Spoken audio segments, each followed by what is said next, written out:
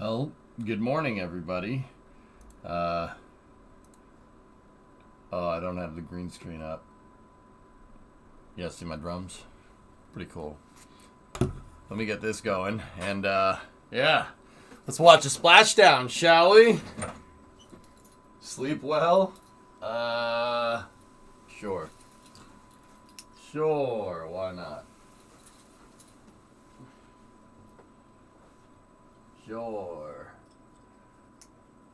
Why certainly.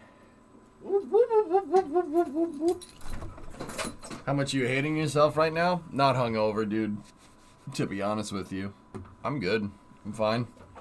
I have a secret. You know what the secret is? French fries. I made like a pyramid of French fries in the air fryer. And, yeah. Ate that right before I went to sleep. Good to go. Anyway. Here, look at this. Hey, quit playing with your dinghy. When is Splashdown? So, this is the Artemis I mission Splashdown. Splashdown is going to be a little bit after noontime. So, we got about an hour 15, something like that.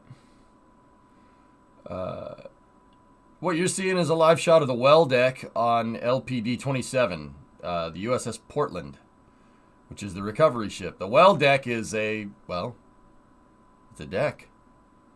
Now, this thing can fold down and water can flood in here, so boats can drive in the back of the ship. Here, let's unmute and pick up the NASA coverage here, and I'm gonna have coffee. Top of that cradle, they will yeah, Donald, we did. Water, Yeah, roughly good. about Thanks, 6 feet. And then with a careful choreography of winch line and lines being pulled and maintained by sailors, they'll put it in position for its ride back to San Diego. Now, coming up, we'll speak to one of the Navy divers who will be in the water helping. In fact, he's on deck standing by in just a few minutes. Yeah, he's ready to go into the water. We'll get some words from him before he goes out on his assignment. Looking good on the ship right now. Rob, we'll send it back to you in Houston. Thanks, Daryl. And again, a live view from Orion as it continues its pinpoint journey back towards its splashdown site, not far from where you are out in the Pacific. We will be going back to Daryl Nail on the USS Portland frequently during the course of today's coverage. Orion is wrapping up, as we said earlier, a mission that will have spanned 1.4 million miles, having flown further away from Earth than any human-rated spacecraft designed to return humans to Earth. And, of course, the big test that's coming up, the ultimate test of its heat shield that will repel temperatures that will build up around the base of Orion to about 5,000 degrees Fahrenheit at peak heating as Orion barrels back into the Earth's atmosphere. It has been an incredibly successful mission for the Orion spacecraft. We'll be talking to a variety of people about all that, officials and managers and engineers throughout the course of our coverage today. But for the moment, let's take a visual and interactive look at this mission with NASA's Philip Hargrove, who will use the moon board to explain it all. Take it away, Phil. Yes, welcome to the moon board here at the Apollo Saturn V Center. It's been a super exciting month since the Artemis I launch. So let's take a look back at everything that happened just a few miles away from where I'm standing right now. Now, on November 16th at 1:47 a.m., the SLS lifted off from Launch Pad 39B here at Kennedy Space Center, and it put on an incredible show for everybody watching here from the Space Coast. Facts. I can't even describe to you how amazing it was to watch that core stage. Those solid rocket boosters provide over 8 million pounds of thrust at liftoff. Now, those boosters and the core stage got us going from 0 to over 17,000 miles per hour in just about 8 minutes. And then once all that propellant was depleted, the responsibility was passed on to the interim cryogenic propulsion stage. Now, the first job of the ICPS was to perform a perigee-raise maneuver. And this means that we're getting into a low Earth circular orbit that allows us to deploy those solar panels, start harvesting energy, and do systems checkouts to make sure that we are ready for our journey. And we stayed in that orbit for Thanks, Air, about 30 minutes, and then we did our translunar injection burn. This is the primary responsibility of the ICPS because it gives us the energy to escape low Earth orbit and commits us on a path out to the moon. The inertia. Now, once it completed that burn, the ICPS separated from the Orion, and it performed one final burn to completely leave the Earth-Moon system. There we go. And after doing that, Orion was on its way out to the moon. So it spent about 4 days heading out towards the moon, and then we quickly dipped in about 60 miles above the surface of the moon and did an outbound powered flyby. Now, that powered flyby means that we're taking advantage of the speed we already have, the gravity of the moon, and the energy we get from the service module's engines in order to target our orbit. And the orbit that we were targeting is called a DRO, or a distant retrograde orbit. And what that means is that instead of moving counterclockwise relative to the Earth like the moon does naturally, we are moving clockwise. So we're going in this opposite direction. That's what retrograde means. And distant means that we are going farther away than we have with any human spacecraft before. We're orbiting about 38,000 miles above the surface of the moon. And this is a really convenient orbit because we're able to stay there without having to use a ton of fuel for station keeping. And it also provides a safe, efficient path back home when we're ready. So this allowed us to learn how to operate in deep space, one of the core tenets of this mission. And then once we were ready, we started our trip back home. So we performed one more powered flyby, this time targeting our return, where we lit up those engines as we dipped close to the surface of the moon. And then we began our return transit, which took about 7 days, and that leads us to today. So next time we'll talk a bit more about what that return looks like and what our entry is actually going to look like. But until then, back to you. Philip did a good job. That was pretty well Thank explained. you, Philip. And again, a live view of Orion pretty damn good. closing Pretty damn good in on explanation. planet Earth, now about 11,000 miles away from Earth, as it continues a very, very precise trajectory for a splashdown that is scheduled at 11:39 and 42 seconds a.m. Central Time this morning. For Orion, launch from the Kennedy Space Center occurred on November 16th on the world's most powerful rocket, the Space Launch System. The first outbound powered flyby of the moon was performed 5 days later on November 21st, dipping to within about 81 miles of the lunar surface. That placed Orion on a very precise trajectory for its ultimate goal, that racetrack trajectory called the distant retrograde orbit, that would allow Orion the time and the space environment needed to test its mettle. 4 days later, Orion executed an engine firing to enter into that orbit, and the next day, Orion surpassed the record set during Apollo 13 52 years ago for the greatest distance ever traveled by a human-rated spacecraft designed to return humans to the Earth. On November 28th, Orion reached its farthest distance from the Earth, some 268,000 miles, before departing the distant retrograde orbit on December 1st. And this past Monday, Orion conducted a 3-minute, 27-second engine firing behind the moon to whip around Earth's closest neighbor for the final leg of its flight, passing to within 80 miles of the surface, turning for home, and its splashdown that is scheduled just 1 hour, 21 minutes, 44 seconds from now. The initial mission of the Artemis I program was always designed to be a test flight, wringing out all of the systems of the Space Launch System and the Orion spacecraft, and for more than 25 days it did just that, setting the stage for a crew to board an Orion vehicle for a trip around the moon in 2 years. So with that, out in the Pacific, where Orion will be splashing down not long from now, we're going to go back here in a moment to Daryl Nail, who's standing by with one of the first persons that will actually be in the water to execute the recovery and the securing of the Orion spacecraft. Daryl? Go. That's right, Rob, and his name is Wayne Shearer, and he is the Navy diver first class aboard boat number 2. He is the lead on one of the 2 small boats called Cricks, which are essentially small inflatable Navy boats. He's just about 20 or so minutes away from getting into that boat. Thank you, Wayne, for coming up here and making some time for us to tell us about the operation today. Of course, sir. So tell me exactly how your team goes about securing this spacecraft after it comes back from space, splashes down the water just a few miles from us. Well, sequence of events are going to go splashdown, wait 2 hours. We're going to do a hazard analysis, make sure there's no gas coming off of it. We're going to come up, take those pictures like you said earlier for those engineering purposes. Once that's done, then we put the what's called a pony collar on it. And then basically it's a sequence of events of pulling all those ropes out like you said earlier and pulling it into the well deck. Easy day. Easy day, and we know that there's certainly going to be some like challenges, Wayne. right? Seas are 4 to 5 foot currently, which is within your limit. Let's take a look now underneath the well deck to the boats that are currently being prepared. You're really literally going to be going down here and right to that boat after we conclude our interview. How will you manage the 4 to 5 foot seas with a bobbing spacecraft and bobbing inflatable boat with your team? Well, this is just another day in the park for us. You know, we've trained for the last year and a half for this. We've been in worse seas than this, recovering anything under the water. It's just different. Instead of recovering something from under the water, we're going to recover something that fell from the sky. You can see on our screen, those are the tip edges of your 2 inflatable boats. I imagine you'll be positioned somewhere towards the front or back? I'll be positioned toward the middle of the boat. Towards the middle of the boat. And as you do this operation, have you thought about just the importance of it? Reflecting that it is you who will be one of the first people to put your hands on a spacecraft that just came back from space.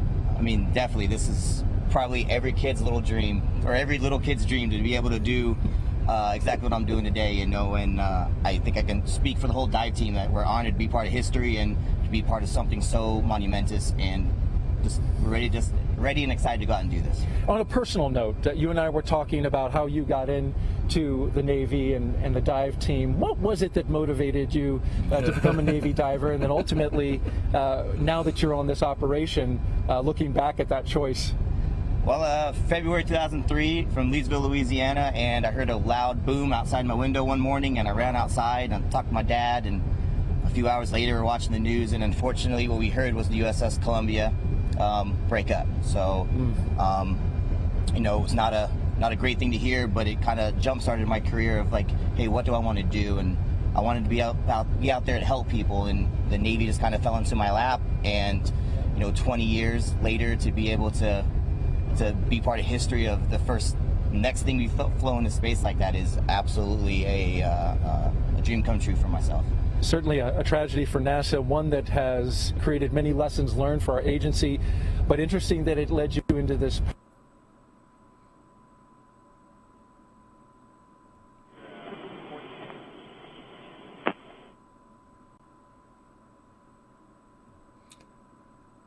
Well, they didn't like that. They have around the world. And briefly, Wayne, as you look out here to the Pacific Ocean, where you will literally be in the water in just a few minutes, will you be sharing any words with your team? Good luck, be safe, and let's be part of history. All right, we wish you the best. Wayne, thank you for taking the time, and good luck out there. Thanks, sir. Rob, we'll send it back to you. Thanks, Daryl. It looks like a great day out in the Pacific, west of Baja, California, where Orion is headed. And you can't beat this view, though. The view of the Earth, where Orion is headed, tried and true on a pinpoint course for a splashdown just 1 hour and 16 minutes from now. After Orion enters the Earth's atmosphere at the conclusion of this 25-and-a-half-day mission, the spacecraft is going to rely on a very heavily tested parachute system to slow down its speed and allow for a very gentle splashdown. Koki Machin, the chief engineer of Orion's parachute assembly system, now describes the process and the path to the certification of the parachute system. No, that view's amazing, dude. Look at Antarctica. Unbelievable. A series of 11 parachutes will be deployed in sequential fashion. A very dramatic return to Earth lying ahead for the Orion spacecraft. Our design is almost exactly the Apollo design. The shape of the mains, the shape of the drogues. The only major difference is we are bigger. Apollo weighed roughly 13,500 pounds, and we weigh 22 and change thousand pounds. And so our parachutes are larger because we have more energy to take out of the system, and our parachutes are stronger. So at a fundamental level, all round parachutes are alike. The Orion system has drogue parachutes that initially decelerate the system, and because they're deployed at a much higher velocity, they're made of ribbons. The ribbons can take the fluttering associated with high velocity deployments much better than a solid canopy can. And once the system slows down, it deploys the mains. The mains are much closer to a personnel chute. They're called ring sails. The major difference would be that a personnel chute could be 28 to 30 feet in diameter, and a CPAS main is 116 feet in diameter. So the Orion parachutes are what we refer to as hybrid parachutes. The drag surfaces are nylon, but then the structural grid, how we take the drag on that nylon surface and transmit it down to the vehicle, is made of Kevlar. And Kevlar is quite a bit stronger and stiffer, and it just completely different material than the drag surfaces are. So the CPAS system is designed to safely recover the crew with just 2 mains deployed. The problem with deploying the backup chute after you deploy the first 2 chutes is you have to negotiate the chute that's already out there. So what we chose to do, and what Apollo chose to do, was to deploy the backup chute with the main system itself. And as a result, we get a much softer landing when all the parachutes work properly. But both systems were designed to land with just 2 main parachutes functioning. When we did the pad abort test at White Sands, I was quite scared. But I wasn't scared for our system. I was scared for the repositioning after the rockets took off the capsule and repositioned it. It was perfect. That thing reoriented like it was on rails. And I swear to you, this huge relief came over me when the cover came off, because I thought, wow, we're not done, but we're done. I know this system's going to work. That's awesome.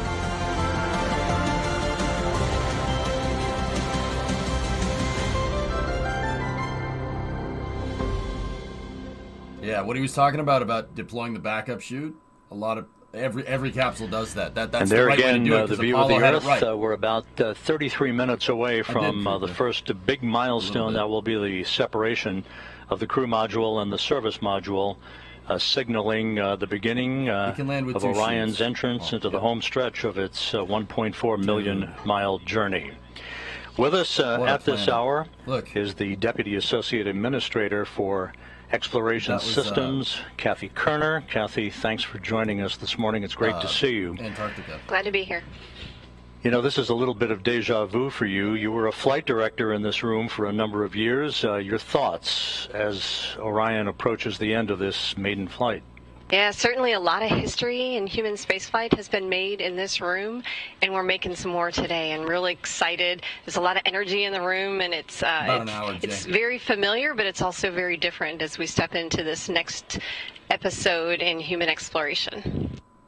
You know, the mission had its trials and tribulations getting off the ground, but once it did, so far, so good. The mission has exceeded expectations in many areas. Of course, the post-flight analysis is yet to come, but from the top level, the 1,000-foot level, looking down at the mission, what are your thoughts about what has been accomplished in setting the stage for a crewed mission 2 years from now? Look. Absolutely, this has been a phenomenal mission thus far. If you asked me to grade it, I'd give us an A+. I think that the work that has been performed both by the Exploration Ground Systems team, the SLS team, and the Orion team has been fantastic. We've been learning how the spacecraft operates. We've been learning how to fly this amazing machine, and it's gone so well that we've actually been able to add tests during the mission that help expand the envelope that we're going to be able to use to operate the spacecraft once we have crew on board. The major objective of the mission lies ahead. That's the rigorous testing of the heat shield, as we've just seen in our features. 5,000 degrees Fahrenheit building up around the spacecraft, twice as much as space shuttles endured when they re-entered the Earth's atmosphere. How do you think it's all going to fare, and what then needs to be done to analyze the performance of the heat shield in certifying that we are good to put a crew on board in a couple of years? So this test, this is the primary objective of this test mission, but we've got a lot more objectives that we need to accomplish between now and when we launch crew.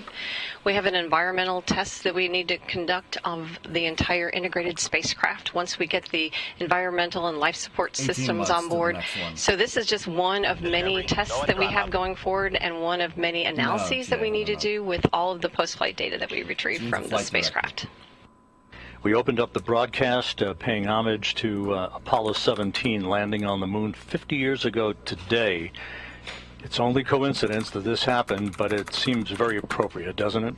It does. It seems fitting that we would honor Apollo with the new legacy of the Artemis generation. Hey, there goes some SH-60s. Thanks very much, Kathy. Kathy Kerner, the Deputy Associate Administrator for Exploration Systems, and we're nearing the end of the home stretch here of this very first mission. Thanks, Rob. Great to be here.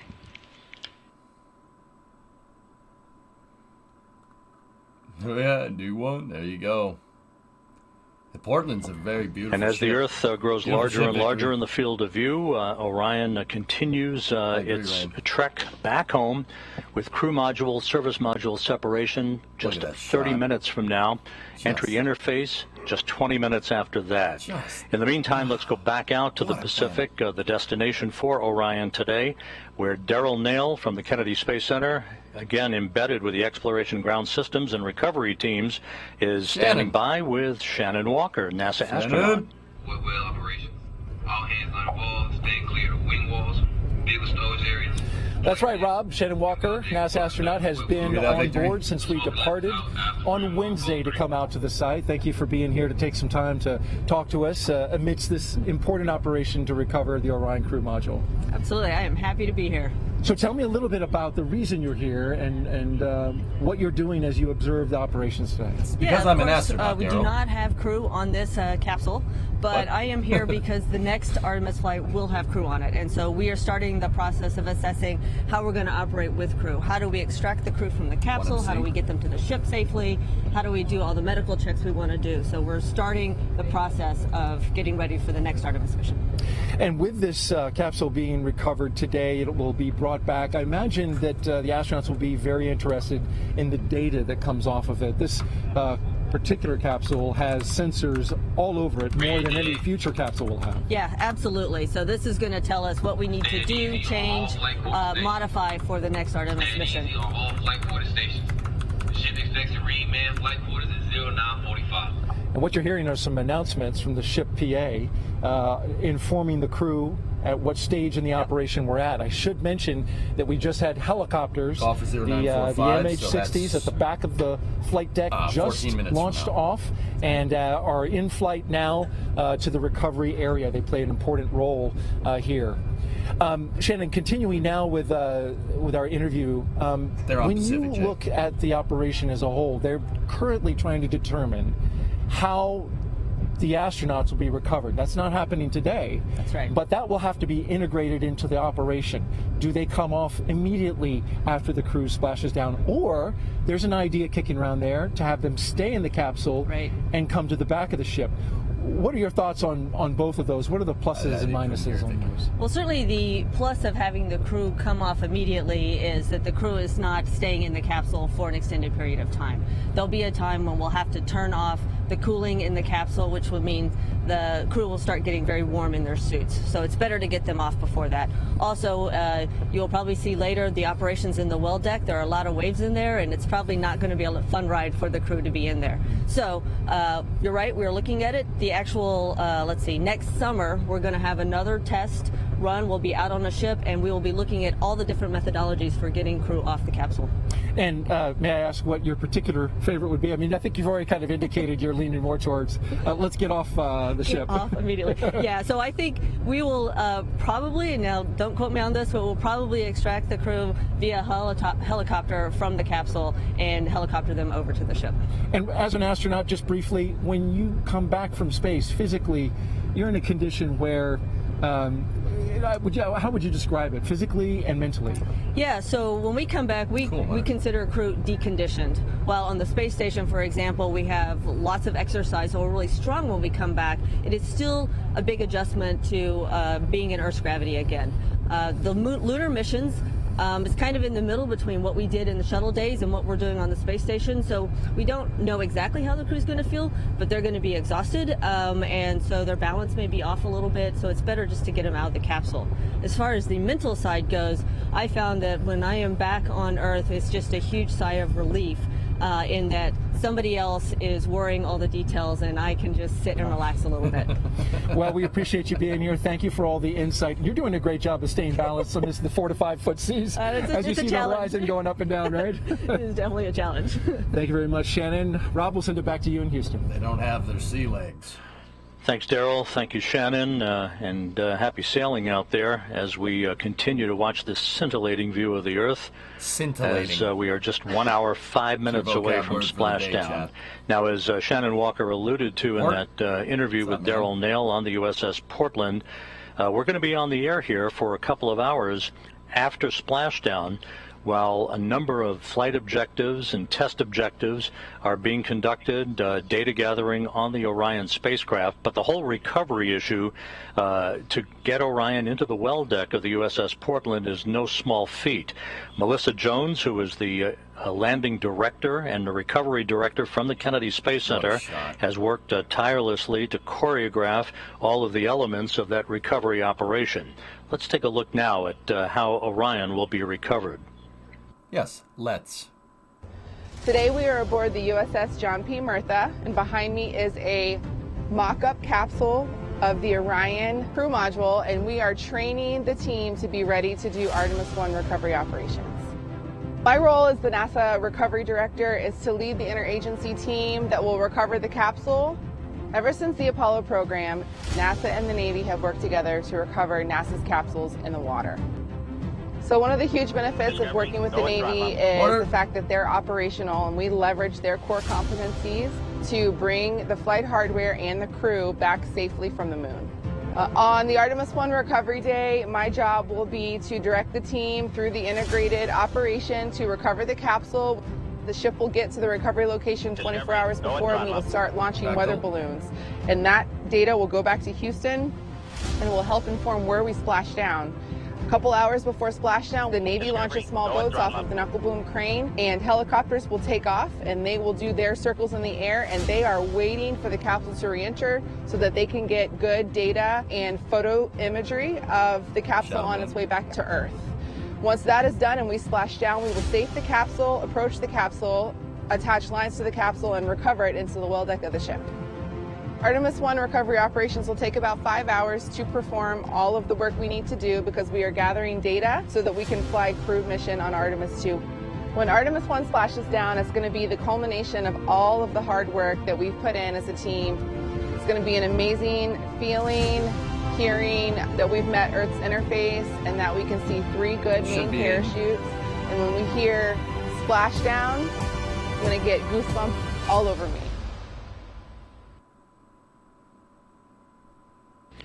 And again, that whole recovery operation will take several hours. We are going to remain on the air for at least 2 hours or so after splashdown so that we can bring you all the information regarding the initial safing of the vehicle and the test objectives that the flight control team here in Houston, led by Flight Director Judd Freeling, will be absorbing all of that data, mostly about the thermal conditions of the spacecraft, which will have come through some 5,000 degrees Fahrenheit in entry.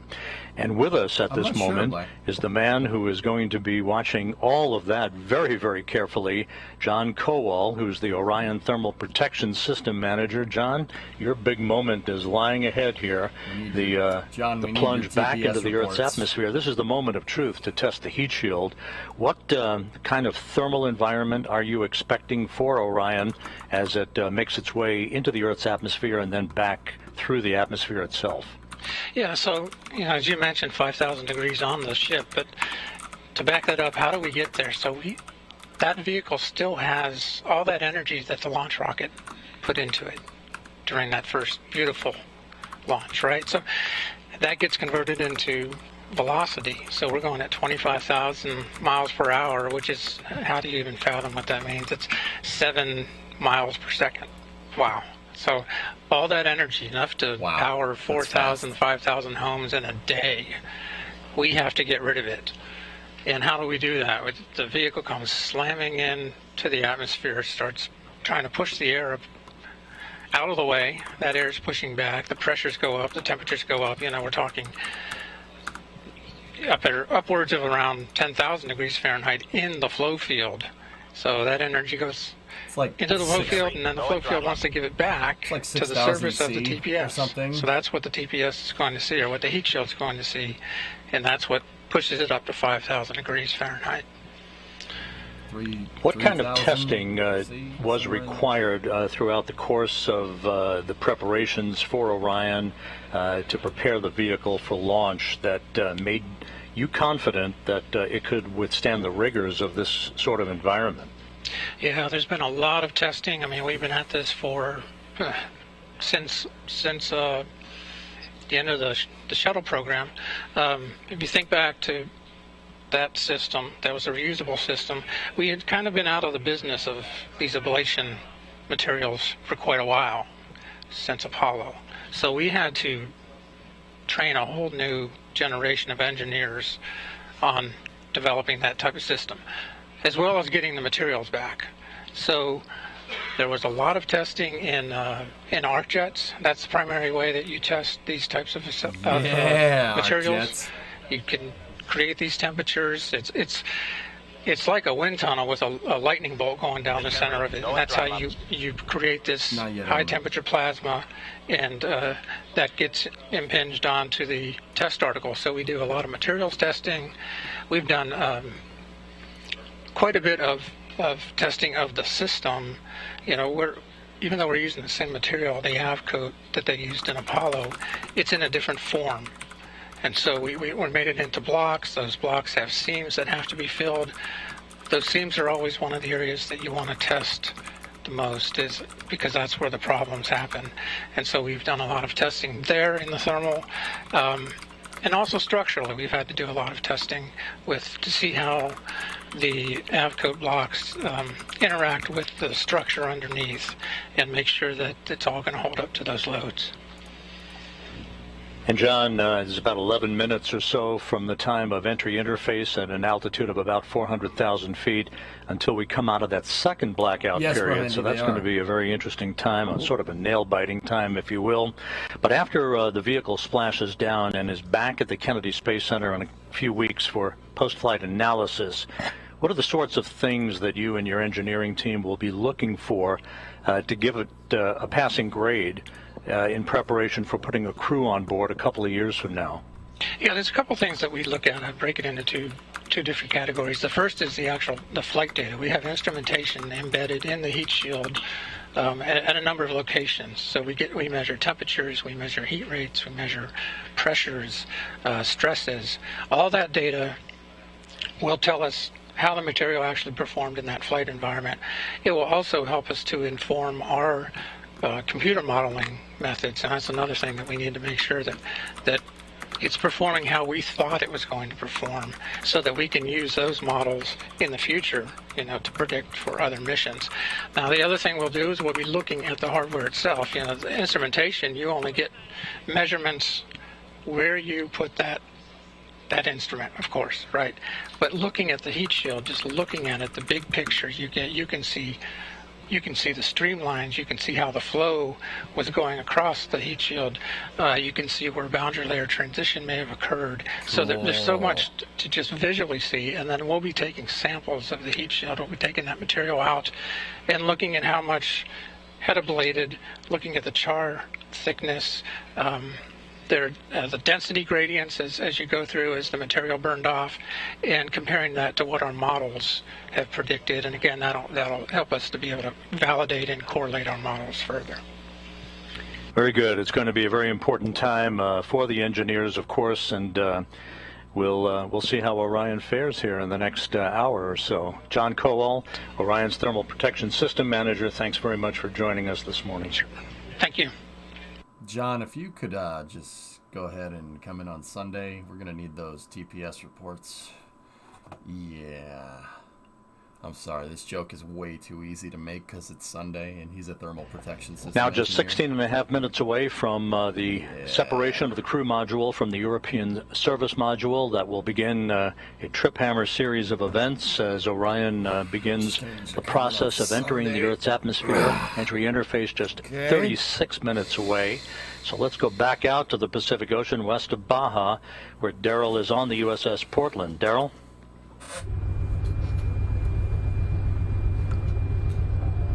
That's right, Rob. Quick update for you on the out here in the Pacific Ocean, just off the coast of Mexico. Awesome. We have the small boats, the Navy small boats. That has all money, 6 dude. boats are now in the water. They call them cricks.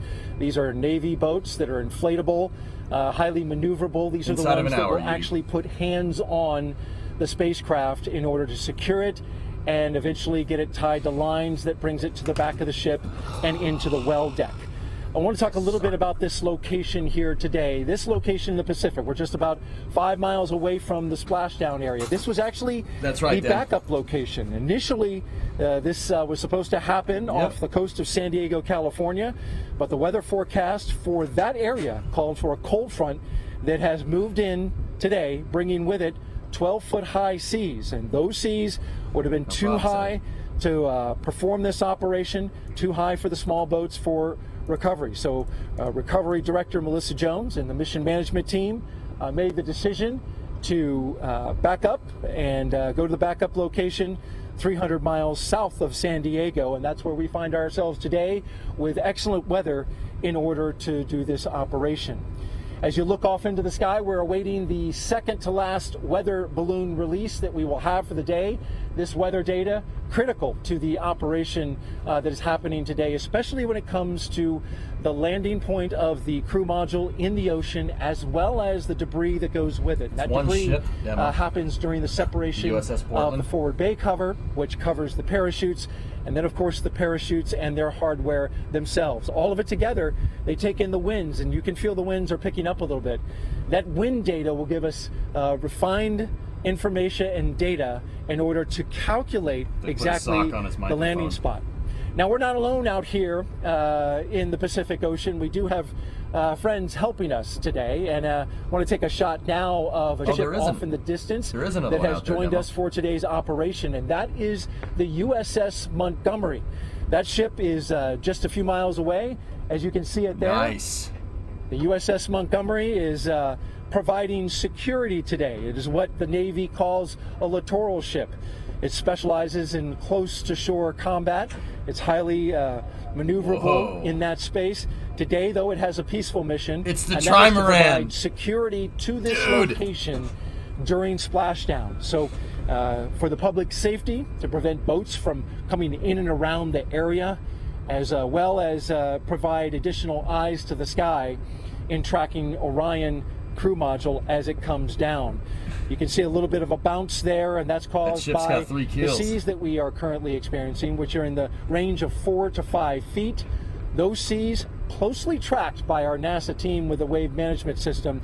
They are wave monitoring system rather. They are closely monitoring the seas for the moment where we bring the Orion capsule into the well deck. That is a highly choreographed and very dynamic operation. With the seas being what they are, when those waves come into the well deck, it can create a very dynamic environment with waves splashing back and forth inside the well deck, and teams on ropes trying to stabilize Orion to get it in just the right position here on the ship to then allow the well deck to drain out, have the Orion crew module put in place for its ride back to San Diego. That's the latest from here on the USS Portland out in the Pacific Ocean. Rob will send it back to you. Thank you very much, Daryl. We can report that all of Orion's systems are performing magnificently at this hour. At an altitude of just under 6,000 nautical miles, we did lock up on the tracking and data relay satellite system. So Orion's telemetry is now being processed through the TDRS network. Yep. This worked in concert with the the Deep Space Network throughout the course of the mission. And now that we're on TDRS the rest of the way, we'll be able to have real-time data through our tracking and data relay satellite system constellation. We're just 11.5 minutes away from crew module, service module separation, the first major milestone on the road home in this final phase of Orion's 25.5-day mission. So let's take a visual and interactive look at what is coming up for Orion's journey back to Earth. Let's go back to NASA's Philip Hargrove at the moon board. Phil. Thank you. Welcome back to the moon board. So we're going to talk a bit about the European Service Module and the Orion Crew Module. So as we know, these two systems have been working in tandem for a really long time, and that extends beyond just this Artemis I test flight for the past 26 days. So back in 2019 was when they were first integrated and pieced together. In 2020 was when they were fully assembled, including the solar panels and the protective fairings that protected them during launch. And then they were finally attached to the launch abort system and made it on top of SLS in October of 2021, prior to, of course, launch on November 16th, just 26 days ago. So we know that one of the primary test objectives of this mission is to make sure that this heat shield at the bottom of the crew module is able to safely bring our astronauts home from deep space. Now, for reference, when we bring astronauts home from the International Space Station, they're coming in at about 17,000 miles per hour. But today, Orion is coming in at 25,000 miles per hour. So we're coming in way hotter, way faster than we have done before. So we need some new heat shield technology. And we also need some additional hardware in order to slow us down and make that really happen. So let's talk about what that looks like. So this forward segment of the Orion Crew Module is called the forward bay cover. And this section is actually designed to completely be pulled off by 3 parachutes. So we have 3 parachutes that's going to pull that off. We have 2 drogue parachutes that are going to come out after that to slow us down a bit. We have 3 pilot parachutes that are going to pull our mains out. And then the stars of the show are 3 main parachutes that measure up to 116 feet in diameter each. So that gives us 11 parachutes that it takes to get us safely back home. So now that we know a little bit about what that hardware looks like, we can take a look at what that journey actually looked like. So as we know, we had a 7-day return transit. And as we approached the Earth, the service module and the crew module separated from one another. And the service module is going to burn up in the atmosphere above the Pacific Ocean. Yeah, we ain't finding any of that. As that happens, the Orion Crew Module is going to use its reaction control thrusters to do a 180 flip and point that heat shield towards the atmosphere as we target re-entry. So a really important phase here is entry interface. This is at an altitude of about 400,000 feet. Like. And this is where we define a lot of our entry conditions, coming off, such as the flight path angle and the velocity. Right here, this is really important because if you come in at too shallow of an angle, you may bounce right off the atmosphere and not even re-enter. Yeah, but if you come in too steeply, you're going to experience forces that are beyond the design of your spacecraft. So what we're going to do today is actually toe the line and do a nominal skip maneuver where we're actually going to bounce off once. That allows us to have a steeper re-entry, and that actually increases the heating, allowing us to really test the capability of that heat shield. And we will also be minimizing the G loading, which leads to a softer ride for the Moonican and in the future for our Artemis astronauts. Now, once we do that, the atmosphere is going to slow us down pretty significantly, but we'll still be going over 300 miles per hour. And then we will slow down to 20 miles per hour after that sequence of 11 parachute deployments. 32 now, kph. Once we splash down west of California, we will have these red inflatables that will make sure that no matter what orientation we hit the water at, we will be right side up. And then the USS Portland is going to recover the capsule and bring it back to the U.S. Naval Station in San Diego. Now, there's a really large team comprised of U.S. Navy, Air Force, NASA contractors who worked really hard to prepare for today. So I am super excited to see them welcome Orion home. Back to you. He explains it very succinctly. He's a good PAO. I haven't seen him before on NASA. Thank you very much, Philip. Good. We are coming up on somebody the that critical does this all day. leading up to Orion's return to Earth and its splashdown in the Pacific. do a really just good 7 job. minutes away now from crew module, service module separation. That European service module has worked like a champ throughout the course of the mission. The service module, which of course housed the solar arrays and all of the other propulsive functioning for Orion throughout the course of the mission, has been monitored in the European service module control room in Noordwijk in the Netherlands, where that team of flight controllers is eagerly awaiting the completion of the service module's work just a few minutes from now, when it will pyrotechnically separate from the crew module, leaving the crew module on its own. Entry interface is scheduled just 26 minutes from now. We'll be receiving reports from Flight Director Judd Freeling and his team of flight controllers throughout Orion's descent back into the Earth's atmosphere, and through all of the parachute deployment sequence events leading up to splashdown that is scheduled at 11:39 and 42 seconds a.m. Central Time, 9:39 and 42 seconds a.m. Pacific Time. One thing worth noting is once Orion splashes down in the Pacific, it will stabilize in one of two positions, either pointed up, which is called stable 1, or pointed down in stable 2. Yep. The crew module uprighting system, known as the CMUS, deploys a series of 5 bright orange helium-filled bags on the top of the capsule that will either flip Orion right side up or keep it right side up in its stable 1 position. Those 5 bags are packed in hard containers and installed atop the capsule inside the structural gussets between the parachutes and other equipment. They're inflated with helium gas that is stored in pressure vessels located close by the bags. Each bag has its own independent inflation system. The CMUS, or crew module uprighting system, initiates after landing and opens up a valve for helium to flow into those uprighting bags. It is considered, at least operational, that we have 4 out of those 5 bags to inflate to maintain a stable 1 configuration for Orion, to enable Navy divers to approach the vehicle.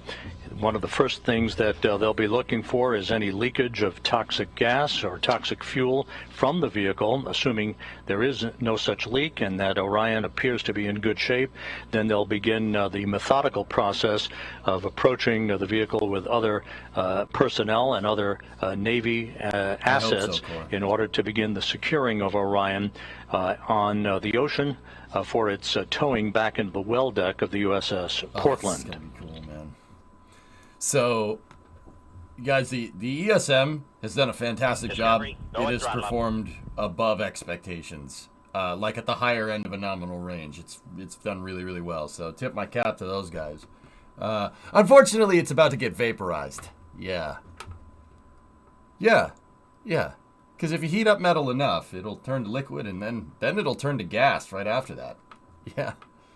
And it's about to get really, really toasty. Not here or here so much, but like right in this area here. No, the ESM is jettisoned. It is expendable right now. You're not going to recover that. The capsule would be much too heavy. But, don't get me wrong. They've looked at ways to try and get this thing back, which would be really nice. RJ, it's good because it exists. Yeah, well, it's about not to. This service module is about to be no more. It is about to cease to be. No, so, no, it's going to turn to gas real quick, Dreaming Rain. Don't worry about that. The front will fall off, but unfortunately, that's what we want. How long was this module up there? 1D, it's been up there for 25 days. It's been up there for about a month. That's a really long time for a human-rated spacecraft. That's really long. That's longer than the shuttle could be up there, that's for sure. And it's a lot further away than where the shuttle could be. Oh, here we go. make its way across the southern Indian Ocean, passing the northwest coast of Australia en route to its ultimate trajectory that will carry it across the Pacific. It will be moving from south to north across the Pacific Ocean to the splashdown zone, almost a direct straight line towards the point of splashdown, which will be west of Baja California. So, how long have dragons been up there? Dragons can stay up there for 3 months, drummer. But the thing is that dragon can't free float up there for 3 months. No way, not a chance. Orion has been up there for a month, free floating, which is absurd. That's a long time. What I like to say is that, guys, Orion is half satellite, half capsule. I mean, it actually is half service module, half capsule. But the service module with this, comparatively to like the Apollo program, is it's more satellite. It's a satellite. It's like it can stay up there for long periods of time. And then the capsule is obviously capsule-like, but I mean it is physically half and half. But like the solar panels, for instance, on Orion makes it so it can stay up there for a really long time. It's baseline, guys. The capsule could stay up there with nobody on board for, I think it's like 200 days, free floating, which is frankly absurd. That is ridiculous. That is insane capability. It's really, and this basically kind of proved that it could do it. And with people on board, it can last, it can free float with people on board, totally self-contained, for almost a month. That's really dang good capability. You ain't free floating a capsule like that out in deep space is challenging, to say the least. So the crazy thing is that if Orion plugs into a larger vehicle, its shelf life goes up a lot. It can stay up there for a very long time. Yeah, Dread. The crazy thing about Orion, and that's something that they never mention. They never say this probably because the capability hasn't been realized yet. But Orion, okay, so anybody play Kerbal? You know, like I play Kerbal a lot if you don't know me. Okay, there's gonna reorient here. If you dock a ship to another ship in Kerbal, you can control the entire craft from whatever you just docked. So if you dock a capsule to a station, you can control the whole vehicle from the capsule. That's doable, right? That thing can do that in real life. That thing can attach to another spacecraft and control the systems on that spacecraft from Orion. It's a capability that they don't talk about it. I don't know why they don't talk about this, but that is really cutting edge stuff for a spacecraft. There's not many craft that can do that. Like, for instance, when the shuttle attached to the ISS, you couldn't control the ISS from the shuttle, and the ISS couldn't control the shuttle either. You kind of had to just attach it, and it's just kind of sitting there. You know what I mean? Oh. On the well deck there. It's relatively underpowered, Lofrix, because it's designed to work with other things. That's why the service module doesn't have the Delta V, for instance, to go to like low lunar. Now that's something that I'm like about, but that's just like my opinion, man. No, if NASA thinks it's good enough, it's good enough. The capability was for Mars. Bingo. It's designed to attach to a bigger vehicle. Gemini could do that with Agena. Yeah, Naps. Yeah, pretty much. Yeah, but we're not talking about just attaching to an Agena upper stage. We're talking about attaching to a transfer vehicle that's as big as the ISS designed to get to Mars. So Orion really, I mean, I'm so happy that this mission has gone correctly. They're reorienting the capsule. Look at the nav ball.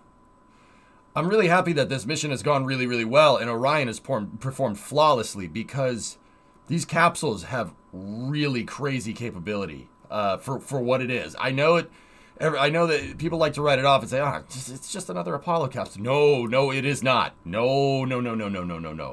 Guys, that's a Lockheed capsule. Lockheed doesn't make junk. Let me put it to you like that. You know? Lockheed ain't in the business of making junk. You know what I'm saying?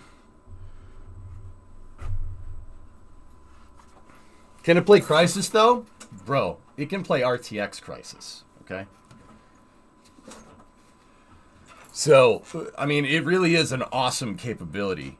But, yeah, this capability has basically been proven this entire mission. The only thing that we have left is to prove that dang heat shield works.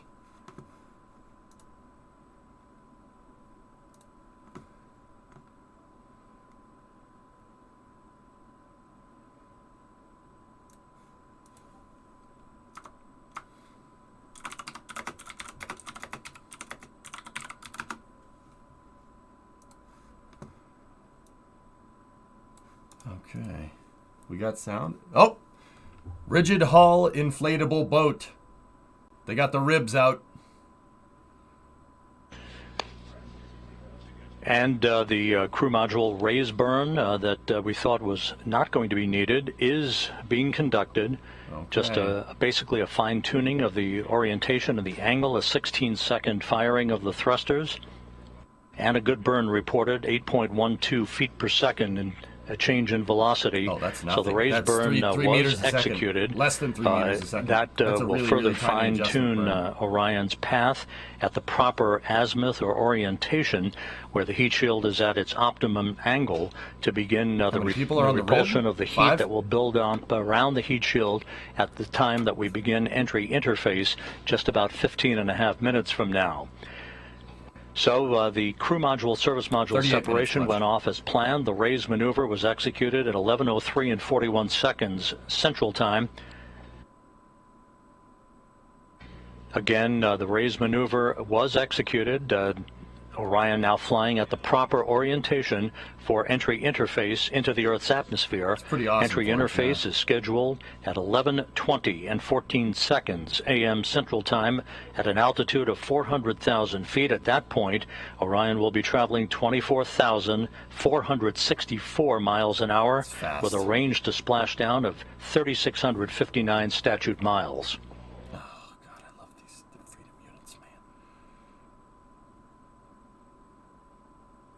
So this thing is going to skip. It's going to skip off the atmosphere. That's something that they Flight did during the controllers Apollo reporting program. a solid lock with the tracking and data relay satellite system, receiving data that's being processed through the TDRS network. Awesome.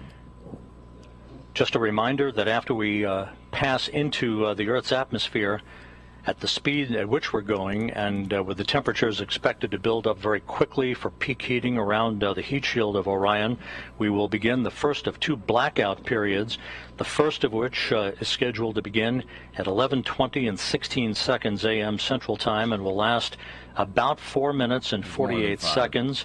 At that time, entry guidance, which has been stored on board, pre-programmed commanding for Orion to continue to point its way toward the splashdown zone, will take over. The first blackout period should end around 11:25 and 4 seconds Central Time. That will set the stage for the skip entry, basically the maneuver that will enable Orion to dip into the Earth's atmosphere and skip back out of the Earth's atmosphere and dip back into the Earth's atmosphere like a rock, a flat rock on a pond. That will continue to dissipate energy and heat on the spacecraft, and is a maneuver that data will be gathered for to try to bring in multiple splashdown sites for crewed missions in the future. The second of the 2 blackout periods is scheduled to begin at 11:29 and 3 seconds a.m. Central Time, and that will last for about 2 minutes and 50 seconds till about 11:31 and change. That'll be the final blackout period, after which we should lock up solidly for the remaining 8 minutes or so until splashdown.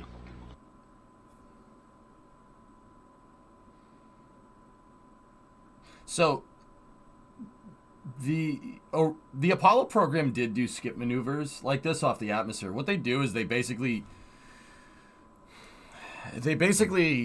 I mean, Rob just said it. They basically skip it off the atmosphere. Now, why do they do that? They skip it off the atmosphere to keep the temperature low on the heat shield. Now, it's important to understand when you're coming back, if you hit the atmosphere at a certain speed, you're going to absorb a certain amount of energy. Why? Because there's this thing in thermodynamics called the conservation of energy. So basically, you're coming in, there's stuff in your way, there's atmosphere in your way between you and the ground. And hitting that atmosphere at high speed is going to cause a lot of heat. The reason why is the force of the capsule coming in. All right, the speed at which it's coming in is going to get traded. But it has to go somewhere. Energy just doesn't disappear, right? It has to go somewhere. So the capsule is trading velocity for heat by hitting the atmosphere and compressing the air up against it.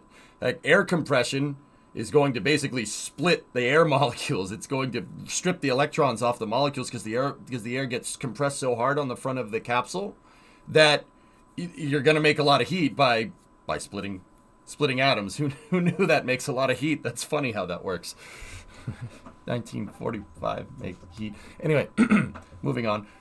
So they're going to trade all that energy, but it doesn't really matter. If you're going to go from 25,000 miles an hour, or what is that? So about 40,000 kph to 0, right? Or 0 miles an hour, you're always going to have the same amount of total energy. The energy has to go somewhere, but the key is that they do that skip off the atmosphere to make sure that all that heat energy is spread out over a longer period of time. That overall will give you a lower temperature on the heat shield. If you come in like straight and you just send it right into the atmosphere, what's going to happen is the period of heating will be shorter, but your temperatures will be a lot higher. The other reason why they skip off the atmosphere, it's not just for the heat shield. Coming in like that shorter heating period, but a much higher temperature, that the G-forces involved there wouldn't be any astronauts inside after that. Yeah, not good for you. Not good for you. You don't want to do that. You don't want to liquefy your crew. This is not good. I mean, in Kerbal, maybe Jeb would like that. I'm not sure. So they do this skip off the atmosphere. Now, how do they control the capsule when it's doing that? Well, the Apollo capsule. This is something that they learned from. It's basically, and I keep saying this. It's something that they learned. There's something that they learned during the Apollo program, that if you have a capsule with an offset center of mass, right here, we can use this picture from NASA from back in the day. Here, take a look. The capsule, Orion, just like the Apollo, has an offset center of gravity. The center of gravity isn't on the center line of the capsule.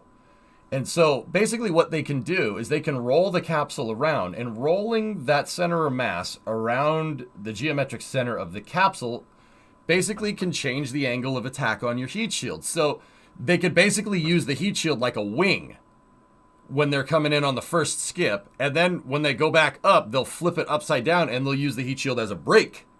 And then when it hits the second point, the second kind of after it's skipped, when it gets to the second part of the skip, they'll flip it back down and surf the plasma in. This makes it so you can steer the capsule. If the capsule rolls 90 degrees to the right, the heat shield will roll with it because of the offset center of gravity. It'll actually make the capsule turn left or right. You can skip further. You can cut in. It's actually really, really, really smart. And this makes it so you can change the pitch of the heat shield. So you can change the angle of it just by rolling the capsule around. And hopefully we get some views of that. I mean, the thing about it is that, remember I told you, it's splitting air molecules when it comes in. That releases a ton of energy in the form of plasma, right? And that plasma, it's really hard to get a radio signal through. So we might get a comm blackout here.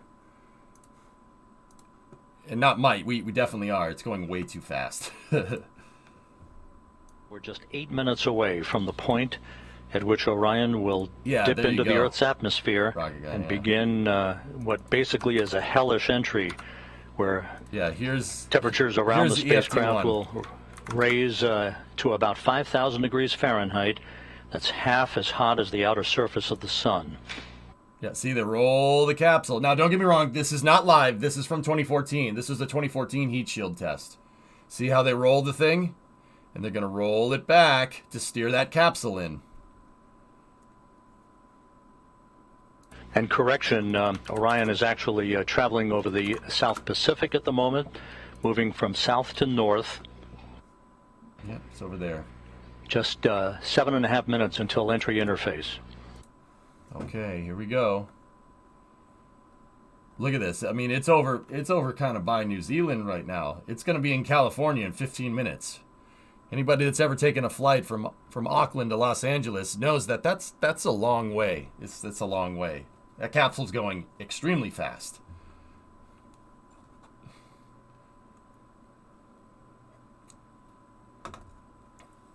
I think I'll be able to see the re-entry from SoCal. It's going to be over the horizon, Reptar. I mean, maybe they're actually south of California. They're near Baja, California, which is in Mexico. Oh. And this view from a camera inside the cabin of Orion, this doesn't look like much at the moment, but it will soon when it shows the forward bay cover jettisoning and the initiation of the parachute deployment system. Yep. So this is looking... Entry interface less than like 6.5 minutes from now. This camera's pointing forward.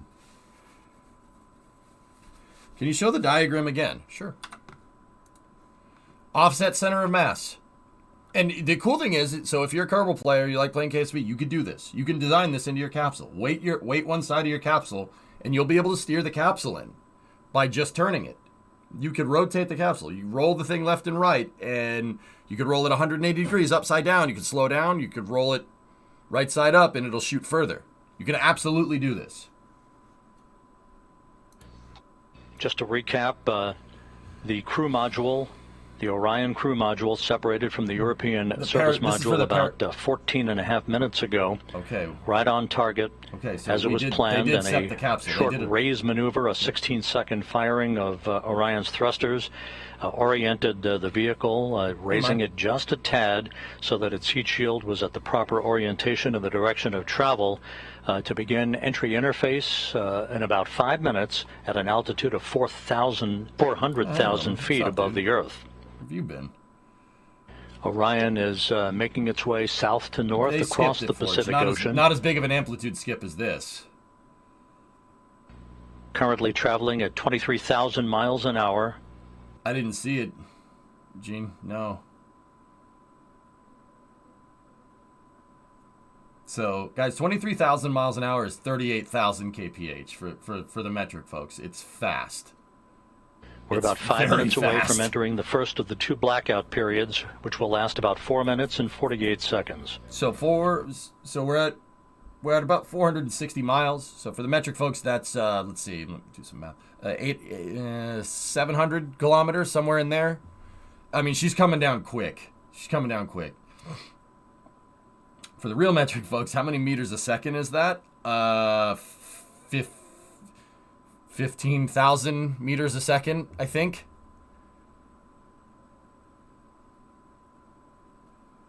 A journey that began with the power of the launch of the Space Launch System 25 and a half days ago, about to reach its final minutes in the searing heat of re-entry, where temperatures around Orion will build up to 5,000 degrees Fahrenheit. Yeah, it's just under 4 minutes until entry interface. That was a guess. I think that's a little bit of an overestimation. I think it's a little bit less than that, but also...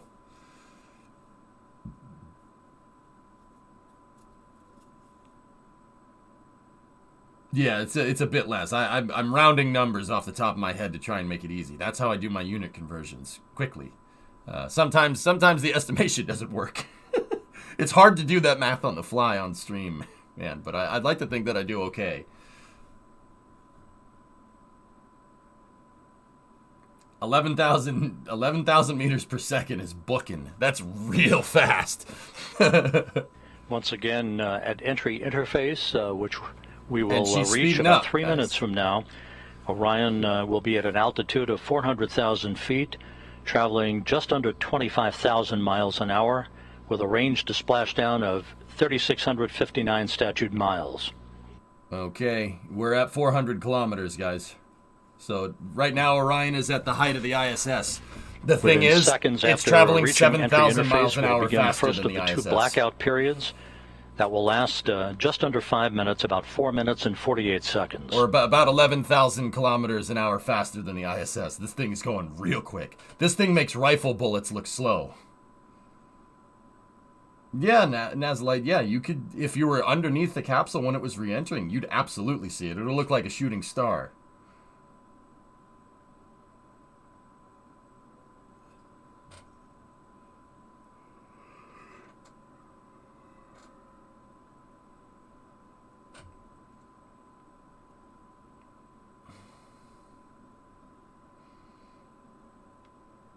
What are statute miles? They're saying statute miles are just what we would all call just regular the ground miles. Track for Orion as it passes well to the west of South America. Miles. We're just 1 minute 44 seconds away from entry interface, moving from south to north to its splashdown target west of Baja California. Did you hear that, Funky? She's going to land off the west coast of Mexico, about the Baja California Peninsula, where like Cabo Wabo is somewhere around there. They were targeting San Diego, like off the coast of San Diego, but the waters were no good. It was too spicy, so they opted for an area where there's calmer waters. It's also raining a lot in Southern California. It's a weird statement to say.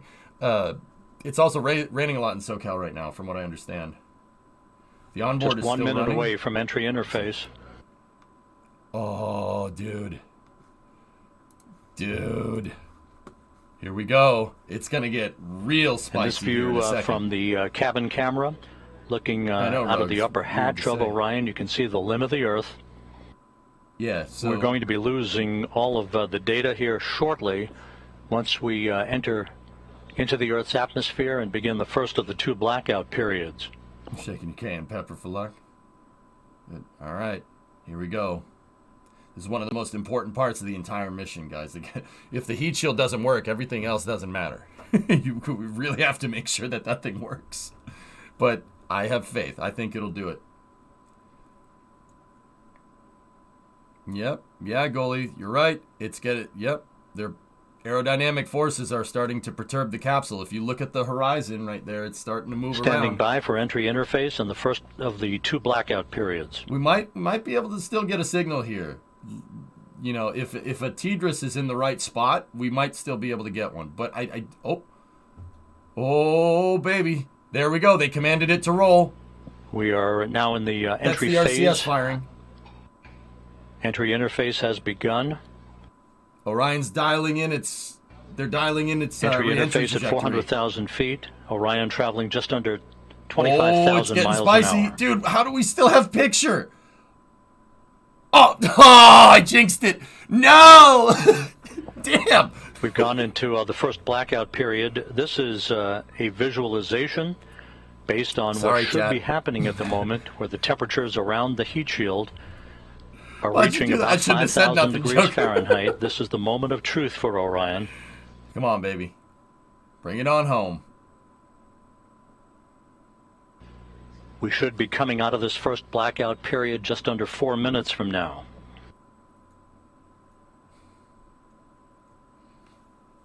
Oh well, strimmer luck. We'll chalk that one up to strimmer luck.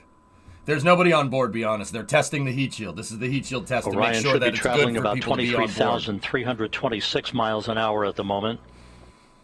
Range to splashdown, we'll see the 3,125 statute miles. Again, this is a visualization of what should be happening with Orion at the moment, although we are in a blackout period that should end about 3 minutes and 15 seconds from now. Once we emerge from this first blackout period, we'll conduct the skip entry maneuver that will further dissipate heat and energy and begin a very dramatic watch right here. reduction in the velocity of Orion as it approaches its splashdown site. That thing will start moving around. It is what it is, Dutch guy. Oh well, I'll trade it for boots on the moon. That's the only thing I would trade shuttle parts for. Watch for hands over mouth. I don't see anything just yet. You really want to watch this guy. See this guy with the aerodynamic hair? His name's Judd. He's the guy that's watching the show. He's in charge. So actually, clocks here in Judd mission control there, showing the sequence of events yet that's who to you're come. Looking for. The first blackout period to end about 2 minutes and 18 seconds from now. The second of the two blackout periods would begin about 6 minutes from Low now. coefficient of drag. For about 7 minutes, followed by the jettisoning of the forward bay cover. Dragon. No. That will begin the sequence of the deployment of the parachutes.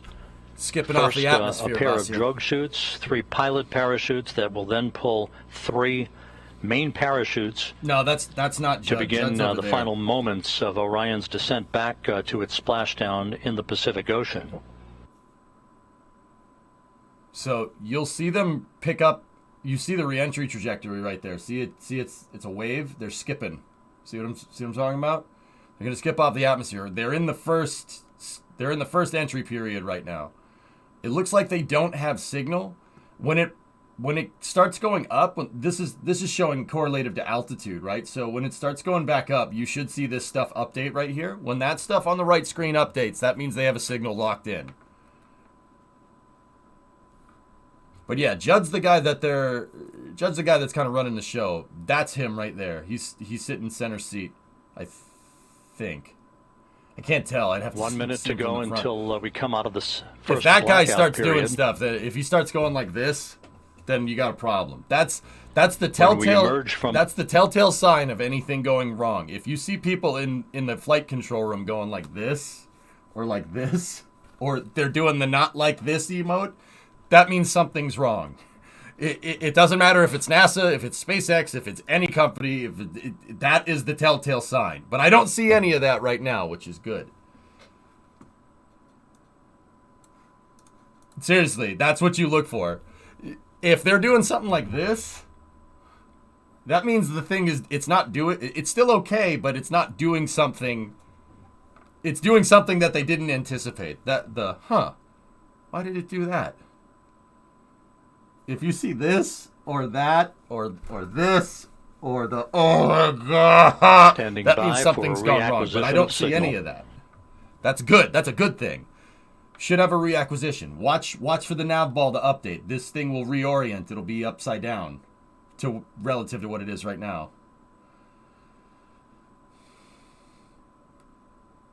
How long until splash? About 15 minutes, Steve.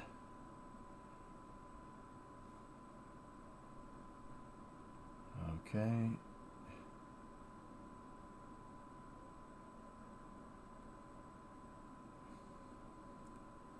Exactly, Penta.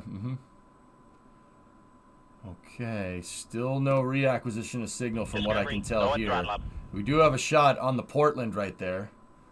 You have a permit for that mustache? Yeah, the permit says I can do what I want. What's up, Rocket? How you doing, buddy?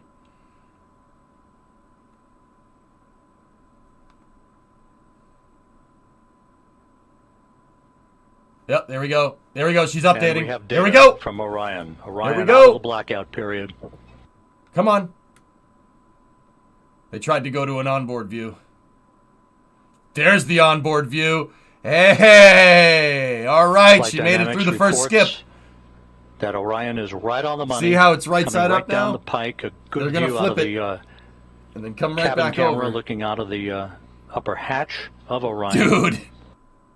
That's metal. That's awesome. I mean, the capsule actually is made out of metal, but also that's like metal like this. Now, we're not out of the woods yet. We should be performing the skip entry maneuver momentarily. We're not out of the woods Good yet. communications established with Orion. Oh, it didn't like that. The signal didn't like that. That was normal. It's supposed to flip upside down like that. To begin about 2 minutes from now. It's aero braking, Andy. Litho braking means it's hitting the ground. We don't want litho braking here.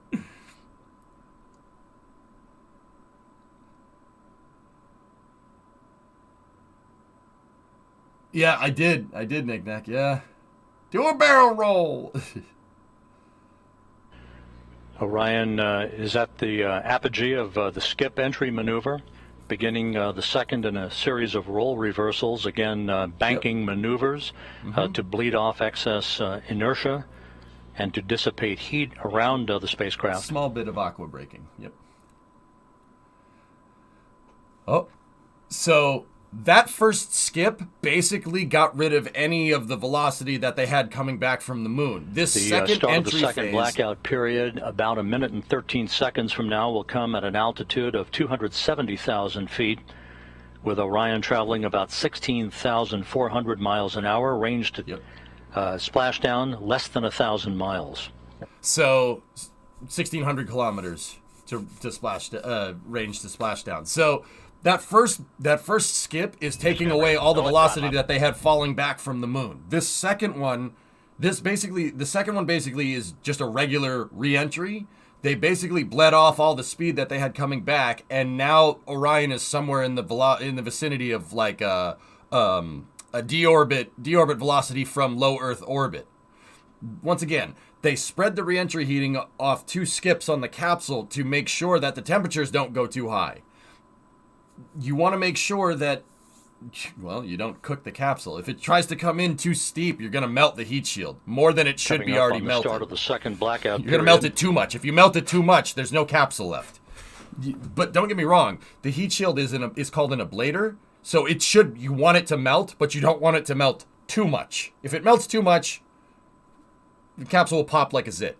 You don't want that. That's not good. But you want it to melt just enough to where it envelops the capsule in a nice cool column of gas. That's what it's doing. We should be when the heat shield burns, it releases gas, and that gas pushes the re-entry heating away. It pushes the plasma away from the capsule. Orion approaching a TOS velocity of 20 plasma times accumulation the speed of around sound. the capsule really screws with the radio signals. If all goes as planned, we should be out of the blackout period with a solid lockup on the vehicle at 11:31 and 46 seconds a.m. Central Time. Goalie, just the G-forces. Yeah, it's hard to get a signal through this because they're coming in so hot and they're making so much plasma with this capsule that it's actually leaving a wake of plasma. Like, this isn't an exact analogy, but if you picture a boat going through the water, you're leaving a wake, but the wake is literally plasma and fire. So that fire wake that it's leaving, it's called the hypersonic boundary layer, or just a plasma boundary layer, I guess. It's really hard to get a radio wave to go through that. Yeah, really, really difficult.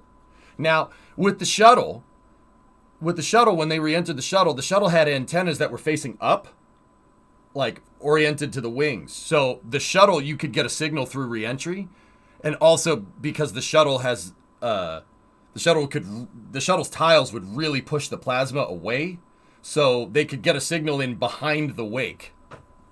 But this is Mission with the capsule, it's coming in way too fast to be able to do something like that. One of the airborne assets to track Orion's return to Earth as the shuttle also visual acquisition of the vehicle. The shuttle hit the atmosphere going about, 20,000 miles an hour. This thing's going at like 25,000. 30 seconds from now. It's a little bit of a difference. Where's it supposed to land? Off the coast of California, Baja California. Basically near Tijuana and San Diego. And helos flying off the deck of the USS Portland now have a visual acquisition of Orion as well. All right. At an altitude of 174,000 feet, traveling 50 kilometers. 12,600 miles an hour, range to splashdown 288 statute miles. She's going about 18,000 kph still, if I did those numbers right. All right. Where is it? You'll see it. It'll look like it'll be very bright. It'll just streaking across the sky. Nope, couldn't get a good shot. This view on the deck of the USS Portland.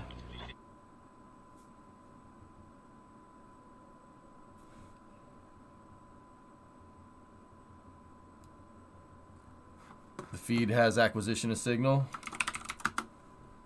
Oh, there we go. There we go. And there is a view out of the cabin camera. So those Orion, those as it flashes continues a series of role reversals, we have data back from the spacecraft. There's little rocket engines on Orion that get it to Flight Dynamics reports Orion straight and narrow on a true course toward its splashdown site. Sweet. Forward bay cover jettisoning less than 3.5 minutes from now. Now, guys, that rocking back and forth with the capsule, that's what it should be doing. The RCS is getting the capsule to roll. And what they're doing is they're changing the angle of attack on the heat shield to steer the capsule in. Come on, baby. Come on. Orion now traveling at Mach 10. Yeah. So we're into hypersonic here. I can't believe we get it. We're getting a live shot of this. That thing is Mach 10. It's going pretty fast, and it's being live streamed to us. Can you believe that? It's pretty quick. Yeah, LA Center, speed check, please. Yep, there we go. She's rolling back. Roll reversal back. That's normal. That's what it's supposed to do. Orion's speed now down to Mach 6. So, we're going about, what is it, about 5,000 miles an hour, and it's decelerating real fast. Once it gets down into the lower parts of the atmosphere density gets really, really high the closer you get to the surface. If we're going from the ground up, pressure falls off real quick. So as the atmosphere gets thicker, you're really gonna feel some deceleration. This is the point where you're being pushed into your seat. Orion, 100,000 feet now. Okay.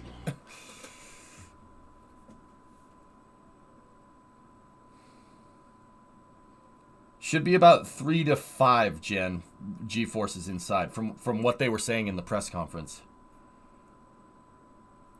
No, it's just by RCS, Anderson. Yeah, there's no reaction wheels on this. Reaction wheels are not on a lot subsonic. They're not on every spacecraft like you would have in like Kerbal or something. Orion doesn't have those. It can use its small thrusters to stay on an even keel. And SAS in real life, like gyroscopes, are very heavy. Very heavy. They're big. You need a big gyro to keep this capsule you would need a big gyro to keep a capsule like this on an even keel. The capsule weighs 10 tons by itself. No, Dan, we're looking we're looking at where the capsule was. The heat shield's this way. 45 seconds until forward bay cover jettisoning. Looking behind us because the capsule's coming in backwards. It comes in heat shield first, so we're looking out the windows and the capsule's Orion now at 50,000 feet. Okay. Yeah, you can see the sun. All right, so once again, the first thing that we're going to see here is... Forward bay cover jettisoning pyros are armed. We're going to see the forward bay cover. So the forward bay cover is basically an aerodynamic fairing that shields all the parachutes. It's going to pop off, and then you're going to see a sequence of chutes. So there's 3 for the forward bay cover, and then there's 2 drogues, and then there's 3 pilot chutes, and then there's 3 main chutes after that. This is critical here. So the heat shield works, but the parachute's got to work now. 25,000 feet. Okay. Starting to really... Oh, there we go. There's the cover. See the two pilot chutes. Drogues have been deployed. There we go.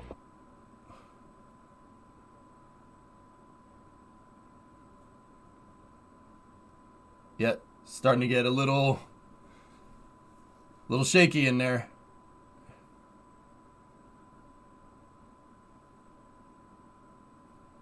So those drogue chutes are smaller parachutes that are designed to be deployed at a much higher speed than a regular chute. If you tried to deploy the regular chute right now, you're going much too fast. It'll just rip the chute off. Reported by the recovery team out in the Pacific. Those things are a lot smaller and they're a lot stronger because they're a lot smaller. The descent rate is right on the money. Orion's velocity now down to 282 miles an hour. Range to splashdown 1.5 miles. About 10,000 feet now. No problem, Dan. How many chutes are we expecting? Well, the 2 drogues are going to slow us down, and then we should see 3 chutes. But you're going to see 3 pilot chutes. So the drogues are going to pop off, and then you'll see 3 pilot chutes and then 3 main chutes. There, they're popping off.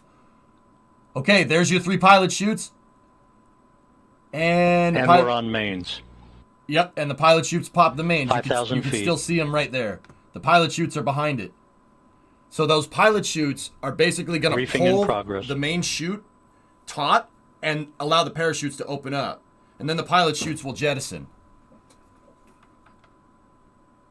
And we're on mains. Perfect. If you guys notice, the chutes have different designs on them. That's done on purpose so they can see which chute is which. Now, don't worry. They're supposed to bounce up against each other. That's good. Orion only needs 2 chutes. The third one is 3 fully inflated main chutes. The third one is just in case. Time to splash down 90 seconds.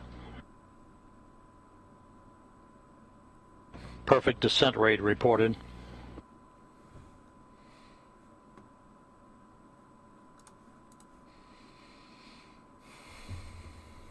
This is real good. Everything worked real good. This is easy now. It's just coasting down. Like I said, anybody that's played Kerbal knows when the chutes deploy and they deploy right. You're like, oh, time warp down to the surface, baby. I'm sorry. This is human space program, not Kerbal. It's a little different. You can walk across those chutes. Those are big ones, Rocket. Yeah, they're big. Those are big chutes. And there it is. Hell yeah. High over the Pacific, America's new ticket to ride to the moon and beyond now in view. She's got a ticket to ride. Orion under its chutes descending towards splashdown. That's perfect. Perfect. Note that the capsule is kind of sideways because of that offset center of mass. One side of the capsule is heavier than the other. That's how they steer during re-entry. See it sideways? Orion in the perfect orientation for splashdown, just seconds away. Yeah, right engine Uber, yep. Do we know the diameter of those chutes? Orion is 5 meters in diameter. 1,000 feet.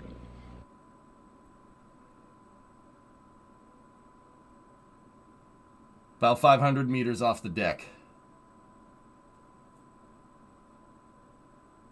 Good descent rate. Yeah, right in SS, yeah. Wouldn't the heat shield be like super hot? Yeah, it's gonna be a little toasty, but if once it goes in the water, Jake, it'll cool off. I wouldn't touch it right now though. 500 feet. Why is it sideways? Because it's heavier on one side, Astro. More mass on one side. That's how they steer through re-entry. Yeah, Dama, indeed. 116 feet diameter on the chute. That's huge. 30-meter chutes. Splashdown.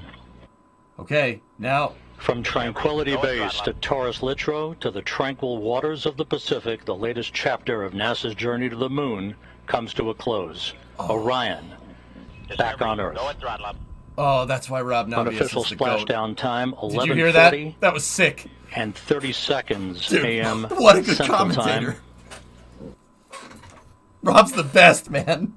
He's the best. At a mission elapsed time of 25 days, 10 hours, 54 minutes, 50 seconds. That's unofficial. Splashing down off the coast of Baja, California. There's the helium inflation on the top. There's floaties on the top. Basically, Orion has float wings to make sure that it doesn't flip over. The crew module uprighting system now being inflated. He's the best. He's the GOAT. He's the best. 4 of the bags currently being inflated. Yep. So they have floaties on the top of Orion to make sure that it doesn't flip over. You don't need the capsule going upside down in the water. And we have a report that Orion is stable 1, upright, the way it should be. Oh, yeah, baby.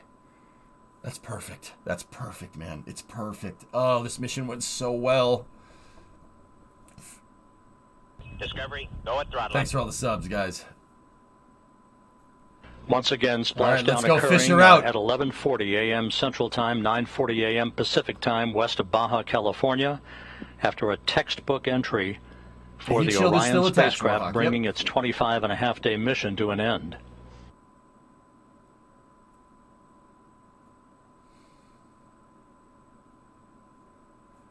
Oh, man.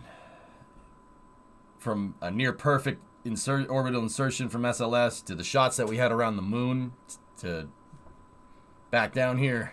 It's a great mission. Great mission. Don't get better than this, guys. It doesn't get better than this. This mission has gone perfect. It's unreal how good this mission went. Going to the moon should not be this easy. It's not an easy thing to do. Even if it's an uncrewed capsule, it's not that easy. They're making it look easy, though. Orion's recovery beacon is on. We have confirmation that 4 out of the 5 crew module uprighting system bags have fully inflated. Standing by for word on the 5th one. Okay.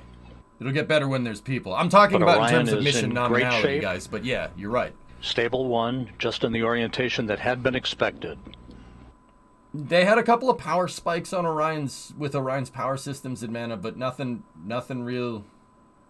Mostly trivial stuff. I mean, Orion got blasted with a little bit of radiation from time to time, but Night Bud, back to bed. Night? All right, Atron. Be good, man. I'm glad you're here, dude. Look at that. Look at that thing, dude. That's dreams, man. It's what we dream about. Going back to the moon, baby. This is the best. I love it. This is great. I'll trade shuttle parts for this. That's fine. Okie gifted a sub to Jason. Thank you. A bit flip, right? That's what happens, Falco. Yep. So when Orion gets blasted by radiation, it'll literally take the bits in the code, the 1s and 0s, and it'll flip them. This is Mission Control Houston. Once but again, Orion has computers that are designed to correct for that. Having completed a journey of 1.4 million miles. The next mission is in about 16 to 18 months, guys. They got bobbing gently in the Pacific Ocean. They got to assess all the data. 4 out of its its 5 crew module uprighting system bags have been deployed. We're standing by for word on the 5th. They made it However, look so easy. Going to the moon is irrespective not of that, easy. it is in stable 1 configuration, in good shape, according to the recovery team. Yeah. That's what I'm in for. That's what I'm here for. And we are now receiving word that all 5 of the crew module uprighting system bags are fully inflated. So that's exactly what we had hoped for.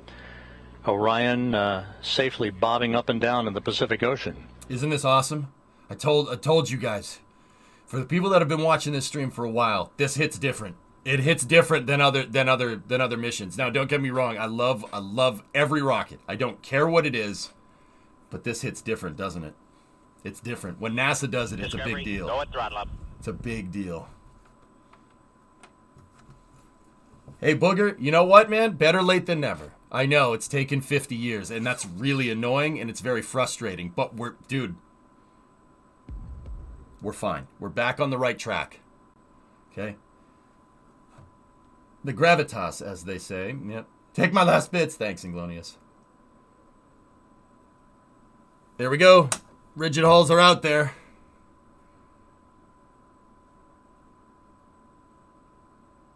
Yep. Discovery. Okay. Gifted those subs. Thank you.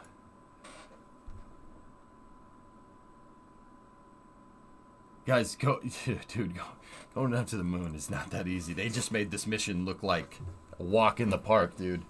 They made this look like a low Earth orbit mission, man. It ain't no low Earth orbit mission. This is difficult. This is tough to do. No, you know what, Cammy? No hat changes. I'm keeping my NASA hat on. I would say it hit different for me when the ESA does stuff. Dude, size up, that service module performed perfectly. You guys should be super proud of that. Without the service module, Orion can't do what it can do, man. That's what happens when we work together. We pull our head out of our culos and work together for a second, you know what I'm saying? Crazy stuff gets done.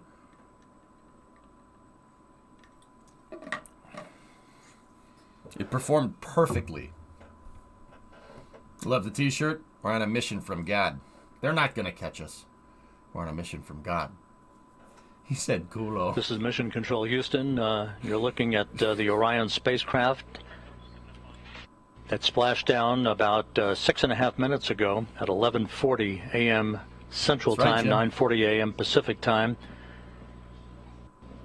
We are estimating that it splashed down around 5 nautical miles away from the USS Portland. The recovery ship and Navy boats and divers will be approaching the vehicle before long. The spacecraft is in what is called a stable 1 configuration, upright, just the way we had expected it to be. 5 perfectly inflated crew module uprighting system bags, the thing maintaining a nice gentle configuration for Orion. But yes. First of the Navy helicopters Here we go. now SH-60 approaching the vehicle. want to miss a bit of this. Here, yeah, let me just miss and some. Here in Mission Control, some of Orion's systems no longer right? needed are being powered down. Many of them will stay powered up for the next 2 hours while we conduct a series of test objectives to characterize the thermal conditioning of the spacecraft that will be important for future data for crewed missions to determine how long the crews can remain comfortable inside a vehicle returning from the moon. We also will be conducting tests of the up, you'll see it. It's beacon and it's an LPD. SARSAT system half aircraft carrier for maintaining tracking of the spacecraft, for recovery forces that will be approaching the spacecraft in the future. And coming up in the next hour and a half will be the reactivation of an ammonia boiler system that will provide cooling in the spacecraft, as it will when crews return from their missions on board Orion. It's something they account for, Jack, absolutely. Don't get me wrong, guys. Jack, the heat shield doesn't get as hot as you might think. The reason why the heat shield doesn't get as hot is because it burns off. It's an ablator heat shield. So it burns off. It burns off. Don't get me wrong, I wouldn't touch it before it hits the water, but it's not like molten hot. Because it's the heat shield. Heat shield's designed to shed heat. So how an ablator works, guys, is the heat that builds up on the front of the capsule, on the heat shield, from ionizing, from compressing air to the point where it literally strips the electron molecules off of the air molecule. It strips the electrons off of the air molecules, excuse me. That releases an insane amount of energy. And that energy, that basically ends up being plasma, right? And the air pushing up makes that plasma just kind of sit there on the heat shield. And it's not the plasma that actually makes the problem. The thing is that plasma releases a lot of heat. It releases a lot of heat. So what an ablative heat shield does is that plasma heats up the heat shield. That heat hits the heat shield and it burns. The heat shield burns off. The heat shield is made out of something that's designed to burn at a lower temperature than the plasma. Basically, you take that heat from the plasma and the heat gets absorbed through the burn. Houston, reports from the USS Portland indicate that the first of two Navy helicopters flying in the vicinity of Orion, which is about 5 nautical miles away from the ship, indicate no damage to the spacecraft and no hazardous fuel leaking from the spacecraft. Good view of the helicopters and the initial Navy boats that will be approaching Orion a short time from now. Once again, the splashdown occurring at 11:40 a.m. Central Time, 9:40 a.m. Pacific Time.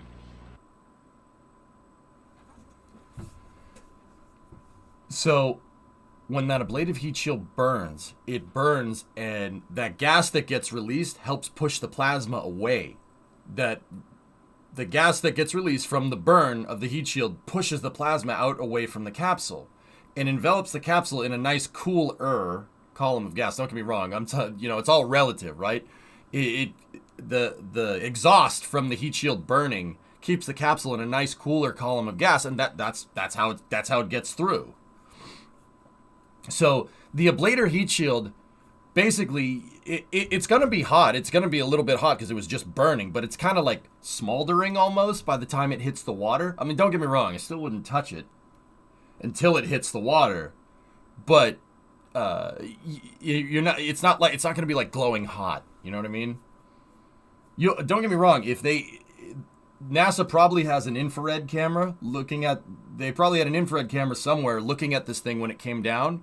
And on infrared, you can absolutely see how warm it is. It's really toasty. Passive supersonic retropropulsion. Well, ablative. Yeah, exactly. Barak, that's the same thing. That's why Falcon 9, when it comes in, is so ridiculously cool to me, because they're using a rocket engine to do the same exact thing. A rocket engine exhaust is not as hot as re-entry heating. It's not as hot as plasma. So you could do the same thing with a rocket engine. That's why I make it always a thing when Falcon 9 launches. We watched Hakuto last night to call that out and tell you what it's doing, because enveloping the vehicle in a cool column of gas when it's going through re-entry heating is not anything new. Heat shields have been doing that for years. 50 years, literally. More than that, since the beginning of the space program. But that's why I always make it a thing to do it, because it's the same thing. It's the same idea. It's just what creates that cooler gas. That's the difference. Will this Orion be reused? Components from this Orion are going to be reused. They're going to take all the guts out of this thing, the avionics controls, because they're flight proven, baby. Reuse stuff. And they're going to put it in the one with humans on it to make sure, to know for sure that that stuff will work. So, Booger, supersonic retropropulsion. So, like, when you're coming back in, when Falcon 9 comes back in, right? SSRP is an idea that was developed by NASA. They developed that idea... Hi? They developed that idea when trying to figure out better ways to entry, descend, and land for Mars. Yeah. They were thinking, you know, they're trying to figure out a better way to not just litho break the surface of Mars, right? To not just bounce off the surface. And that was one of the ideas that they tossed around. Artemis II is the one with people on board. Correct. That's in about 18 months, give or take, Jackal. I have a feeling it's going to be probably going to be the end of 2023, maybe into quarter 1 2024. What NASA has to do now, guys, is they have to go through all the data. Your system seemed to perform great, but here's the thing. It ain't what you know. It's what you can prove. You got to prove that it worked correctly with the data. So what they're gonna do now is basically take the data recorder out of this thing, and they're gonna go over it with a fine-tooth comb and maybe even an afro pick. Okay, comb the desert. We're gonna comb the data. So this is mission control. And they got to make sure Orion, that the telemetry from the vehicle was concurrent with what they thought it was going to do. They have to prove it. You have to prove it. Central Time, 9:40 a.m. Pacific Time, around 5 nautical miles or so from the USS Portland. A textbook entry for the vehicle. That's right, Rizik. On the USS Portland at this hour, my colleague Daryl Nell from the Kennedy Space Center, who's with the Exploration Ground Systems Recovery Team. Daryl, how did it look to you? It certainly looked textbook to us here. We ain't found nothing. I'd say that's a great description, Rob. Yep. Perfectly landed here in the Pacific Ocean, and that's been confirmed by the operations manager that I just spoke to.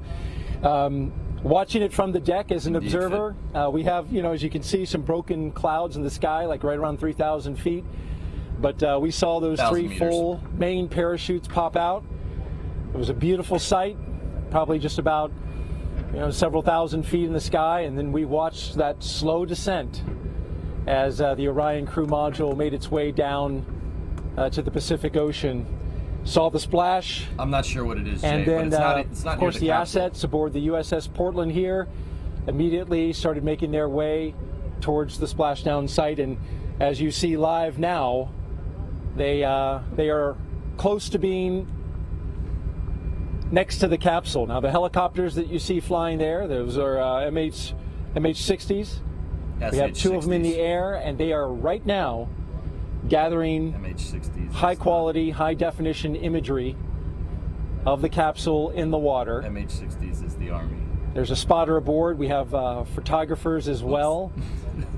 The doors are completely open on both sides of the helicopters, and so you can see them flying at a circular track around the splashdown location.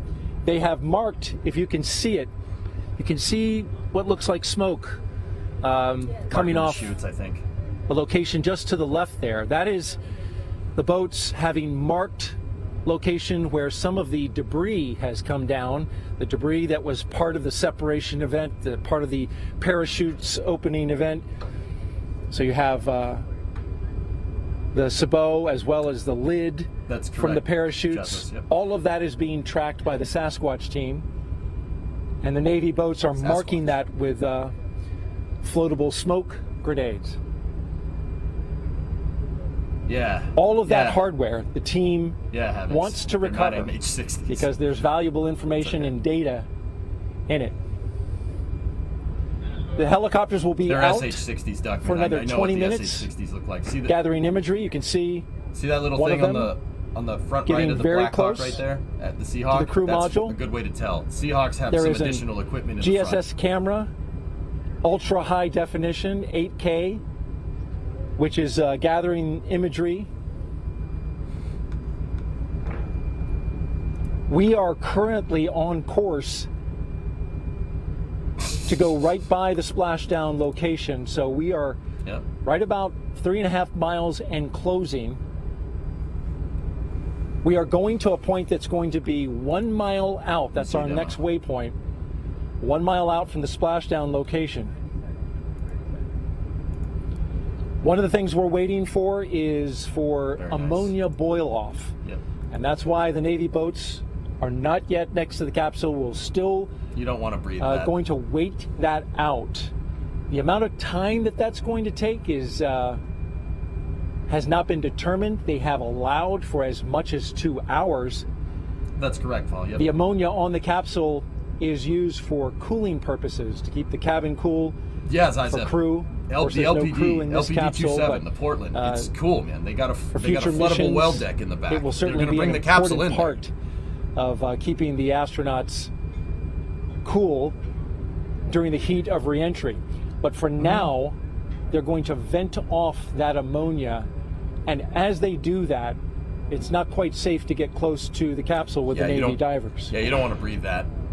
Yeah, breathing that is not good for your lungs. In fact, so of course we'll keep our anything eyes that's not nitrogen and oxygen is not fixed good to the location. For your lungs.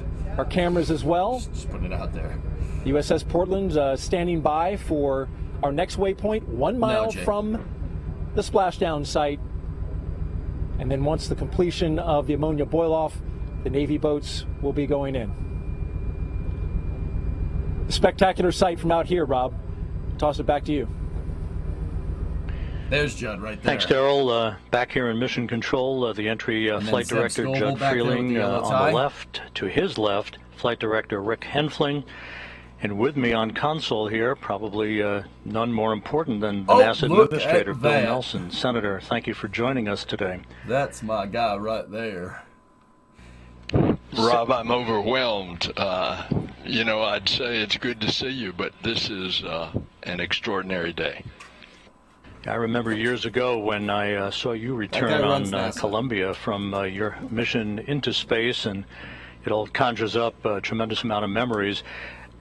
Orion back on Earth, having circumnavigated the moon, having survived a critical test of its heat shield, I think you have to be hesitant to celebrate and throw confetti a little bit too early, but it certainly is an important achievement, is it not? It's historic because we are now going back into space, into deep space, with a new generation.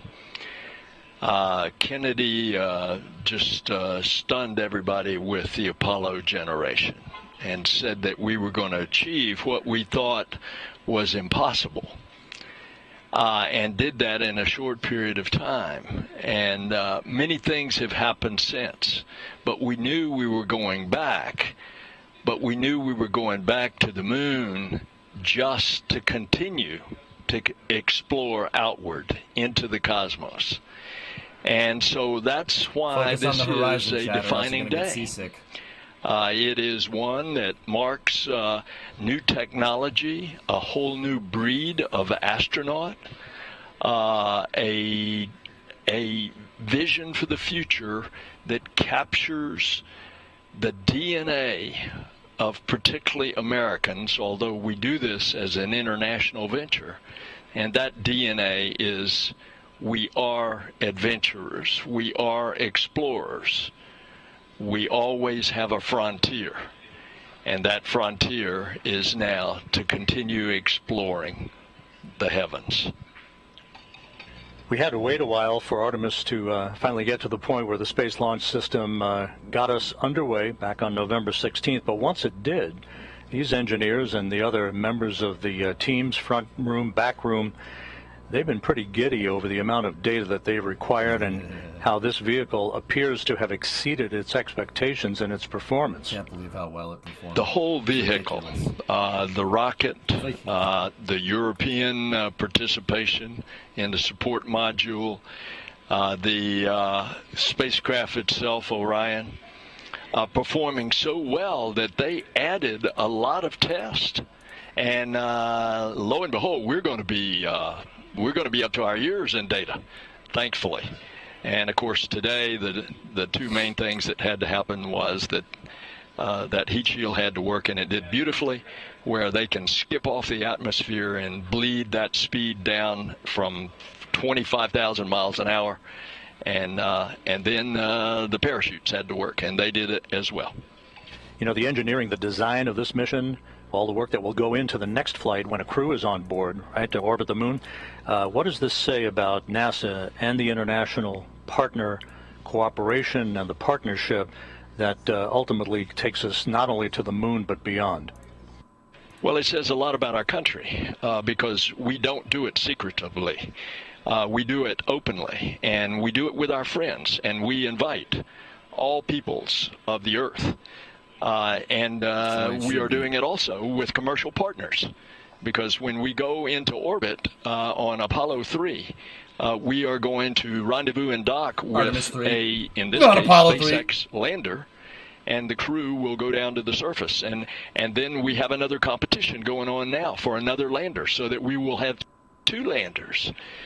And again, this is the program of going back to the moon to learn, to live, to invent, to create, in order to explore beyond. Nope.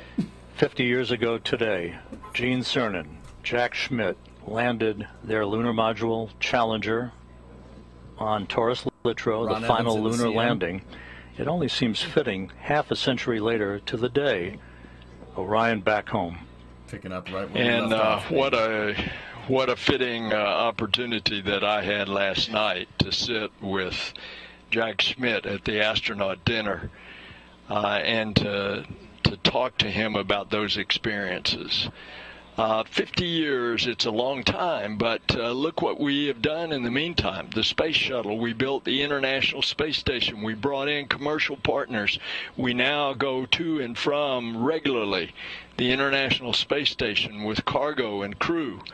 And here we go.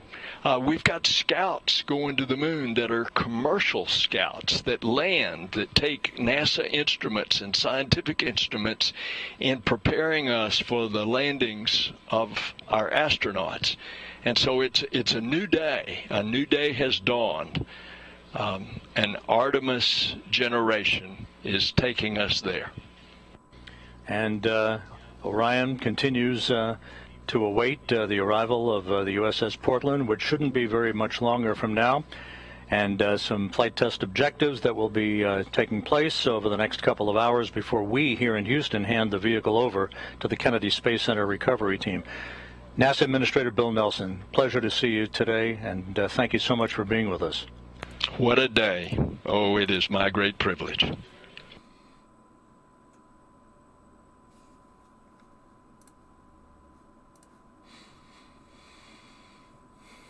Yep, that's Bill Nelson. Bill Nelson he's a NASA administrator. He runs the show. And he did, might be a little bit up there, but dude, he's still sharp as a tack. Guy's real sharp. He's doing a good job. He's doing a real good job.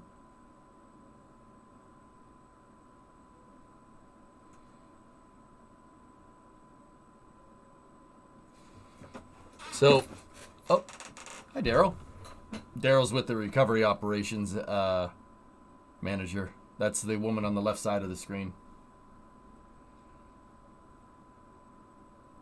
Yeah, Indy, Bill knows what's good. This is Mission Control Houston, 26 minutes after the return of Orion from its circumnavigation of the moon and a splashdown in the Pacific, a bullseye splashdown, just about 5 nautical miles away from the USS Portland, as had been planned.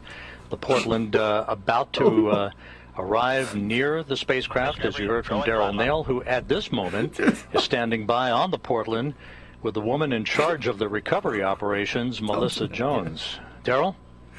Caffeine. Thanks, buddy. Thank you, Rob. That's right. Melissa Jones, the recovery director, just came from outside the ship's control center where she was monitoring and, of course, managing her team in the midst of this recovery. So, Melissa, thank you for being here. Thank you for having me. This is an exciting day. What a day it is, right? We just had Splashdown, and I want to ask you, first of all, operationally, where do we stand and what do we have to go? So we had a picture-perfect splashdown, and at this time we're gathering data. With the CM powered up, we'll get some flight test objective data on Adrian. Conditioning. Dude. And we're doing some signal data with the Tribian beacons. Come sure that we can see the beacons on the capsules and on the astronaut suits. Damn, that's a big rig. And once that is complete, the vehicle will be powered down by the Mission Control Center, and they'll hand that over officially to us here locally in the Pacific. What's going on, guys? And then we will approach the capsule and attach some lines to it and pull it into the back of the well deck. And that's a delicate mission, right? Because you will be attaching lines, and through the use of Navy boats and then also a winch inside the well deck, and Navy sailors on the lines attached to it as well. Adrian. It seems like a very delicate operation, especially getting in the well deck where waves will be sloshing around. We've got already 4 to 5 foot seas out here in the Pacific. What's going on, everybody? Correct. So it is a delicate balance to try to it can be reused the in the future, and the well deck with all the water that we have in there. Thanks, Paper. And to softly land it on the cradle so that we can capture as much data from the heat shield as possible. Now, as the capsule was coming down, just briefly tell me your reaction at that moment that it's done. So when they called capture from the helicopters, it was the most amazing feeling. It's just been a long time coming. We've been working this mission for a while, and we've done a ton of training. And every time you do training with a mock-up capsule, you don't have any of that. You don't have parachutes. You don't, hear it coming back to the atmosphere, the sonic booms and all of that kind of stuff. And today that actually happened. It's just amazing. And your team, it's worth noting, has been out here a long time. From the moment of launch, you were on console, ready to support if something off-nominal happened, unusual, you were going to be able to recover that capsule wherever it was needed to recover. So you were working that and then stayed through Thanksgiving all the way to now. So it's been a long road. It has been, yeah. Several of us supported launch, and then we deployed. So the ammonia systems on board, guys, I don't mean to interrupt them. If you were listening, I'll go real quick. The ammonia systems on board are there for climate control systems when the capsule's not next to, when it's not attached to the service module. Okay, so they use that for climate temps so the capsule doesn't overheat inside, and now they're just letting those systems boil off. A lot of capsules do that. Once again, that's something that was borrowed from the Apollo program. The Apollo capsule, if I'm remembering correctly, did do that as well. And once again, even after the ammonia boil off, they have to make sure that they have to go around sniffing for hydrazine. The chemical thrusters that Orion uses are really, really good for like thrusters up in space because the propellants don't decompose over time. But it's also a very, very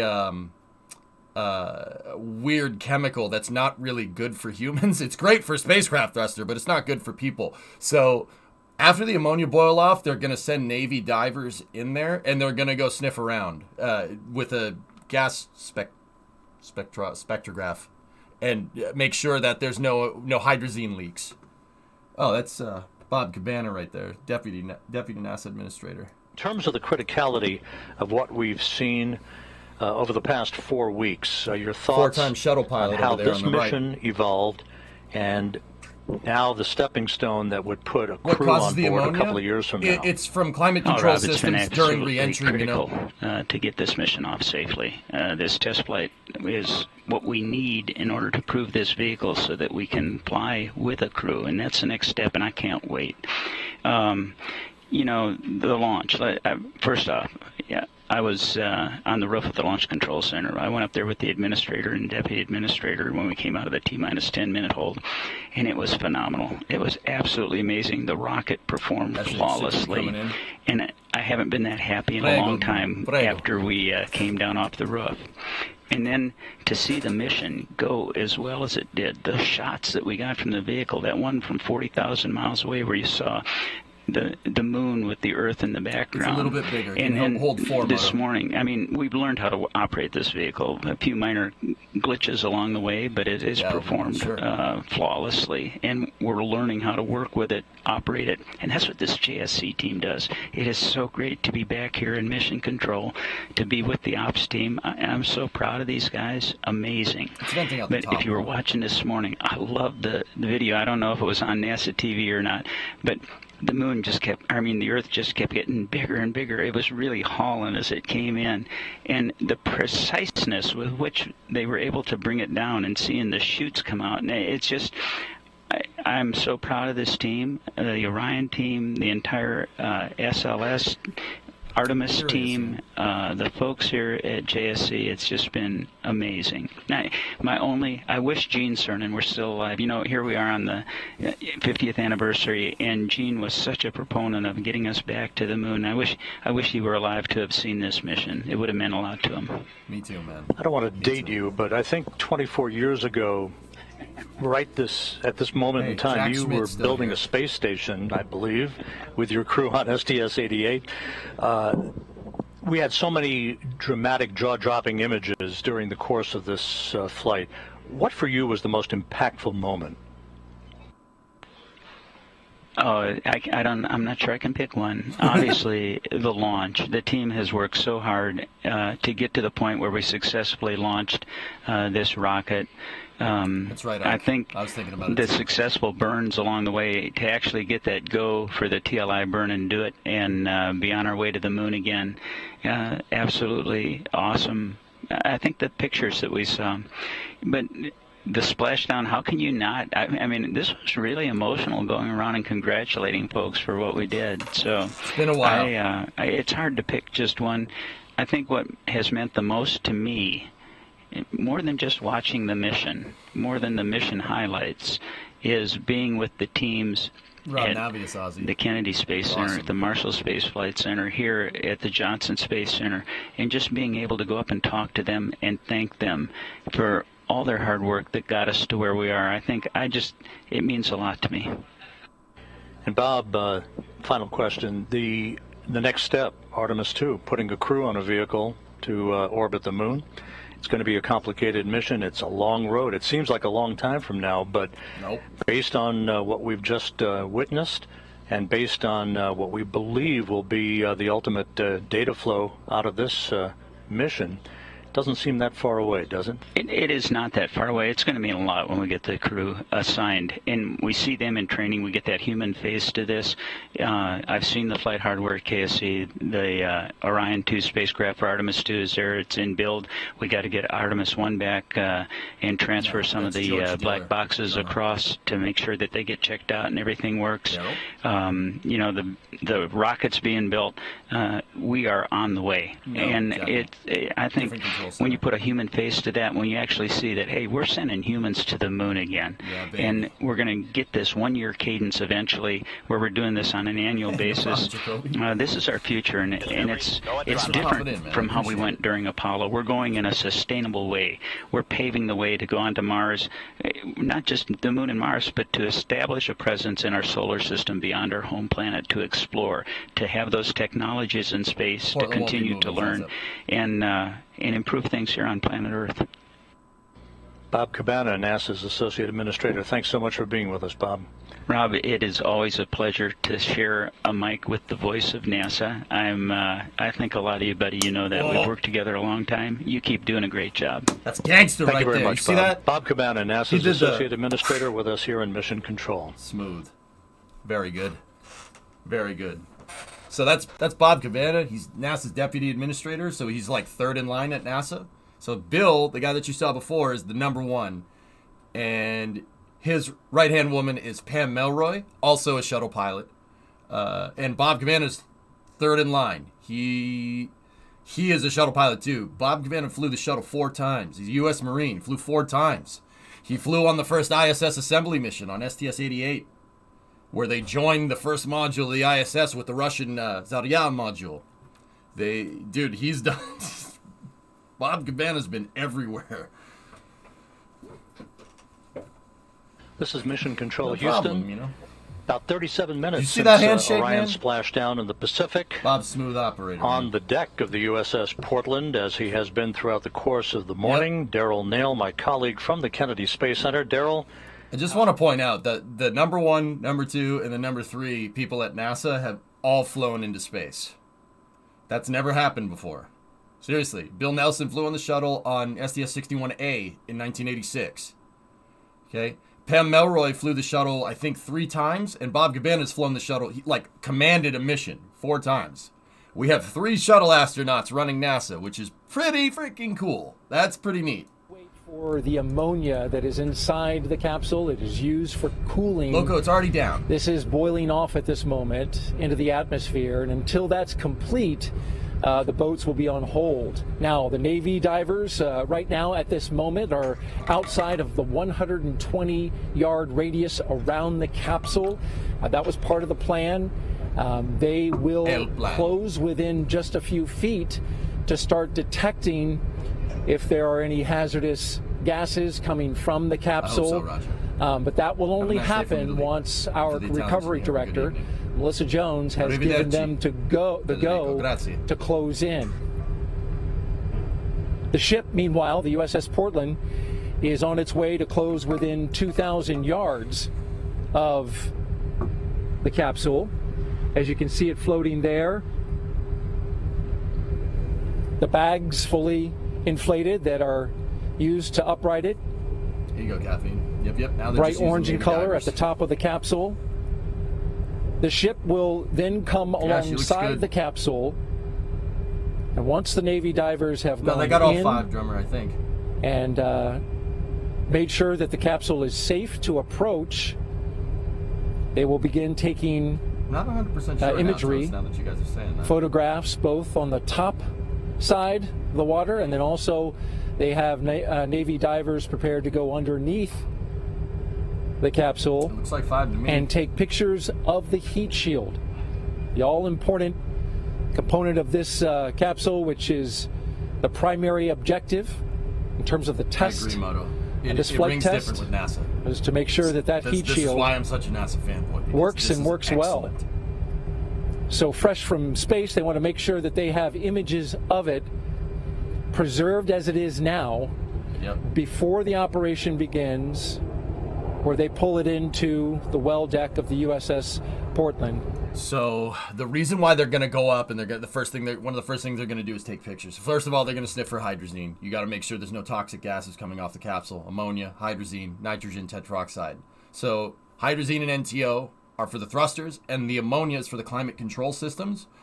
After the capsule separates from the European service module, well, the ESM had the air conditioner on it for the most part. It had the life support systems on that. There are life support systems on the capsule, but you need to have a redundant system in there. Past lunar missions showed that having redundant life support is probably a good idea. Apollo 13. So the ammonia systems on there are designed to keep the climate controls, keep the capsule basically from overheating on the inside during that quick phase of entry, where you don't have any life support systems attached to the capsule anymore. Don't get me wrong, there still is smaller life support systems, and the ammonia is part of that smaller life support system that is on the capsule. But it's not really designed to operate. Capsule's not really designed to operate without the service module for very long. It's basically designed to pump the service module off and then go right through re-entry. But either way, ammonia, hydrazine, nitrogen tetroxide, that's not stuff you want to breathe. That's not stuff you want to breathe, so they're going to wait. They're going to wait a little bit here. But they also want to make sure that they take pictures of the capsule exactly as is. You want to try to document as much as you can. That's part of combing through all the data. That's part of making sure that you have all the data and all the systems on board. Are all the systems on board the capsule worked as you thought? So basically, it's like if you're going to take something apart, right? You want to take apart and fix something. A good idea would be to take pictures before you take anything apart. And as you go, take pictures of everything, you document everything. So when you're going to put the thing back together, right, you can look through and you can see how you took it apart and how it goes back together. With NASA, they want to document everything. They want to document every single step. Because if something did go wrong when they go and look through the data later, they can go back and reference photos to be like, oh, there's a scratch on the side of the capsule. Oh, that's where a boat, one of the rigid hull ships kind of rubbed up against it for a second. It's not something that happened during re-entry. It's something that happened during recovery operations. That's why they're taking pictures. They want to take pictures of the heat shield. They want to take pictures of the outside of the capsule. Take pictures basically of it as in the state that it is in right now. That's super, super important. So in case they see a funny somewhere or an anomaly or some anomalous data, they can go back and look at the pictures as a secondary reference. It's really, really important stuff. They always say that they're going to go and take pictures, but they never say why. That's why. For years, first you got to plan the mission, as you know, then you have to execute the mission. And so the years of planning, the years of getting ready, the preparations really paid off. After a team wins the World Series like the Astros did, you can celebrate for about 24 hours before you have to worry about spring training that's coming up. There's almost never a moment to breathe. Yes. Artemis II, not too far down the pike. Yes, absolutely. So for us, this is great. We've accomplished Orion 1, this test flight, being able to test out the heat shields, those parachutes, as you saw, brought the spacecraft down. But now we have to get it ready for our crews to be on board. So all of the systems that we need to integrate for our environmental controls, those are things that will be new as we go forward for Artemis II. And then it's the outfitting of the cabin. All the things, simple things you think about if they're going to be going for 10 days. So we got to make sure that we have the food, we have the clothing, all of the things that they're going to need for their next trip. But there's a lot of additional training, there's a lot of additional planning that has to happen in order for us to be ready for Artemis II. Thank you so much, Vanessa Weitz, the director of the Johnson Space Center. What a busy time this has been. Oh, but I also, Rob, though, I want to say thank you and congratulations to all of the employees, our entire workforce here at NASA Johnson Space Center. But I also want to thank our European partners. I want to thank our industry partners. It took thousands of people to make this possible. And now the recovery that's being done by the Navy, just want to say major thank you to the brave individuals that are out, and they're going to be bringing the Orion spacecraft into the Portland, and then she'll be back going to Florida, and my friends in Florida are ready to receive her. We're super excited and just want to say thank you to everyone that has made this possible. Thank you so much, Vanessa Weitz, director of the Johnson Space Center. Time to celebrate just a little bit before we catch our breath and press on. Yes, time. So, Johnny, if you have a smaller surface, right? A smaller surface isn't going to... So you're talking about like the point of a missile. So if you have something that's pointy going at hypersonic speeds, the thing is... Okay, so there's two... and once again, this is hypersonics. I'm not an expert in hypersonics. I know enough to be dangerous. All right, but I'm not this is not my forte. So Johnny, so the capsule, right? When the capsule comes in, it pushes the ablator heat shield pushes it out of the way, right? And that's a larger surface area. What you're saying is if you have a smaller surface area, right? Like a point on a missile, right? So if you have a point on a missile like that, you're dealing with a couple of different things. So Orion, its heat shield is concave, right? Its heat shield looks like this. So the shape is not an accident. That blunt kind of beveled out shape is designed to push the plasma out this way, okay? It's designed to push it out to the sides. All right, the space shuttle's nose cone, if you look at the nose cone on the shuttle, it's actually shaped kind of like a heat shield. But it's kind of an oblong heat shield because it's designed to shoot the plasma out away so the reentry heating doesn't hit the wings as much, right? But and there's a reason for that. With hypersonics, it's not so much about what's like happening at the front of the heat shield, but also that is the big one, right? But you also have to deal with the boundary layer, the plasma boundary layer. So you're leaving a wake of plasma, similar to a boat going through the water. It pushes the water out of the way, and that creates a wake, right? Plasma does the same thing. The heat shield is releasing its gas from being burnt by the plasma, and that's pushing the plasma out, but it still leaves a wake. So if you have something with a smaller surface area that's like a sharp point, right?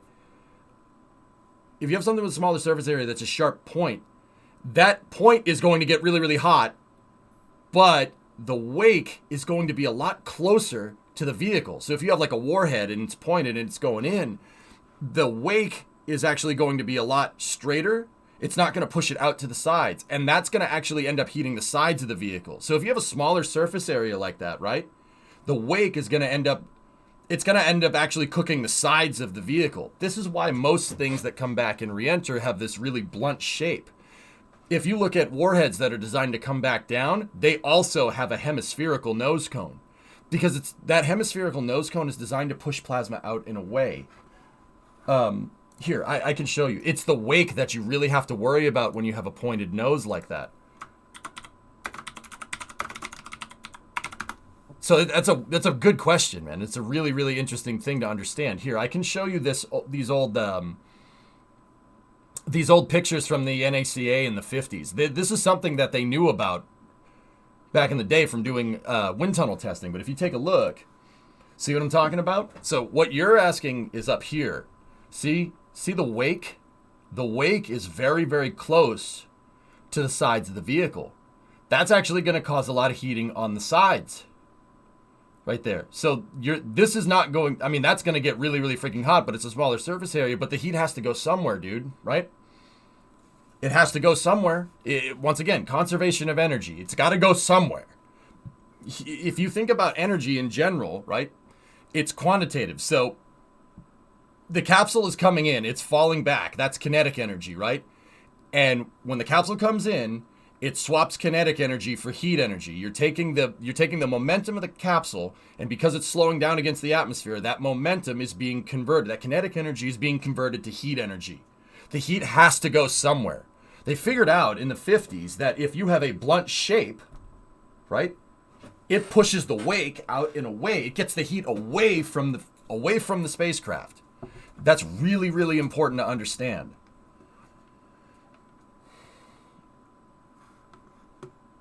It's a really, really important thing to learn.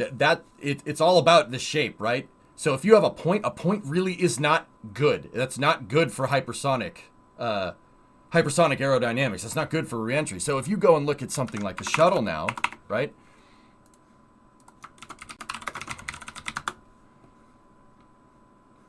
So a couple of interesting things about the space shuttle. Here, let's take a look at Columbia, right? Look at its nose. The nose cone is a heat shield. It's the exact same shape, but because the shuttle isn't just a conic capsule shape, it's a plane, right? It's a space plane. It's kind of stretched a little bit. The heat shield stretches with the shape of the shuttle because the shuttle's tall, right? Comparatively to a capsule.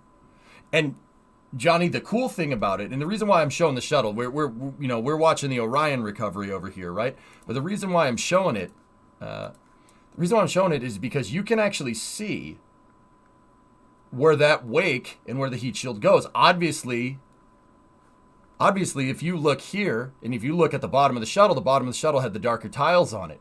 Why does it have darker tiles on the bottom and lighter tiles on the top? Well, guess what? The nose cone when it pushes out, it's kind of blunter down here. It's the hypersonic boundary layer when the shuttle's coming in during reentry, during the fastest parts of reentry, it's actually closer to the bottom than it is to the top. Now, why? Well, that's because the shuttle comes in like this. It's not flying nose first into reentry. It's flying like this. So if you look at the nose cone, look at the shuttle's nose cone, it's actually pointed this way. The nose cone it's a blunt shape that's actually pointed downwards. See, the point of the nose on the shuttle is down here somewhere. And what it's trying to do, because it comes in like this, the hypersonic boundary layer ends up being closer to the bottom of the shuttle than it does to the top. That's why they needed the darker tiles down here. But so, Johnny, if you really want to get technical here, you really want to learn something. The crazy thing about this is that, okay, so picture a boat going through the water. If you're familiar with boating, you know there's a no wake zone, right? So if you're going really slow, you're not really leaving that much of a wake. If you're going decently fast, you leave a pretty good wake. But if you're going really fast, you leave a much bigger wake. and the angle of the wake changes with speed, right? With boats and with the capsule. So another thing that you have to take into account, right, with that boundary layer is that the theta angle of that boundary layer as opposed relative to the whatever you're flying through, re-entry or whatever fluid you're flying through, right? Whatever fluid medium you're flying through actually does change. The wake will change. And that's the other reason why, if you look at the space shuttle, for instance, right? Because that wake changes, if you notice, that's why it has more RCC, more of this heat shield material here out on the wings. Because this thing is only going to push the plasma out in a way to basically protect the fuselage. The shuttle needed a heavier duty heat shield out on the wings because the wake changes. It changes depending on your speed. See, these are all at the same speed. But as you go faster and faster, the angle of that wake actually gets greater and greater and greater. When you move slower, it actually moves out, which is crazy. And because the wake is changing, they needed to coat the shuttle's wing leading edge with reinforced carbon to take that into account, right? So it's not just the shape of this. You know, like if you have a pointed shape, yeah, it's not going to be as hot. You're heating a smaller surface area, but you're heating other parts of the craft. And the reason why, part of the reason it's rocket science, man, this gets really complicated, is because it's not just about that. The angle of that wake changes. Now, that's not something you really need to worry about with a capsule too much. It's really more the shape of the heat shield, because the capsule is a conic shape, right? You don't need to worry as much about the plasma wake getting close to the sides, right? It's certainly not gonna heat up here as much, right? But with something like a shuttle or something like Starship or Dream Chaser or the X-37, you really have to take that stuff into account, because that plasma wake could hit part of your vehicle, and if you don't have the right thermal protection there, it'll slice it right off. It'll slice it off like a knife. Stroker, it went perfect. Would the ocean water cool the capsule and the heat shield really fast? Yeah, TJ. Mm-hmm. Damn, your question got lost in chat. Just tag me, Istar. Yeah, Johnny's question took a little bit to explain, because hypersonics is complicated. it's a little complicated. What's your question, Istar? Is there more than one angle for entry from space to atmosphere? How much is it? So that's a great question. That's another good one. I'm gonna flip us back over to footage of the capsule here in a moment. So that's a really good question. So it's important to understand with re-entry, guys, that you're going to, no matter what, so if your starting speed is, let's say 28,000 kilometers an hour, and your end speed is obviously 0. We're talking speed relative to Earth, right? So 28,000 kilometers an hour to 0. No matter how you go through, right? No matter how you go through that entry, you're always going to have the same amount of heat energy being generated. It doesn't matter what angle you're coming in at. Now, when it comes to total energy absorbed, because at the end of the day, once again, you're trading kinetic energy, right, for heat energy, right? Because the energy has to go somewhere. Energy is quantitative. It's like addition. 2 + 2 = 4. You have kinetic energy coming in. You want to slow down. That kinetic energy has to go somewhere. And on the capsule, it comes in as heat. Now, how does that... if you're always going to absorb the same amount of heat, does the way you come in matter? Well, yes. Oh, yeah, absolutely. Here's the thing. You can't cheat the re-entry, because you're always going to have to absorb you're always going to have to shed off the same amount of energy, because you're decelerating. You always have to go from 28,000 kilometers an hour to 0, right? And because you have to do that, there's ways you can kind of make it a little bit easier. So Orion, right, when it came back down, it's coming in at a very shallow re-entry trajectory. So if this is the ground, Orion's trajectory isn't like coming down like this. It's not a nuke, right? Like nuclear warheads come down this way. You don't want to do that, because if there's people on board coming in like this, your period of heating will be shorter, but your temperature will be way higher.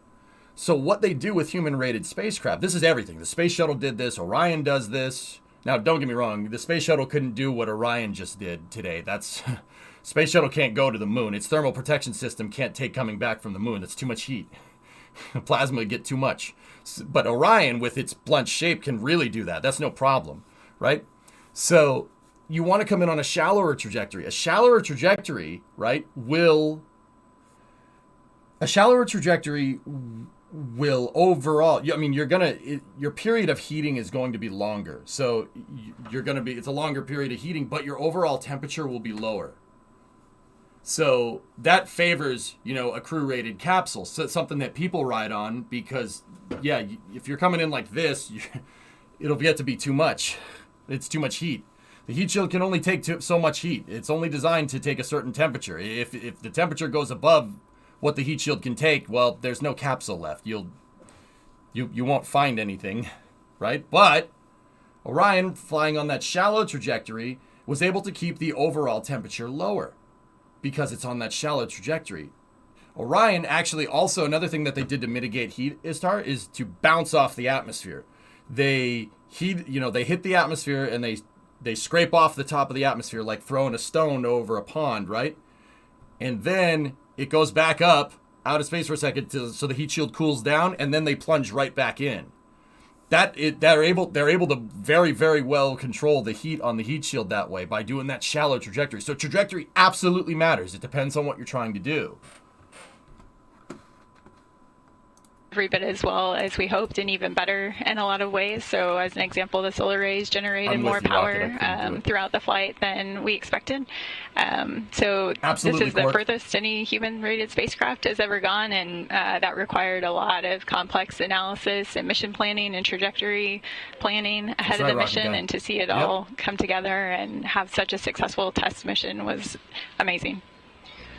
Michelle, it was a test flight, of course. There was a lot of risk involved, an elevated risk because there was no crew on board, and you could take, shouldn't say liberties, but you could expand the envelope of what you needed to do in order to acquire the data that you were looking for in order to set the stage for the next mission when a crew will be on board.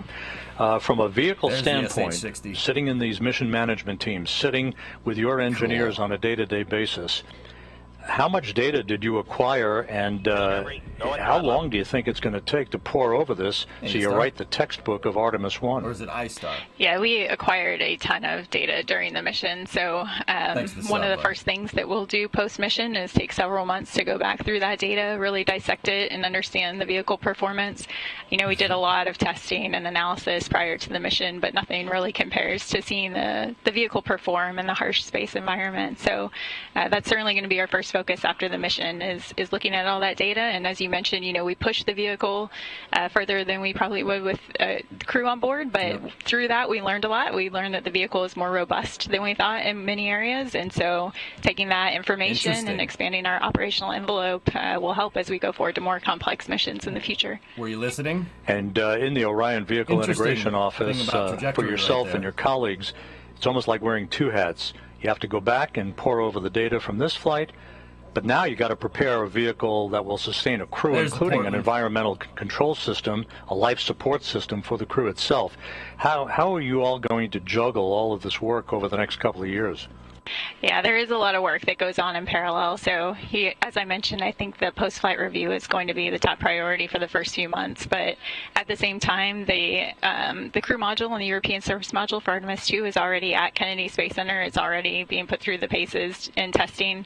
So that vehicle is already there. After Splashdown here, there are some avionics that we're going to take off of the Artemis I crew module, refurbish, and then install in the Artemis II crew module. And then, as you mentioned, we have the new environmental control and life support systems and a lot of other crew interfaces like crew displays, and all of that is in the process of being integrated and tested. So we celebrate Artemis I today, but tomorrow we get back to work and we start focusing heavily on Artemis II and making sure we have a successful first crewed mission. I'm not sure. Have to delay those vacation plans just a little bit. Michelle Zahner from the Orion Vehicle Integration Office, thank you so much for joining us today. Thank you for having me. Appreciate it. So what Michelle was saying there is that this Orion, so I start listening to this, and Johnny too, if you guys are here, if you're still peeping around from our trajectory talk just a second ago, They put this Orion on a steeper trajectory. They put it on a much steeper trajectory than what would be than what they would if people were on board. Excuse me. They did that to make sure that the heat shield is good, to make sure that the heat shield works. Because if it can take a crazy re-entry trajectory like that, right? You know that when you try to do a shallower one, your peak heating will be lower, but your period of heating will be longer. So they put it through a trajectory that increased the overall peak heat by coming in on a much steeper, or a little more steeper trajectory than what they would usually do, which is actually super interesting. I didn't know that. See? Pretty cool, right? That's good testing, man. That's good. That's good bench testing. Folks, is with Captain John Ryan, the commanding officer of the vessel. Hey. Joe? Captain on deck. Thanks, Rob, and Captain John Ryan here. Thanks for making the time to come and join us from off the bridge. Absolutely. Appreciate you being here. So far, this has been pretty amazing in terms of the completion of the mission. From your vantage point, how did you see it, and what are you seeing now? Right now we have the orbital is in the water. Right now we're kind of in that 2 to 3 hour window where NASA and the Navy's EOD teams are conducting some tests. We're getting imagery and data for NASA, which will help support the future astronaut missions. And from perspective, honestly, I think this is one of the coolest things I've ever gotten to do. I've been in the Navy 23 years. I've done a lot of missions, and I've been all over the world. Explosive ordnance disposal. This NASA mission today is probably one of the coolest things I've ever been part of. That's impressive, and that says a lot. As we look just behind us, Captain Ryan, and we see the operation currently in a moment of pause where they're waiting for the capsule to vent off the rest of its ammonia using its cooling system. We can see the Navy boats in the water.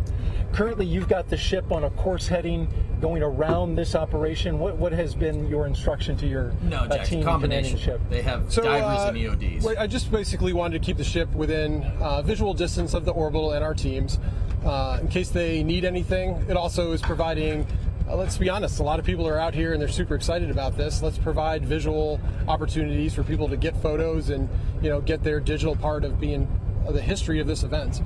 So that's a good captain right there. A lot of time and effort and training and years of work went into this. So I want everybody to kind of get their moment, and we're out here getting ready to, we'll be landing the helicopter soon, and just being a part of it.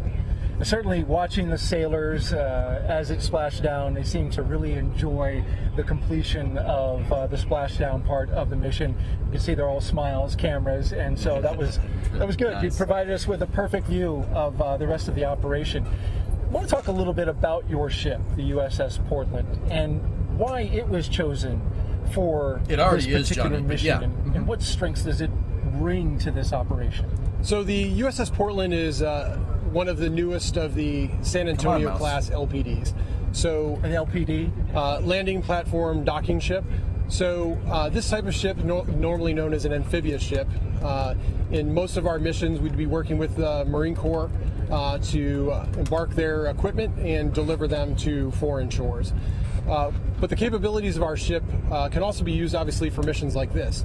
We have an enormous flight deck with an aviation department that we can land multiple various types of aircraft. We can put, obviously, a number of small boats in the water. And then probably the special feature, which NASA really likes, is we have a well deck, which we can later flood, and we will bring the orbital into the well deck to transport it back to San Diego. Those are some great assets that you bring to the operation, and I also know on the next one, in Artemis II, it'll be a critical component. The medical facilities that you have on board here, you could take care of somebody with any number of injuries, and in fact, I believe even have surgery if you need it. Yes, we have a tremendous medical capability on board. Hopefully not that it will be needed, but we do have a operating room, medical staff, and a lot of ability to take care of personnel should anything not work out as designed. This ship was just recently in Los Angeles at Fleet Week earlier this year. Yes. Got to show it off to the public, and that's a matter of pride, I imagine, for the team. Absolutely. The ship has had a very busy year. The ship had returned from an overseas deployment. much earlier in the year. Supported Los Angeles Fleet Week and also the Rim of the Pacific exercise this summer, which had about 20 nations participating. So it's been a very busy year for the ship, and I think this is really just kind of the cherry on top, where you get to do an unusual mission and support history. Tell me about the footprint that NASA takes up on this boat. I'm sure I haven't seen all of it. I've seen a lot of it, the well deck, certainly the equipment that we have running on the various decks outside and inside. It's pretty sizable. Yes, this is a very good sized ship. We have plenty of room. NASA has about 150 engineers and various entities on board, which we have plenty of room for. This ship would normally deploy with upwards of 600 Marines on board, so NASA's footprint really isn't too bad. It's well within our capabilities. Well, there's been plenty of room, and you've been a tremendous host to us, and so thank you, Captain John Ryan, for having us and for successfully bringing us to this part and this moment of the operation. It's been an honor to support the NASA engineers and to be out there and be part of this. Thank you very much. Thank you. Captain John Ryan, commanding officer of the USS Portland. And as we push out our view here in the Pacific Ocean, just 100 miles off the Baja Peninsula, you can see Orion now as a silhouette, still floating, the Orion Command Module with its CMIS bags. Those are the uprighting bags, fully deployed. It's in a stable condition. And to the right of that, you see the first Navy boat. That's a rigid hull boat. That one is the one that's going to get a little closer and provide a stabilizing tow line once it's been determined that the Navy boats can get a little closer. As we pan just to the right of that, you will see the remaining 4 boats. 2 of those boats are inflatable boats with Navy sailors aboard. Those Navy sailors will put hands on the capsule and secure it with ropes.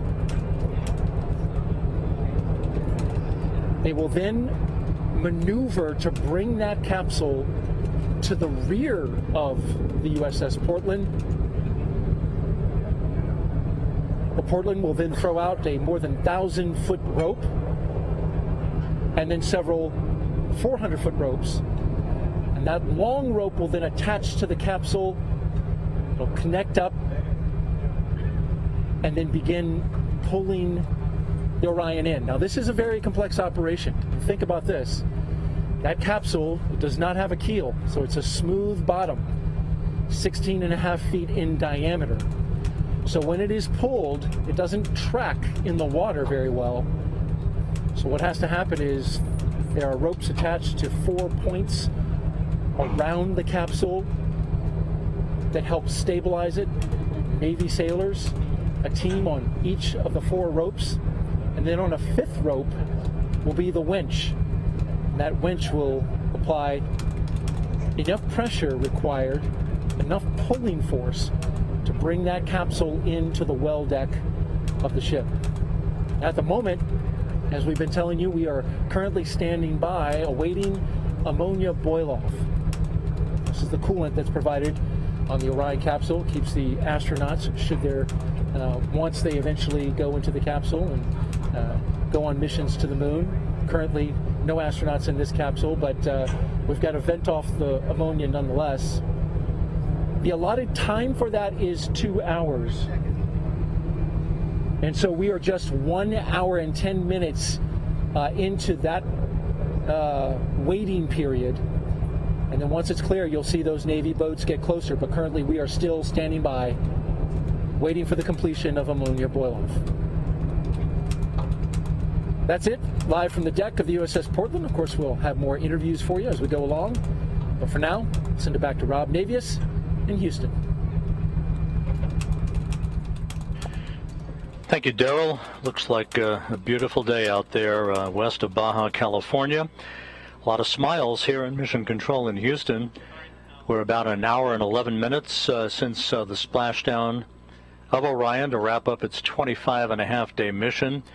Integral into the flight of Orion was the performance of the European Service Module that functioned perfectly to take Orion out of Earth orbit on its way to the moon, and did everything it was asked to do throughout the course of the flight. And joining us is Philippe Delou, who's the Orion European Service Module Program Manager from the European Space Agency. Philippe, congratulations. Thank you for joining us today. Thank you, and good afternoon. Philippe, that service module went through its paces and was spot on every time it was asked to conduct a burn. Everything that it was planned to do was executed perfectly. Your thoughts on this mission? Well, I have to say that I'm the happiest man in the world at the moment with the successful performance of the service module. She did what she was supposed to do, and even better. So it's a wonderful mission. I couldn't have dreamt more. Now, the service module for the next flight, in which a crew will be on board, is at the Kennedy Space Center undergoing testing, and it's going to be a while for all of that hardware to come together, but you all are off and running on preparations for the next mission in a couple of years. That's correct, yes. Well, we have already assembled the service module back in Europe and delivered it. Now it's being integrated with the crew module in Kennedy, and that's, if I don't mistake, should happen in the next summer. Philippe, the work that the service module did, obviously invaluable. You can't conduct this mission without the work of the European service module. What kind of process was involved in getting to the point where the design of this mission, the requirements that the service module was asked to perform, and then ultimately conducted over the last 4 weeks? How did this evolution of this mission unfold for you and your team? Well, this is a story that started quite a long time ago, in 2011, when there was a decision that the crew module would be built by Europe. So there's been a long process into setting up the requirements, proposing a design, discussing the design, also involving NASA, and agreeing on what should be the final design, take up the challenges which are associated with the design, eventually build the hardware, integrate it, and then preparing for the mission. So this has been a long way and a lot of work by the European Space Agency and the European industry. And down the hall where the International Space Station is controlled out of, ESA is a frequent flyer to the International Space Station, and the international partnership, of which ESA is such a critical contributor, is so valuable to human spaceflight now and in the years ahead. Talk a little bit about that. That's clear. I mean, going to explore deep space is a challenge, is a big challenge. Yep. And we need all the excellence over the world in order to tackle that challenge and make it sustainable. Going there once, yes, is doable, but in order to go there on a regular basis and for a sustainable exploration of what is out there, first on the moon, then Mars, and then beyond, this will require all the forces and skills of the engineer around the world, and that's with ESA and NASA.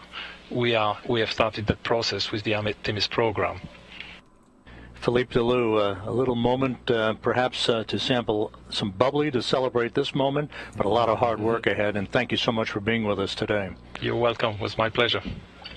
Philippe Delou, the European Service Module Program Manager, joining us here in Mission Control. Merci beaucoup, Thank monsieur. You're welcome.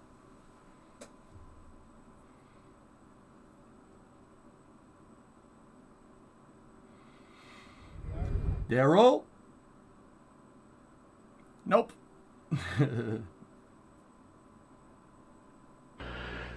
This is Mission Control Houston, and all of the action now is focused on the USS Portland, west of Baja, California. My colleague Daryl Nail is there. Daryl? That's awesome. Only Rob Navius could get away with that, River. Rob, thank you. Yep, we're here on the deck of the USS Portland, just 100 miles off the coast of Baja, Mexico, and I'm joined by Valerie Vinciullo. She is the General Dynamics Applied Physical Sciences Senior Engineer. Thanks for being here. Yes, of course. Great. So Valerie has some fresh information and analysis that she's been doing as it pertains to this operation, bringing the Orion command module into the well deck of the USS Portland. And so she has been looking at the wave heights with a system that you use. And tell me, you've just now analyzed the sea heights. What kind of sea heights are we dealing with, and what does that mean for the recovery of the Orion capsule out there in the ocean right now? Yes, so we have two wave monitoring systems, two radars on board the ship. So we're monitoring the waves, measuring the Doppler velocity of the waves in the vicinity of the ship. So from that, we're able to get the significant wave height and where the direction of the waves are coming from along with the period. So right now we're seeing about 4 to 5 feet of waves at about 13 seconds from north-northwest. So with that information, we're able to provide a recovery heading for the ship that'll optimize, minimizing the motion in the well deck. So we're really trying to minimize that sloshing and bore wave in the well deck.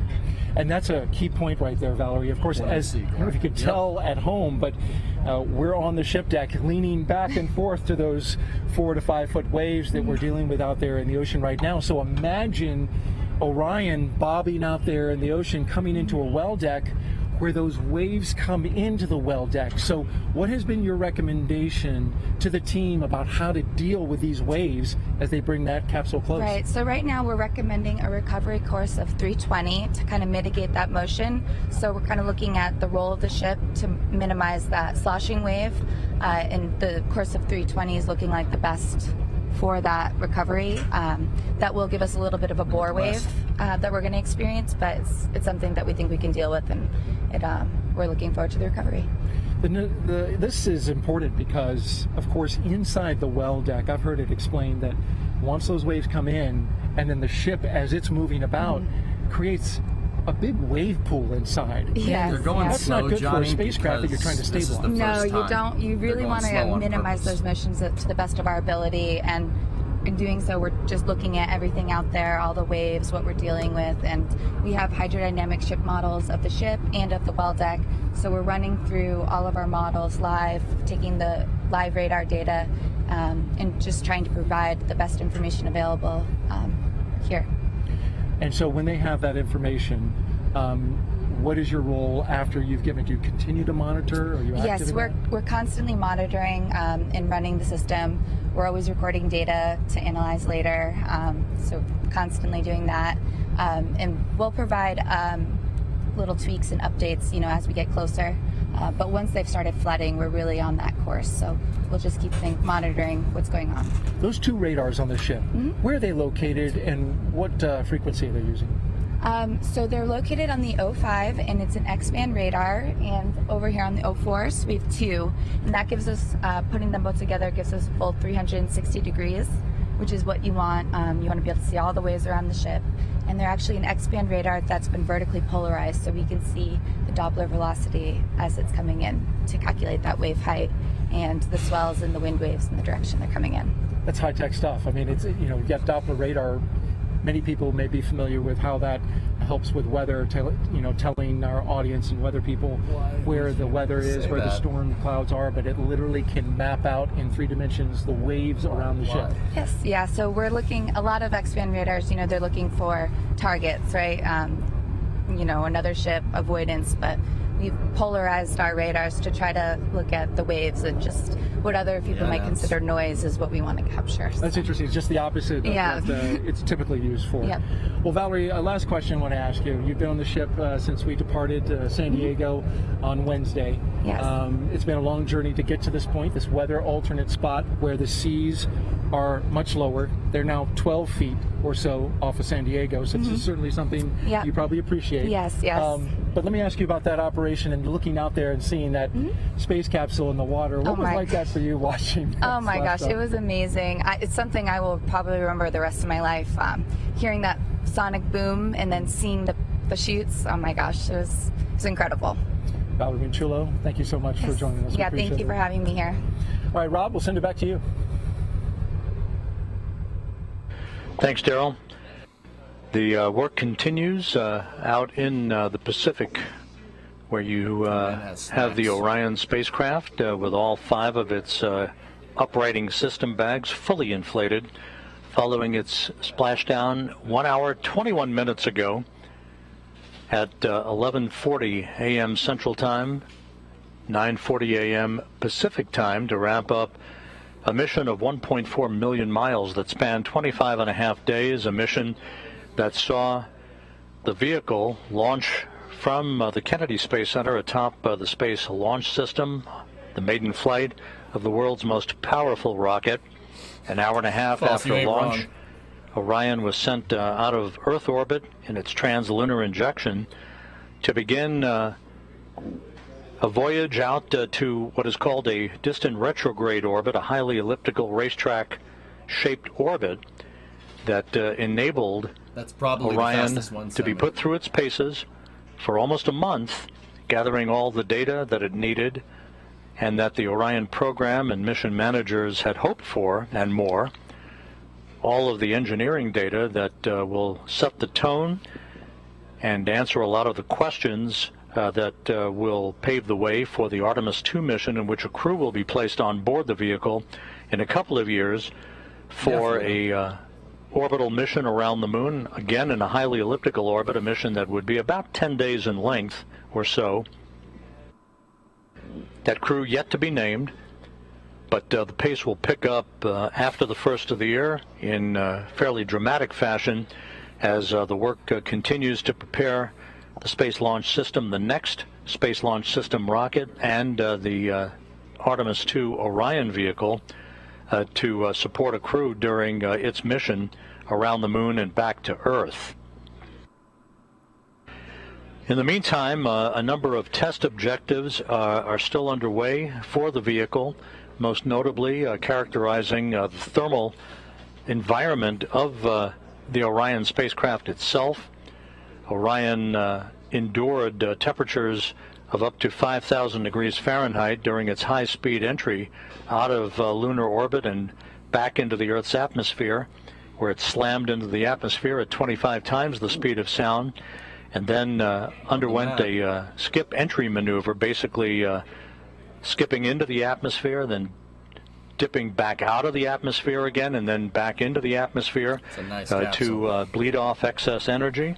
An important maneuver that was designed and executed to perfection to bleed off excess inertia and to gain data on how we can better bring in multiple splashdown sites if required in the Pacific for future crewed missions. All of the chutes were deployed in good shape. The 3 main chutes deployed as planned. They reefed to their full extent, and Orion gently splashed down. After entering the Earth's atmosphere at 25 times the speed of sound, it splashed down at a meager velocity of just 19 miles an hour.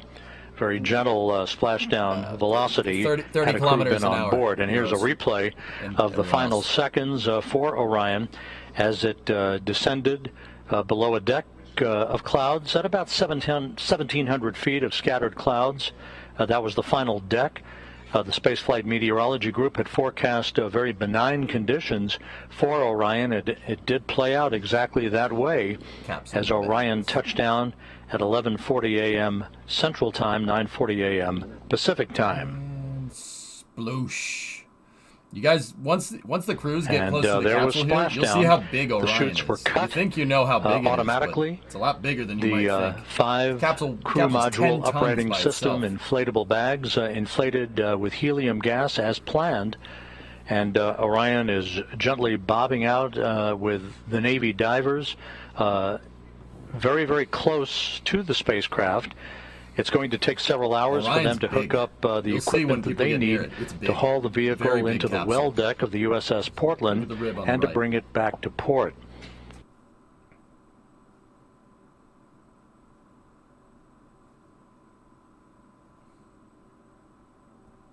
See the people over there?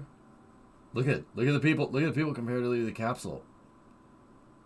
And the people are a lot closer in this shot than the capsule is. She's a monster. That is a big capsule. I'm bad for making lasagna. Anything eventful since Splashdown and balloons?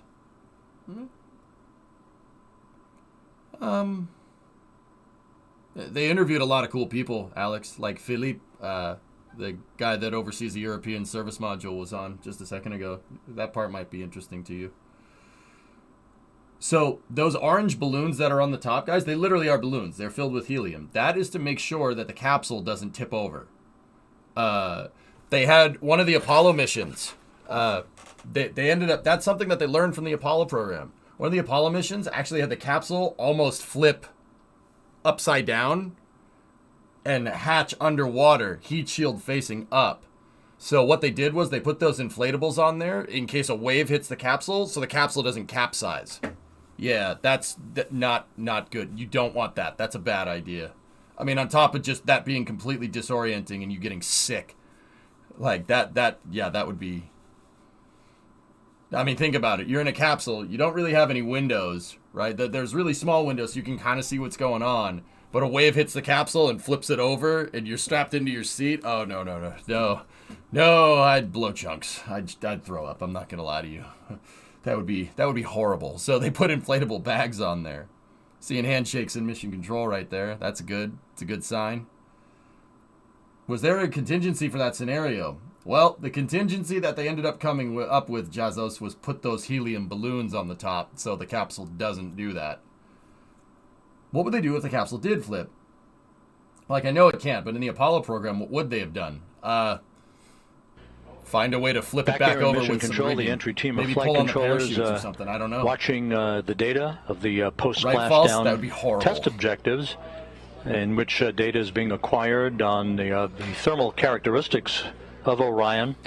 There'll be a restart of the ammonia boiler system to gain data really on long range and extra cooling for the vehicle that will be in the offing when a crew gets on board. We'll be talking more about the crew aspect.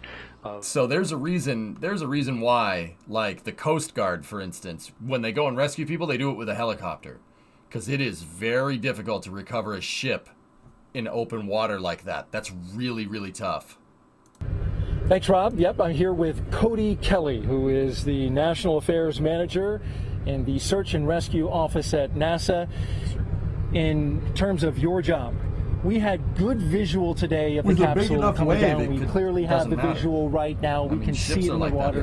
We know where it is. But that might not always be the case. The capsule may be beyond our visual sight, as well as in Artemis II, the astronauts. Tell me about what your role is and how you help find out where they are in a situation like that. Yes, sir. My name again, Mike Cody Kelly. I work in our SAR mission office. Basically, we work with all of our federal and international partners to ensure that our spacecraft are interoperable with the search and rescue satellite-aided tracking system, or the SARSAT system. So today for Artemis I, we tested out the vehicle tri-band beacon, which was using swept tones for the helicopters that are flying around behind us to be able to locate that spacecraft in kind of what we call the terminal area, which is within about 1 nautical mile where you can get visuals, as well as the 406 megahertz beacons that were on the capsule, as well as what the astronauts are going to wear in Artemis II. We were using what's called the SAR Intelligent Terminal, or the SAINT application, which is a system that ties into our ground station at the Goddard Space Flight Center to pull in all of the data from these beacons so that we can see them anywhere in the world. And that's incredibly important, especially when we have crewed missions where if we had some kind of emergency abort or some kind of landing, we'd have to be able to get data to our DoD partners extremely fast, even if they're landing internationally. And this is something that we do for all of our human spaceflight programs. But Artemis really has a kind of special place in my heart because all of this effort started way back in 2016 with URT-5. So we actually demonstrated some of our advanced technologies on URT-5 and slowly was able to be integrated with the landing and recovery team to provide them that key data on the day of landing and if there was any kind of emergency. The astronauts are going to wear what's called the Angel beacons, which are the advanced next generation emergency locator beacons that are located on their life preserver equipment. And that's going to be able to track an astronaut if they had to get out of the capsule, if there was an ammonia leak or some kind of emergency, as well as tying that into what the vehicle telemetry is saying to be able to give a good SAR picture to these guys that are flying helicopters looking for survivors or being able to go rescue astronauts. And so let's talk a little bit about that further. the astronauts will be wearing GPS, essentially they're GPS locators, right? Exactly, yes, sir. They're beacons. And then, of course, the crew module itself has a tri-beacon. Yes, sir. So how do you delineate between those two? And that's really the power of our ground station and all these web applications. They're two different legacy beacons. You have a first-generation StarSat beacon, which is what you have on a standard boat. Even the ship itself has a first-generation beacon. And then we have what is called a second-generation beacon, which is an advanced waveform that's specifically for the astronauts themselves. In our application, we're able to actually identify each of those beacon IDs and tie them to a specific crew member so that when they turn it on, we know exactly whose beacon that is and exactly where it's at. And the power behind that is with these emerging technologies, we're able to do this even if we have bad GPS connection or we're really anywhere in the world. And this is the kind of stuff that you can have is you go to a vendor and buy it for your boat. If you're out hiking, we're using those technologies for civilians for astronaut use and kind of vetting it out here, out in the open ocean, knowing that astronauts are really one of our prime customers. So you ran a test today, right? Yes. As this operation was unfolding, the crew module was sending out its beacon, its tri-beacon, but then you also had those angel beacons for the astronauts. They were what? You put them on the boats, yeah, right? we put them on the ribs or the rigid hulls, inflatable boats that are out there tending the capsule, as well as on the fantail of the ship. What we're doing is we're looking to make sure the air crews could delineate between these various beacons if the crew members ever had to get out, as well as looking at the performance of the vehicle tri-band beacon after it's spent almost 2 weeks in space. So we're looking at not only today's technology, but tomorrow's technology to kind of serve Artemis emerging partners and really the folks that are going to be in harm's way on a daily basis. Your test was part of the operation today, and how did it perform? It went phenomenally. I can't give more kudos to the crew of the Portland, First Air Force Det 3, setting that all up with the Navy, the Air Force, as well as some of our national partners in the U.S. StarSat program that made this all happen. So it was really a team effort, and it went flawlessly, just like this mission. So I couldn't be more happy. And you could clearly identify the capsule and the two angel beacons. I mean, it was clear as day. It was clear as day, and we've been working on this application for over 2 years with this mission in mind, and it executed flawlessly. And the coders and developers at Goddard Space Flight Center did a phenomenal job being able to get this ready on time, on mission, and on location. Cody Kelly, Manager of National Affairs, Search and Rescue Office at NASA. Thank you very much for joining us. Thank you. Rob, we'll send it back to you. Thanks, Daryl. Great job out there, by the way, throughout the course of the day. A great view of Orion as it sits passively in the fairly calm waters of the Pacific west of Baja, California. That offset center of With mass me here, sitting very calmly, veteran astronaut Randy Bresnik. Randy, thanks for joining us today. You have been an integral part of the preparation of not only this mission, but all of the astronaut office activities associated with requirements that will ultimately lead to putting a crew on the next vehicle that will orbit the moon in 2 years. What did you see today that A, thrilled you, and B, was most important for you to see as a result of all the work that has gone in to make this mission possible? That is a great question, Rob, and thanks for letting me come join you guys this morning. Certainly watching the team throughout the past 26 days was certainly the culmination of seeing that and walking in here and see this team be able to see the fruits of their labors. Seeing that we have a launch platform that was nearly flawless, practically flawless, getting our Orion uphill, and then having our service module, give us power and the flight control and the burns that all went off so well with so small residuals we hardly had to do any trimming. And it was then great to see all the cameras that we put on that vehicle to bring everybody along on the mission, and put selfie is a word that we use now in spaceflight, and Artemis I getting the selfies while we were up there. And then certainly everyone holding their breath as we did the burns to get into the distant retrograde orbit and then get out of the distant retrograde orbit and then be able to make the trim burns to be able to get right, hit entry interface as accurately as we did here. See the service module separate, which is another big milestone, and then see the last few minutes of flight with Orion flying on its own for the very first time. And then see how well it controlled itself and how the forward big cover came off on time, the drogues came out, slowed it down, mains came out, and we landed 2.5 miles from the pinpoint bullseye, and we had expected maybe 5.5 miles. So it was awesome to see all of that. And that whole collection is what gives us confidence for the next time. You know, all of these things that were individually areas of concern have now been proven in flight. You know, we've talked often during the course of the broadcast today about the fact that this is the 50th anniversary of Apollo 17's landing on the moon. Gene Cernan, Jack Schmitt, passed his prologue, as they say.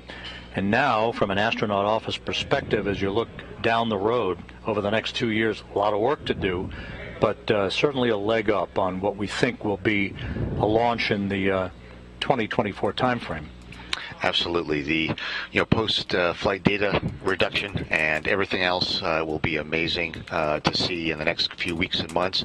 But starting next week, we're right into Artemis II continuum processing. We got Artemis 2 crew module and service module sitting there at KSC right now, going through its final, their final assembly, and then we had to do the verification, validation, test out, and make sure everything's working. And things like systems like the Eclipse system, which we didn't have on this, and so the first time that we're flying with that system will be when crew are on board, and so that'll be a really important, thorough checkout here on the deck. Certainly, in the next quarter, ideally assigning the crew to it, so that we can start building their spacesuits, getting them involved in training, and getting them ready to go in that 2-year mark. And hopefully, we will either meet or beat that 2-year mark. And so that'll be exciting to see if we can move that fast to continue the momentum that we got from this flight.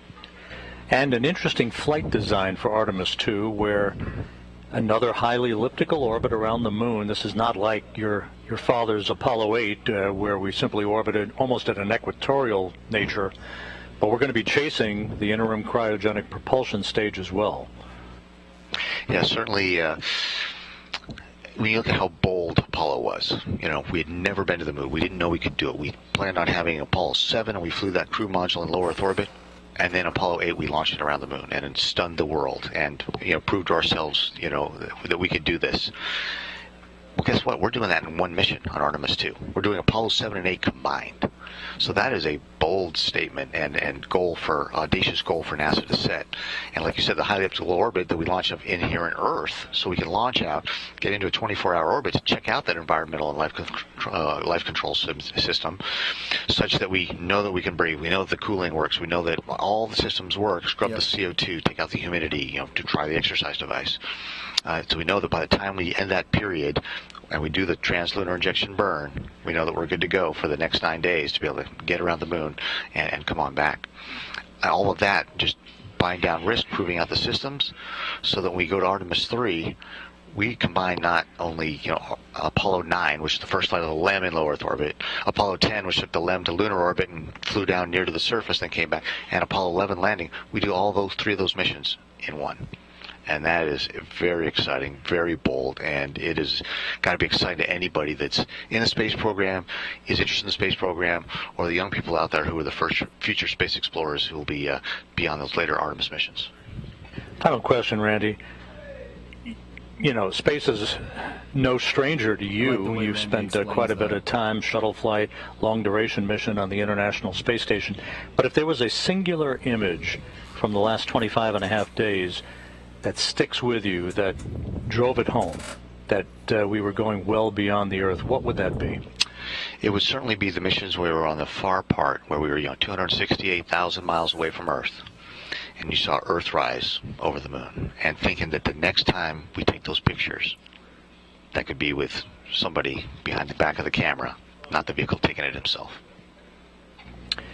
It's going to be an interesting couple of years, a very exciting couple of years. And Randy Bresnik, thanks for joining us today. Randy's Appreciate it. All right, thank you, and congratulations to our Artemis team everywhere all over the world. They deserve a very well-deserved day off after this mission, but certainly looking forward to the next 2 years where we are able to take that and capitalize on it, and, as we say, wash, rinse, repeat. Copy that. Thank you, Randy. Appreciate it. Randy Bresnik with us here in Mission Control. It's been about an hour and 40 minutes since Orion splashed down. We're continuing out in the Pacific to secure the spacecraft and ultimately get it into the well deck of the USS Portland.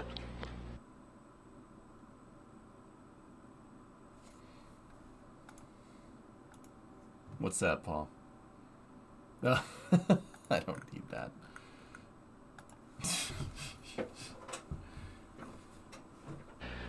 As the team here in Mission Control works through the post-splashdown procedures before they hand the vehicle over to the Exploration Ground Systems Recovery. So, Jester, they actually did.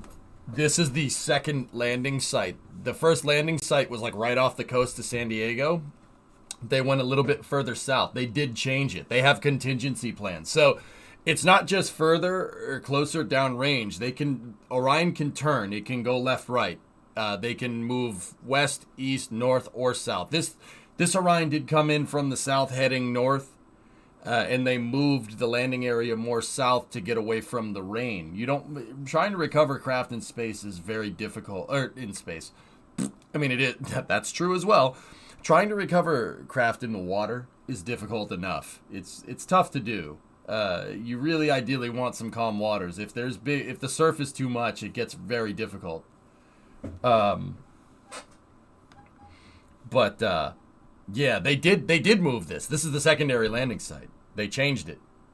Just about 18 minutes from now, they're going to go in and start that procedure. Both helicopters, though, are back on the flight deck as well. Those assets have completed their part of the job. Especially for a test flight. Now Jeremy Vanderkam.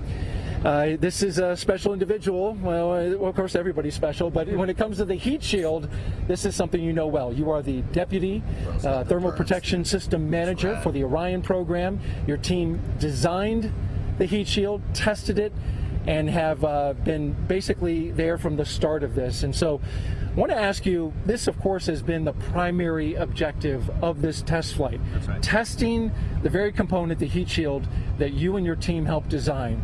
And so I want to ask you, first of all, how much do you just want to get out there and take a look at that heat shield, which is right behind you? I can't wait. Yeah. I tried to convince lots of people to let me in the small boats. Didn't happen, but that's okay.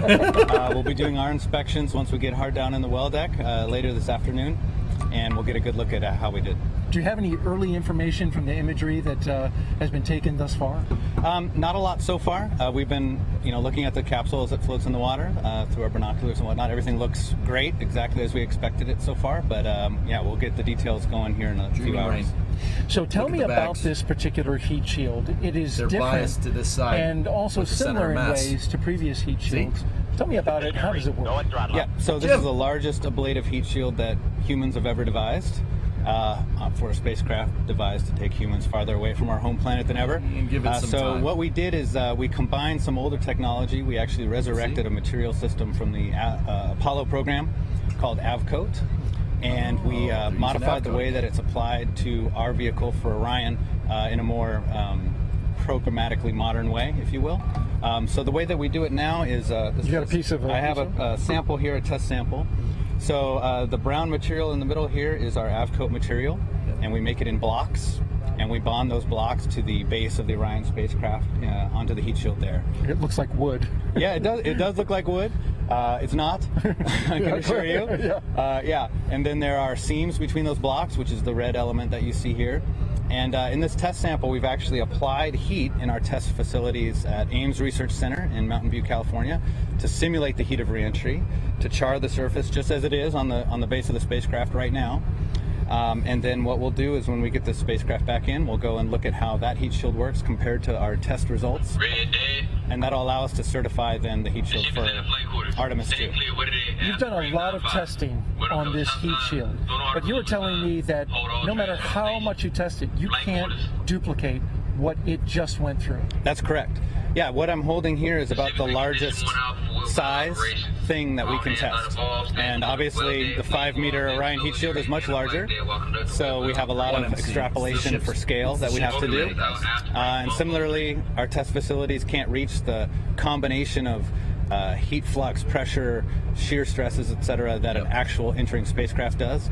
So we're always having to wait for that flight test to get the final certification that our system is good to go. Yep. So I'll trade you props here and let you hold the actual Orion and tell me from you said you've used binoculars, you've sighted the spacecraft.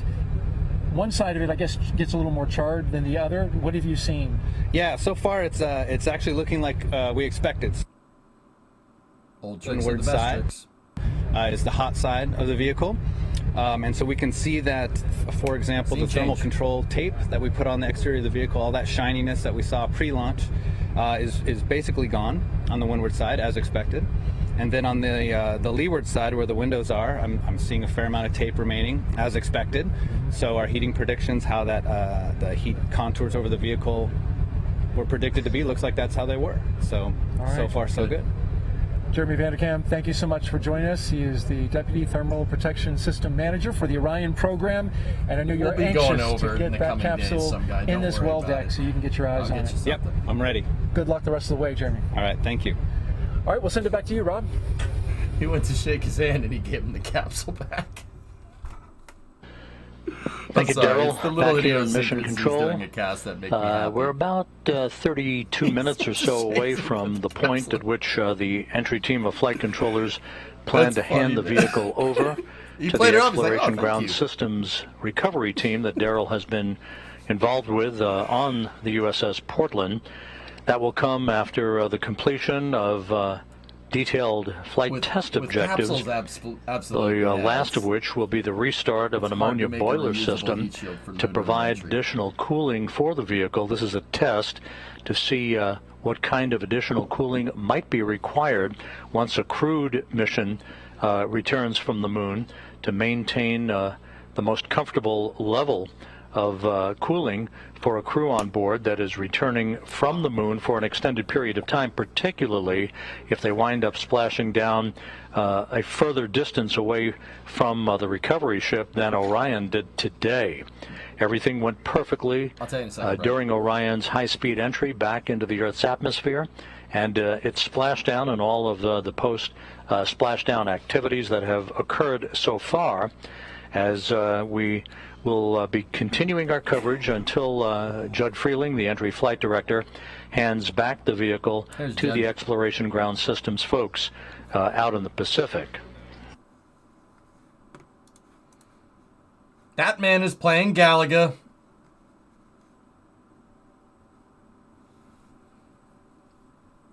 So, Bright, they're leaving the capsule out there just to... Basically, they're going slow with the recovery. They had to wait for an ammonia system to boil off. The ammonia was used in thermal climate control during re-entry. Basically, air conditioning. The reason why they're using an ammonia system is because it's probably simple. It's part of the redundant ECLIS, the Redundant Environment Control and Life Support System that's inside of the capsule. When the capsule separates from the service module, well, the service module has pretty much most of the environmental control system that's designed for deep space, right? So there's a smaller onboard life support control system here. But now keep in mind, this one doesn't have the full complement on it, but this part of it was there to be tested, so the inside of the capsule didn't turn into an oven. And again, back here in Mission Control, you're looking at Flight Director Judd Freeling. In the middle of your screen, to his left, Flight Director Rick Henfling, as the entry team of flight controllers heading into the home stretch of their work here before they hand the vehicle back to the Exploration Ground Systems folks on the deck of the USS Portland, where, again, my colleague Daryl Nail is standing by with yet another guest. Thank you, Rob. And as you can see behind us, still right here on the port side, we have Orion floating, stable, and the Navy boats there tending the ship, and we should be sending them in just about 10 minutes from now. They will begin sniffing for any hazardous gases that will be coming off, and then they'll secure Orion. In the meantime, we have Dr. Emily Spreen, the Sasquatch team lead for NASA, and if you thought that your name was unique, well, it is. It surprised me when I was on the ship walking by your door and I saw Sasquatch team. I thought, what might that be? And then I found out, and it's fascinating. Emily, tell me, first of all, what is the Sasquatch team? What do you do?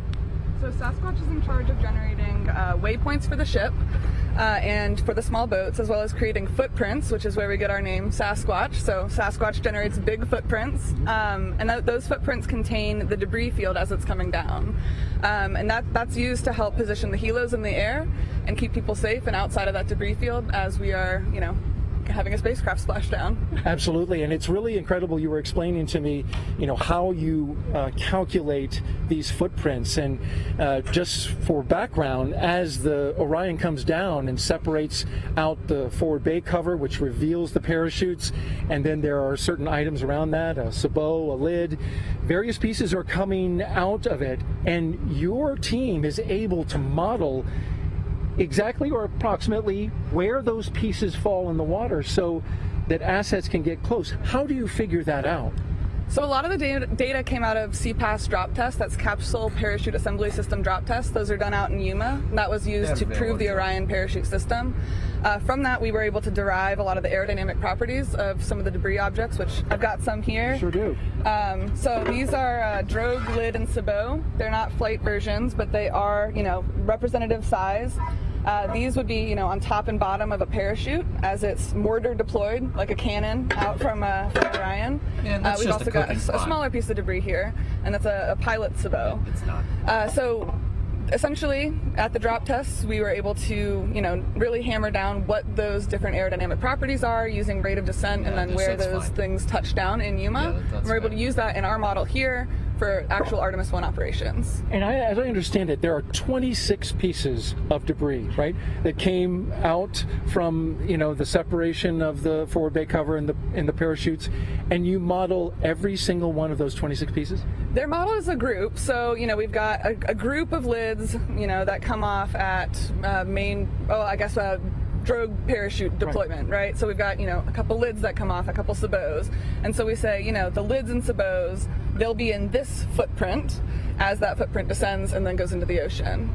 And as it lands into the ocean, I guess the shape that it kind of takes is that Sasquatch, a giant footprint. That's right, a footprint. With all that debris coming down, I mean, the different aerodynamic properties, this is going to be different than, say, the larger one, which is going to be different from the parachute.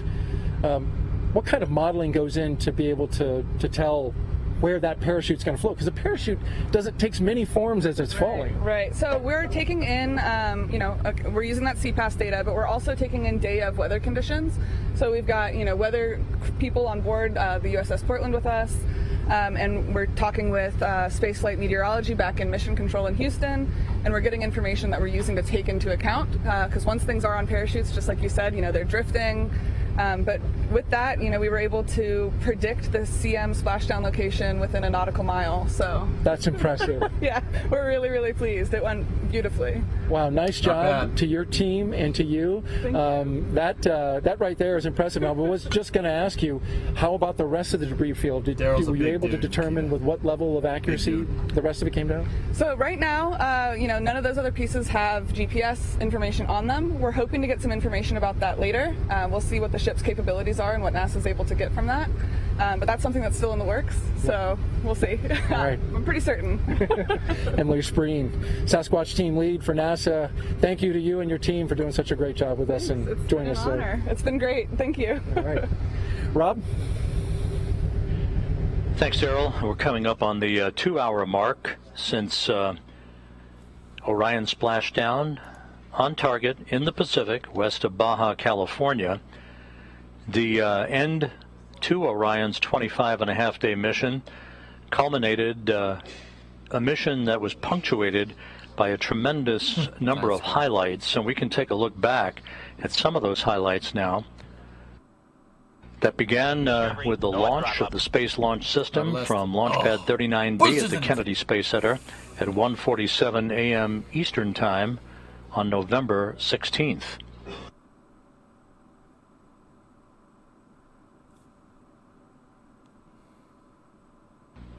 The Space Launch System lifted off, conducted a roll program to place itself on the proper azimuth and the proper trajectory to enter a orbit of the Earth. It would spend the Orion spacecraft itself with its associated European service module and the attached interim cryogenic propulsion stage would spend one orbit in low Earth orbit. And there is the separation of the core stage. The vehicle conducted a translunar injection burn that enabled Orion to break out of low Earth orbit and begin its trajectory toward the moon, and the elliptical orbit, the highly elliptical orbit, called the distant retrograde orbit, that provided the time that was required for Orion to acquire data on the space environment, and the time required for engineers to test all of its systems and collect as much data as possible in this first test flight that would precede placing a crew on board an Orion spacecraft 2 years from now. This dramatic video of the Earth-Moon transit that took place showed and punctuated the fact that we were pressing away from our home planet to a distance of some 268,000 miles away from Earth, further than any human-rated spacecraft had ever traveled, for a spacecraft designed to return humans to Earth, eclipsing the mark set by the Apollo 13 vehicle back in 1970.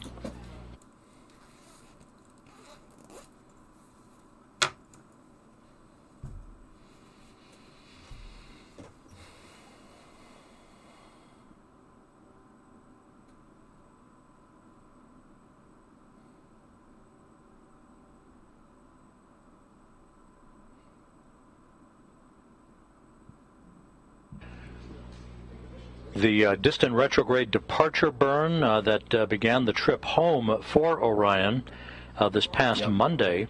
You can see the effect of that engine firing on the solar arrays on Orion's service module.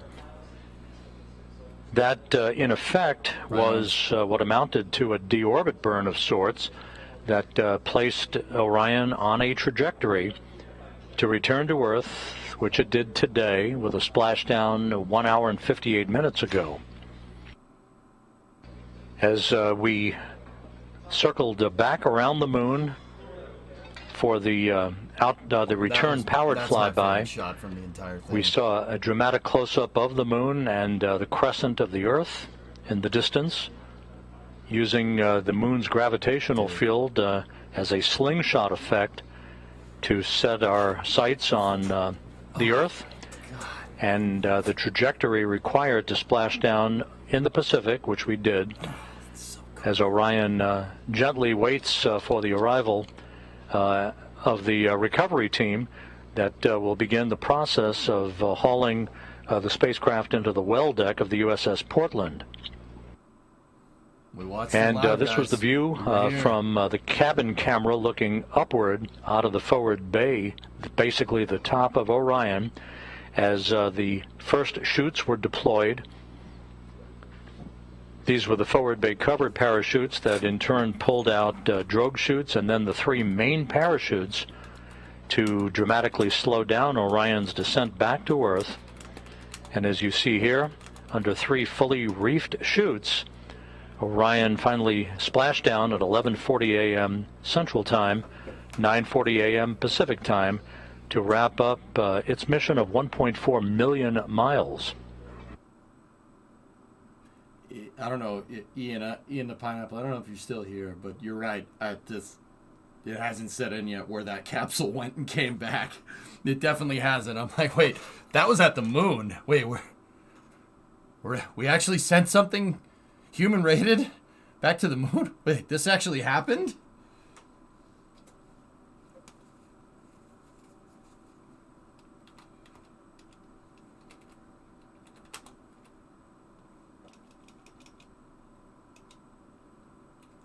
It's unbelievable. How's that working out for me? Better than you. Clear. Anyway. Bit over budget and delayed, but we did do it. Over budget compared to what, Blinga? The other moon rocket that we have? Oh yeah. Okay. This is Mission Control Houston. Flight controllers here reporting back to Flight Director Judd Freeling that they have begun the power down of Orion's systems, with everything looking good and data having been acquired. Yeah, Bling, we don't do that. We don't do that. So the post-splashdown test objectives are nearing an end. You know what I'm saying? The vehicle is being powered down, and we should be a short time away from the point at which Flight Director Judd Freeling hands over the vehicle to the Exploration Ground Systems folks out in the Pacific. 99.9% nominal insertion on SLS. Not bad for a first try dish. I love it. I love it. That shut everybody right up. Haven't seen any SLS haters around. I wonder where they all went. Hey, what's 99.9% nominal insertion mean? What does that mean? Is that the high score? Did we break it? What's high score? Hey, what's high score mean? What's high? I don't know what that. Did I break it? I don't think any rocket ever has done that well on a first launch. Ever.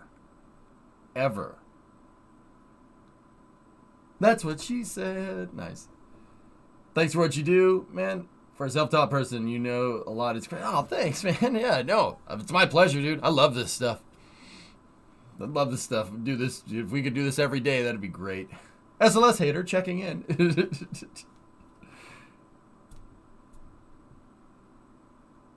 I don't know what that means, W, but all right. Orange airbags, good. So what was this about you proclaiming to be the ramen king last night? I have no idea what you're talking about. I don't recall these events, so it didn't happen. Yeah, that's right, Panta. All right, they're moving the ribs in. Orange rocket, accurate. Joe, I said it once, I'll say it again, man. They predicted the hydrogen tank's failure mode. When they had SLS test articles on the test stands back in like 2018, 2019, they were able to predict the failure mode of the hydrogen tank under compression. We'll be heading back shortly to the USS. With a 3% deviation. Basically, they put the thing a test hydrogen tank in a giant hydraulic press and crushed it at 260% of rated load. And they were able to predict exactly when it was going to fail and where it was going to fail with a 3%, with 97% accuracy. That is insane. That is, so think about putting something in a hydraulic press and crushing it to an extent and leaving it kind of in that compressed state, not like doing the full can crush, right? Like keeping it kind of like just pressing on it and knowing exactly when and where it's going to fail. They said it was going to last 3 hours at 260% of rated load. It failed at like 3 hours and 3 minutes. It's ridiculous. It is ridiculous how good SLS is engineered. Now you can say whatever you want about the timelines. Yeah, I agree. We need to do it more. I'm with you on that one. But the engineering behind it is flawless. Like test flights like that do not go that well. They don't go that well. This mission went perfect. It doesn't get better than this. Like they made it look easy, and this is not an easy endeavor. Spaceflight is not simple.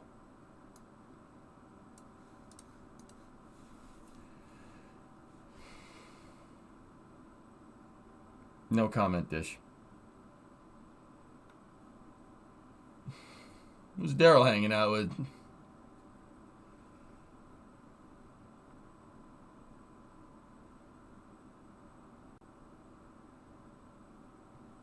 Nice, Panta. Discovery, go at throttle up. Reusable orbit to ground has been done so much, it should be the standard. As much as I want Star Wars up in here, Ox, yeah, I mean, it's going to take some time. Judd Freeling is addressing the crew here. I wish we had audio for this. This is Mission Control Houston. Entry Flight Director Judd Freeling, who also was the Ascent Flight Director for Orion's launch aboard the Space Launch System 25 and a half days ago, is addressing his team of flight controllers here in Mission Control. We need warp drive. All right, anyone can point out a problem, W. How about you go try to figure that one out? I'm serious. Go to school, get a freaking engineering degree, try to figure that out. It'd be really nice to have warp drive. But it's easy to say that from the peanut With gallery, that, my dude. Judd Freeling has handed over the Orion vehicle to a round of applause. The vehicle has now been handed over to the Exploration Ground Systems folks out in the Pacific. Nice job. Where my colleague Daryl Nell is standing by with members of the Navy helicopter team that saw Orion up close and personal about 2 hours ago. Daryl? This is going to be fun. Watch this. That's right, Robin. They were the first Nice to see it. They mustache. picked up the heat signature as it came above the horizon, and they were the first to have a close-up look of the Orion crew module as it was in the water. I have with me, as you mentioned, 3 Navy pilots. Those guys are like the 12. HSC-23 squadron in the Navy. They were flying the MH-60s, the Nighthawk helicopters. I've got Jacob Naylor, Jackson Cotney, and Gabe Weigelt. Thank you all for being here, and it's great to have you. Thanks for having us. Yeah, thank you. Well, tell me, first of all, this operation, for those who were watching earlier on, we saw your helicopters going around the area almost immediately after splashdown. Tell me about how you're able to do that, and then what unfolded for your mission. Yeah, so basically we have a FLIR camera mounted on the front of the helicopter and about 7 NASA personnel in the back. So while they're riding in the back, they're giving us azimuth and elevation angles to take a look at, and basically right away, even earlier than we expected, we picked up the capsule coming in. And so us 3 were the backup aircraft pilots, but we did hear it come over the radio that they had it captured right away. They have basically a FLIR that uses infrared, so it's seeing that how hot that capsule is coming down. They caught it a whole way down, which was exactly what we needed for that engineering data. Easy to lock in on, right? At 5,000 degrees Fahrenheit, the bottom of the heat shield, that FLIR was just almost instantaneous as soon as that thing came above the horizon. Then you began capturing imagery, and we watched as the helicopters circled, and sometimes they were doing some pretty nice banks around the Orion crew module. What was that about, Jackson? Why did they take that path around Orion? Yeah, so the second part of the mission was to get a hazard analysis of the capsule, and then just engineering level fidelity data, like imagery from some of the photographers on board. And then we had another helicopter up that was testing out the new Angel beacon that the crews are going to wear eventually when the capsule does come down. So that all deals with our primary mission set of search and rescue, which is what we're hoping to do in Artemis II, is to actually pull the astronauts from the capsule via the hoist. Right. And so you guys were also using data from the Sasquatch team. We just interviewed them and heard about the great work that they did in predicting where that debris field would be coming down. 26 different pieces as the crew module was getting its parachutes out and everything. Using that data, how accurate was it for you, and how did it help you fly around the area? So there was actually one of the NASA personnel in the back had a tablet which had the debris field on top of it, and as time goes on, that debris field would get a little smaller and smaller. And so they helped give us headings and guidances on where to turn and where to get the aircraft to avoid any of that debris field coming down and hitting us in the head on the helicopter. So. Yeah, right. And successful. You guys were looked great out there at sea, surrounding the capsule, flying. In fact, at sometimes very closely. We saw you hover. I don't know what the feet was, but it looked pretty close to the ocean surface. Probably about 50 feet above, just so that the photographers could get good data. And then we were kept safe by Emily and her team. The whole Sasquatch team helped us with the footprints so that we knew where we could fly, so that we'd be safe. Where does this rank for you guys in terms of your mission? I mean, you're young fellas, so you don't have your call signs yet, which eventually you'll get that. But being a part of this mission, it's very different, right? The civilian nature, where most DoD missions are not of that nature. So, where does it rank in terms of you? What kind of what was it like for you? It's absolutely amazing, and certainly a career highlight for us up until this point. Yeah, we were still just in the backup aircraft, but just being able to just support these awesome pilots that were out there with us. We had Therapist and Ripper and Stapler and James. All of them did such a great job. So we're just really excited that this is both exciting for us and kind of plants that seed to be exciting for everyone else watching, and excited for the next mission with astronauts in it. So. And that'll be the next great part, right? So as Navy pilots, you'll be able to hover over top of the next capsule that comes down, and it's going to have astronauts in it. Briefly describe what you imagine that would be like. That's got to be an unreal experience. I hope I'm still around to be able to be a part of that, because that's got to be one of the greatest feelings ever. Pulling someone out of a capsule that's just been to the moon and back. Unimaginable feeling, I got to say. Absolutely. Well, thank you all. We appreciate you. Jacob Naylor, Jackson Cotney, and Gabe Weigelt with the HS-23 Squadron. Great job today. Thank you for joining us, and we appreciate you being here. Thanks for having us. Thank you so much. Appreciate you. All right, and here on the USS Portland, the mission continues. The operation to recover the Orion command module, which you see is still out there in the Pacific. We're awaiting the Navy boats to get a little closer to begin their operations and sniffing out hazardous gases and making sure that they are able to connect up to that capsule and tow it back inside the USS Portland, our Navy ship on scene here. That's going to do it for us, for the Exploration Ground Systems, the Department of Defense, and NASA. We want to send it back to you, Rob, in Houston, Texas. It depends on whether it's proprietary or not. Thank you, Daryl, and magnificent job out there on the USS Portland, and the work is just beginning out there, as you heard. Here in Mission Control, the work is over for the entry team of flight controllers who have handed the vehicle over to the Exploration Ground Systems folks out in the Pacific. Guns, baby. With the power down of Orion having been completed. Entry Flight Director Judd Freeling has released his team, and they will be making their way out of Mission Control with Orion's handover now complete. Splashdown occurring at 11:40 a.m. Central Time, 9:40 a.m. Pacific Time. The team is posing for a team picture before they are released for the day.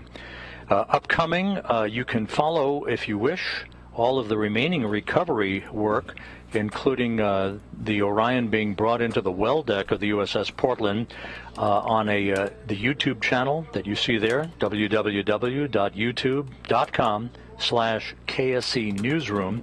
The Kennedy Space Center Exploration Ground Systems folks now in charge of the operations to bring Orion back into the well deck, to get it back on shore, and then transport it back to the Kennedy Space Center for post-flight analysis. That'll wrap up our coverage of Orion's return to Earth, and let's point you to our post-splashdown news conference that's coming up at 2:30 p.m. Central Time, 3:30 p.m. Eastern Time on NASA television, as a variety of folks discuss entry, splashdown, and recovery, and take a look back at the 25-and-a-half-day mission of Orion, its first flight, next stop, a crew on board 2 years from now.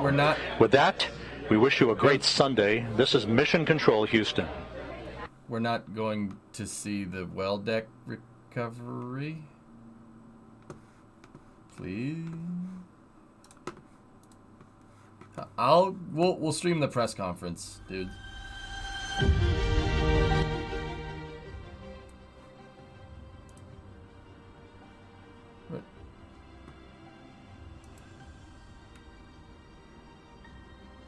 Why are there so many craters on the moon but not so many on Earth? It's a good question, Jerry. The answer to that is that there's a lot of craters on Earth. We just don't see them. Some of them are left over, but plate tectonics has basically ate most of them. The moon doesn't have plate tectonics like Earth does. So the craters that are up there, they stay up there. But there are craters around Earth. There are craters around on Earth, and you can see them. Like the one that killed the dinosaurs. Chicxulub, the crater's still there. You can see the rim of the crater. It goes through the Yucatan Peninsula if you look at it on Google Earth.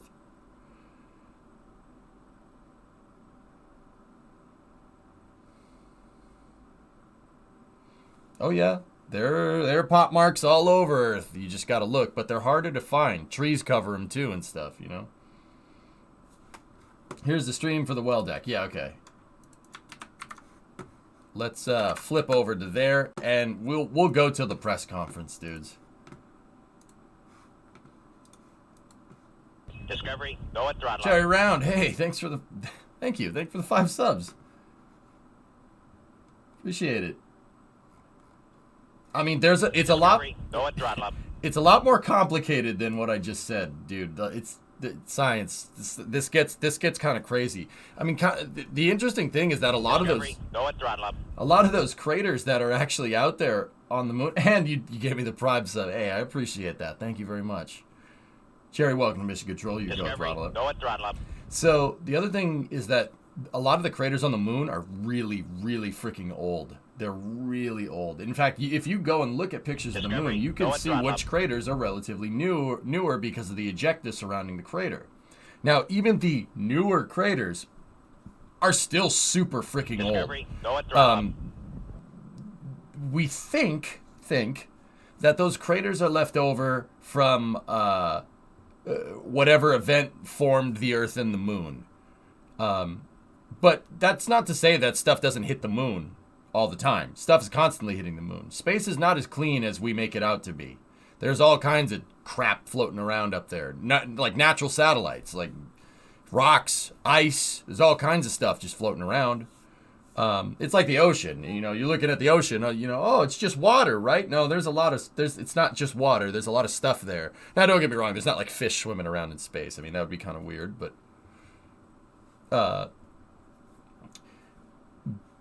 the stuff does impact the moon a lot. But there hasn't really been like a gigantic impact like from those craters relatively recently. Like on a geological scale, those craters are actually pretty new on a geological scale, but rocks age a lot longer than people, let's put it that way. To us, those craters have been there for a real long time. Yeah, there is whales on the moon. Free Willsiacs, indeed. So, yeah, I mean, there are craters on Earth. They're around. But any of the craters that would have been there from the time when those lunar craters are made would have gotten eaten up by plate tectonics. Yeah, the crust of the Earth is moving around. If you, like, kind of picture... I don't know if anybody here has ever seen, like, molten aluminum, right? So, like, if you have aluminum in a crucible, right? Or steel or whatever, you get slag on the top. That's literally what you're standing on right now. Earth is a molten iron nickel core, and basically we're floating around on a giant liquid metal core because the gravity is so ridiculously high at the center of the Earth that it actually compresses everything. It heats up. And the crust where we're at, so the terra firma, is just literally the slag that's floating on top of that. So if a meteor came in and hit, right, like a couple million years ago, the crust would move around, right, and it would erase it like a blackboard. And Earth is very unique. We're the only planet in our solar system that does stuff like this. Like nothing else has plate tectonics. Nothing else works like that. Earth is pretty unique in that regard, and that's kind of the reason why we're here. But yeah, the pot marks basically get eaten up.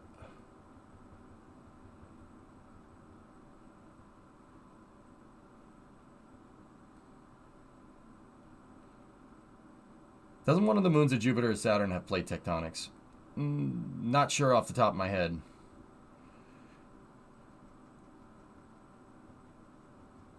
But yeah, guys, moons, I don't know. Planet, yeah. There's no other planets that do this. Now, Mars, and I know. Here we go. Let's get into technicality, right? Let's do that, right? Sure. We think that Mars and Venus may have had it, or NASA thinks that they may have had it at some point, but not right now. The core is offline on Venus and Mars, and part of that is figuring out why. We don't know. It's not like we can send somebody there. Not to Venus, not to the surface of Venus. You don't want to go there. You do not want to go there. It's really, really hot. And the atmosphere is acidic and will melt you. You don't want to go there. Mars isn't bad. It's cold, sometimes hot, but there's no air. There's some atmosphere, but it's gases you probably shouldn't be breathing.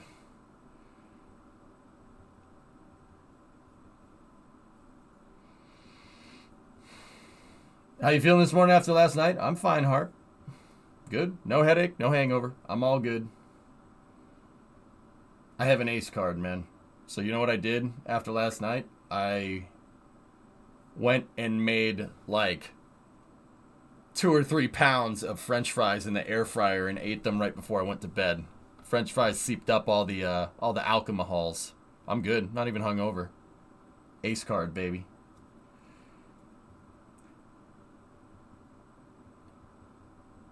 Yeah, and okay, so Earth has active plate tectonics, right? We think Venus had it and Mars had it at some point, but yeah. I mean, and that's part of the reason why you see craters on Mars, right? You see craters because there's no plate tectonics to erase them. Same thing with the moon. Pounds, I made just a pile of French fries. Yeah, I just ate all of it because I knew I needed to be sharp today. Not the healthiest solution, but it worked. I think Europa is plate tectonics as well. Yeah, exactly. It might, Astro, we think, but you guys got to remember, Europa's a moon. It's not a planet. Because, if we played that game and I sat here and called our moon another planet, people would be like, no, EJ, it's a moon. You know what I mean?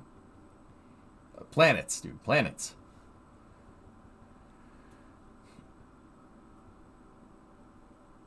Yeah, Dredd, it's a complicated thing, but yeah. Mm-hmm. Be like, oh, here's the evidence. Now you could shut up. What's that, Jerry? I'm curious to see why NASA did not take pictures of the Apollo evidence. They were too far away, dude. They were too far away. But, oh, here's the thing. Like, check this out. Here, let me show you. It's not like they haven't.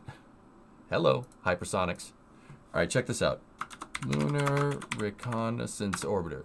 So, NASA's had the Lunar Reconnaissance Orbiter, LRO. It's been floating around the moon since 2009. LRO is in a low lunar orbit, and the Lunar Reconnaissance Orbiter has taken pictures of the Apollo sites. Absolutely, it's close enough. Orion didn't get close enough. When it flew over the Apollo sites, it was a couple thousand miles above the surface. That's a long way. You'd need something like Hubble to be able to image them correctly. Or a spy satellite or something. And even then, spy satellites are not designed to see that far. Spy satellites are designed to see 300 miles at best. 400 kilometers, 400 or 500 kilometers up. Orion was like 3 times that height, and it had GoPros on it. You know what I mean? And you see how big a Hubble is. Hubble's huge. So you need a pretty big lens to see that far. Now, with that being said, the Lunar Reconnaissance Orbiter is in a much lower orbit, and it has optics that are specifically designed to image the moon. Now, if you go and look at the Lunar Reconnaissance Orbiter, right? They've taken pictures of the landing sites. And now, don't get me wrong, they're not... You're still a good distance up. Once again, if you really wanted to be able to, read the text on the side of the descent module, you would really need a pretty big lens. But, Cherry, in the same exact reason why craters stay on the moon, because there's nothing to perturb them, right? Up there, because the moon's basically a big rock. It's a big rock floating around in space that's just near us. The footprints in the tire tracks are still there. Tire tracks left from the Apollo rovers and the footprints left from the astronauts. They're still there. They're plainly visible. Now, don't get me wrong. It's really hard to image this with a telescope on Earth, but the Lunar Reconnaissance Orbiter is close enough where they can take pictures. They've taken plenty of pictures of it. See? Oh, yeah. You missed a stretch break earlier from someone else. Yeah, I don't really care. I'm not taking a stretch break during the Artemis mission, guys. Yeah, we're not doing that. I didn't miss it, Vaz. I saw it happen, and I said, no, I'm not doing that because I'm not missing an opportunity to watch. I don't care if even the capsule's just floating around in the water. That thing just came back from the moon. This is excellent.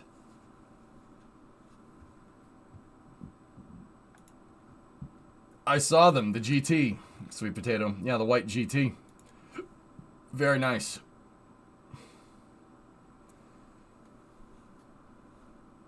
Hubble can't focus on something so close as the moon. That's right. That's right, KJ. We're getting into photography here. You're trying to use a 300 millimeter lens to take something that's a foot away from said lens. It's going to be really hard to focus, right? Cameras don't change. Like the science between how lenses bend light doesn't change up there just because you're in space. You know what I mean? Light still goes through a lens. You just need a bigger lens if you want to see further. Just like with a camera. Because that's all Hubble is at the end of the day. It's just a big camera. Go figure. It's a spaceflight gyroscopically stabilized solar-powered camera, but yeah. Can Webb look at the moon? I don't think it can, Hokie. In order for Webb to look at the moon, it's going to need to turn around. What you're asking is like having a telescope, a space, a telescope like on the ground, like an astronomy telescope that you'd use for observing the stars to look at an anthill.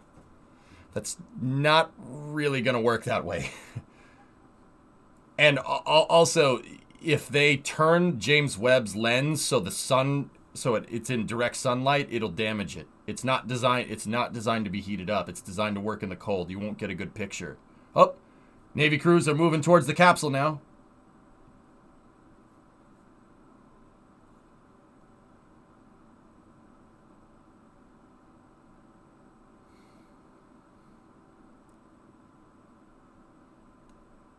So what these guys are doing is they have a gas spectrograph. They're sniffing for hydrazine.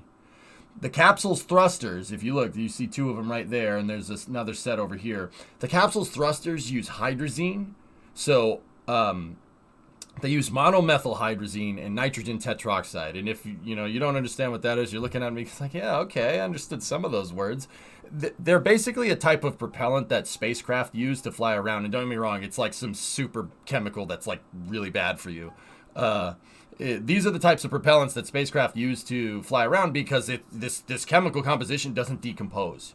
So if you have a fuel tank full of monomethyl hydrazine, which is a liquid, and nitrogen tetroxide, which it exists as a liquid, they could stay liquids in space for very long periods of time. They won't decompose, they won't decay, they just kind of sit there as a chemical. Now, if that sounds like something that's not naturally occurring, yeah, that's absolutely true. And if natural things get near those, it kills you. Funny how that works. Yeah, I know, right? So what they're doing is they're sniffing for those propellants. Believe it or not, during some of the Apollo missions, they had a hydrazine leak from the thrusters, right? And the astronauts inside got sick because, yeah, even if you have like 0.001 ppm of hydrazine can still really mess your day up. So what they do here is before they go and recover the capsule, they want to make sure that it's not leaking any hydrazine or nitrogen tetroxide fumes, because if you breathe too much of it, you're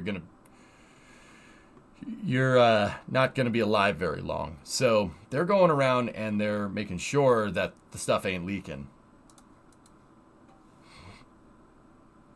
Yep, there you go, man. Mm-hmm. Poor ocean. It's nothing to do with the ocean. They're just making sure. It's not like it actually is leaking hydrazine.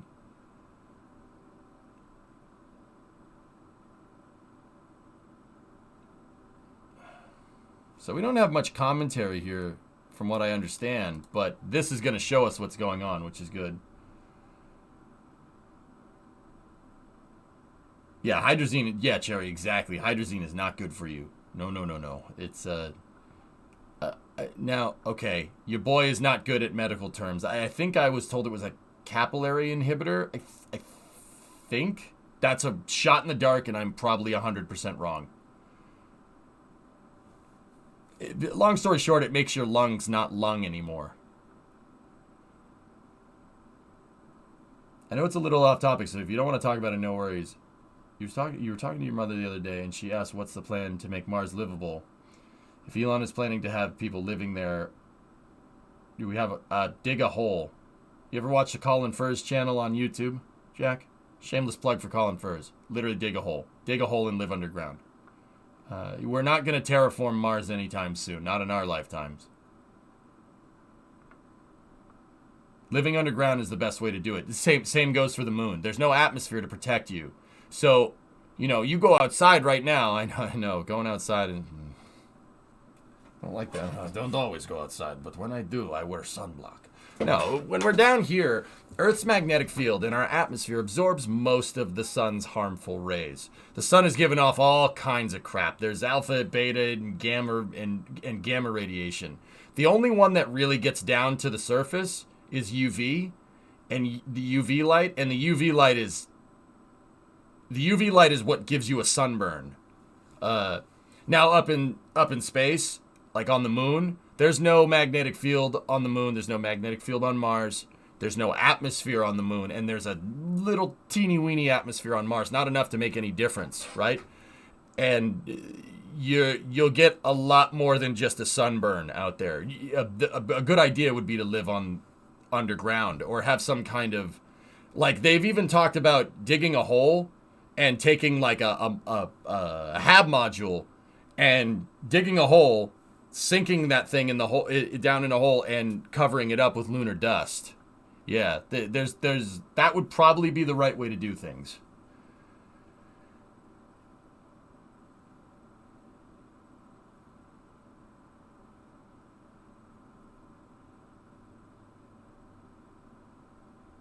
Then we lost signal there for a second.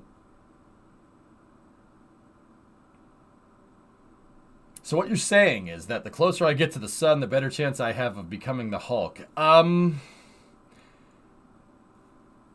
No. If we're going to pick our sci-fi character of choice, I would say the ghouls from Fallout would be more applicable. What are you doing, Smoothskin? Yeah. They said, you'd go out and see the bombs. They said, look at all the pretty colors, and now look at me. I have to stay underground the whole time.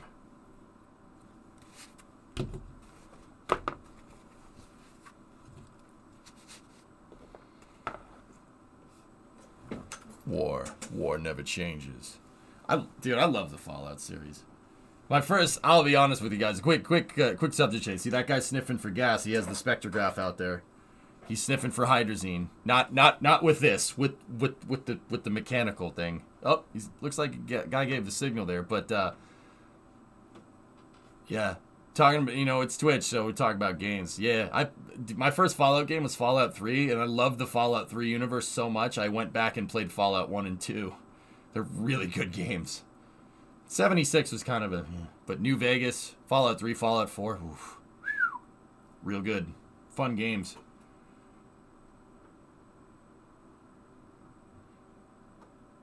Fun fact, normal painkillers don't work for radiation sickness. Oh, well, that's good to know, I think.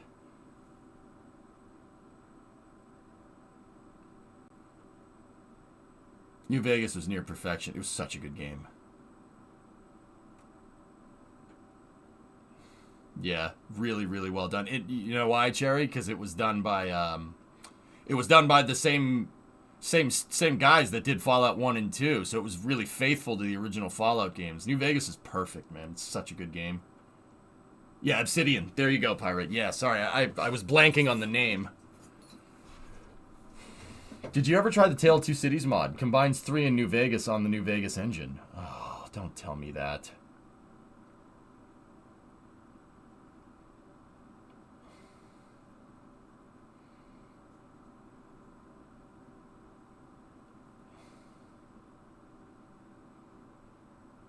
So for extended habitation, experience with boring and sleeving underground tunnels would be handy. Too bad no one with ties to spaceflight has that. Yeah, Poison, it's funny how that works. It's funny how that works. Yeah. Beat the snail. It's almost like you guys thinking like 30 steps down the road. But also, actually, guys, if you really want to know, the latest... Okay, they're giving the signal. It looks like Navy boys are giving the signal there. See, they all have gas masks on because they're sniffing for hydrazine.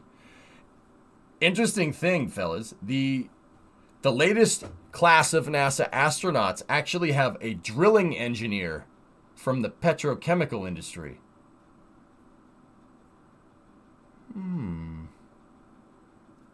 Curious. Did you play the Outer Worlds? Outer Worlds was great, Mayor. Yeah, fun game.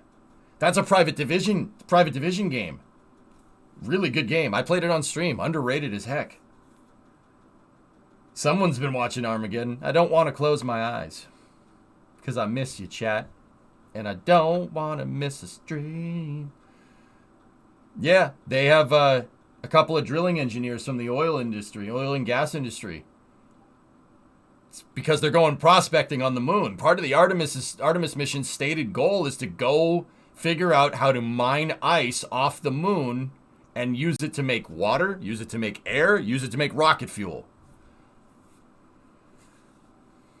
So we're gonna, these newer classes of astronauts that are gonna come in on these Artemis missions. You're gonna see geologists. You're gonna see, industrial geologists, drilling engineers. We're gonna need that stuff. That's kind of important. Horrible physics in that movie. We don't talk about the physics behind Armageddon, okay? We don't talk about that. They're going to plant a nuke and blow up the moon. I don't think they're going to do that. I think they're trying to just mine the ice. Yep. Call me when you need a civil engineer on the moon. Power, that's something that we're going to need eventually, dude. Lunar infrastructure is going to be a thing. We seem to be very much trending in that direction, and I think, you could call me a little bit overconfident there, but moving stuff around on the moon, lunar logistics on the ground, how are we going to build highways? We're going to need highways. How are we going to do that? Trains? Are we going to do trains on the moon? Are we going to truck stuff? Surely we won't have our landing sites like right next to our bases, right? They're going to be a little distance away. What are we going to use to move that stuff around? Especially if we're doing it in mass. It's a good question to ask, dude, really. Personally, I think you can use the lunar dust. There have been studies done with the lunar samples that the Apollo astronauts brought back. You can take those rocks and you can make concrete with them. You can make concrete with the lunar regolith. It's doable. So, I mean, the problem there is water, but if we mine ice off the top and bottom of the moon, there's like a small ocean's worth of ice at the North and South Pole, right? You can make concrete, sure, why not? So if we can make concrete, then what are the roads going to look like? How would you pave a road on the moon? Interesting. I don't think we'd be using asphalt. I think concrete would be a better application, don't you think? You're not making asphalt on the moon. You need oil to do that. I mean, don't get me wrong. We could bring up some synthetic with us. Maybe it'll work.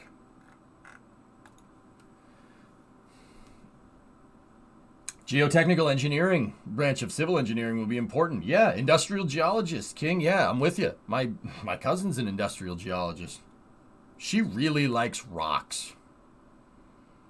Yeah, that's where I learned most of my geological knowledge. I freaking text my cousin, hey, why is this rock like this? And then I get a freaking 1,000-word essay on why granite is the way that it is. Ah, yes, bringing oil to the moon. Spoken like a true American. Yeah, well. We do that industry thing pretty well, Bauxy. Just saying. Could there actually be oil on the moon? Real question. So, nice guy, it goes back to plate tectonics and stuff. The reason why we have oil is because Earth's core is so geologically active. Like, I'm serious. We're floating on a gigantic iron-nickel pool of lava, so to speak. And the pressures that are involved, the pressures and the heat that are involved with Earth being like a big churning and bubbling Mr. Coffee machine, right? That is what creates hydrocarbons. You need a lot of pressure and you need a lot of heat. Can we replicate that? Yeah. Does the moon naturally replicate that? Hell no. No. The moon is just literally a big rock. It is a big rock that's just floating around us. It's as dead as a rock is.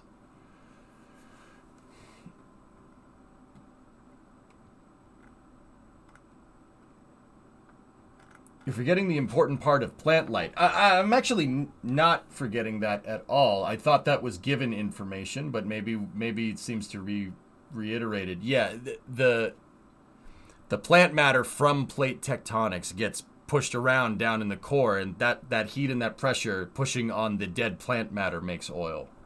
Earth naturally makes it. The moon does not naturally make it. I'm sorry, guys. I thought that was given, but apparently not. There's no lava there. There was at one point, Orange, but it cooled off. The moon is cooled off, which is actually why there's different colors on the moon. There's different shades of gray. some of those shades of gray were left over from when the moon formed, and the moon was basically a giant ball of lava, but it's cooled over a couple million years, and what we see left is basically the crust from the moon cooling off. 50 Shades of Gray? No, we're not doing that. No, there's like maybe 20 shades of gray on the moon.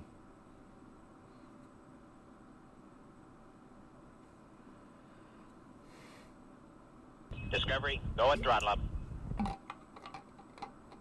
Long story short, the moon, if there is anything up there, it's going to be in trace amounts, and it's not going to be naturally produced like it is in quantity like it is on Earth. Now, don't get me wrong, there's carbon up there, I think. I'm pretty sure there's something, but it's not a hydrocarbon, you know what I mean? It's just carbon, just like literally charcoal. I'm not sure what we're going to do with that. Don't get me wrong, we can't just go take lunar regolith and burn it like coal, you know? Like, the carbon is mixed in with everything else. Moon barbecue. We're going grilling on the moon, baby. Your grill would melt because vacuum. Don't forget, it's orange. That's right. Elemental carbon burns like coal. Yeah, but the problem is it's mixed in the lunar regolith with iron, nickel, what else is in there? It's a cocktail of elements. Just like it is on Earth, because the lunar, we learned this from the Apollo missions, that the moon is similar in composition to Earth, but the thing is without those plate tectonics, it's just kind of a rock.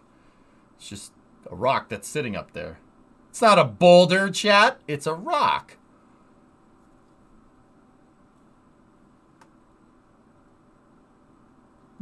That's nickel. That's metal in your lungs. Vaping could deliver toxic chemicals like nipples and lead into your lungs. That's nipples in your lungs. Who would want that? Sorry. Sounds like he said that. It's a funny commercial that's on YouTube. Anyway, so the moon is just a big resource for us. I wouldn't say a big resource, Gorthan. It's just a big boulder that's floating around in space. All that regolith is just metal oxides. Given enough energy, you can break them up. Yeah, there's that whole given enough energy thing, Ando. No, I know what I know, man. You're right, but also that whole energy thing. We got. What are we gonna do? Burn diesel fuel on the moon? Like.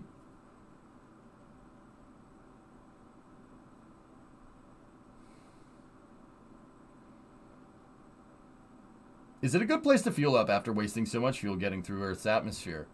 Nice guy, I think it would be better because it's easier to make rocket fuel here on Earth right now, that in the short term, maybe go from Earth. But in the longer term, you could make a gas station at the moon. Gas station.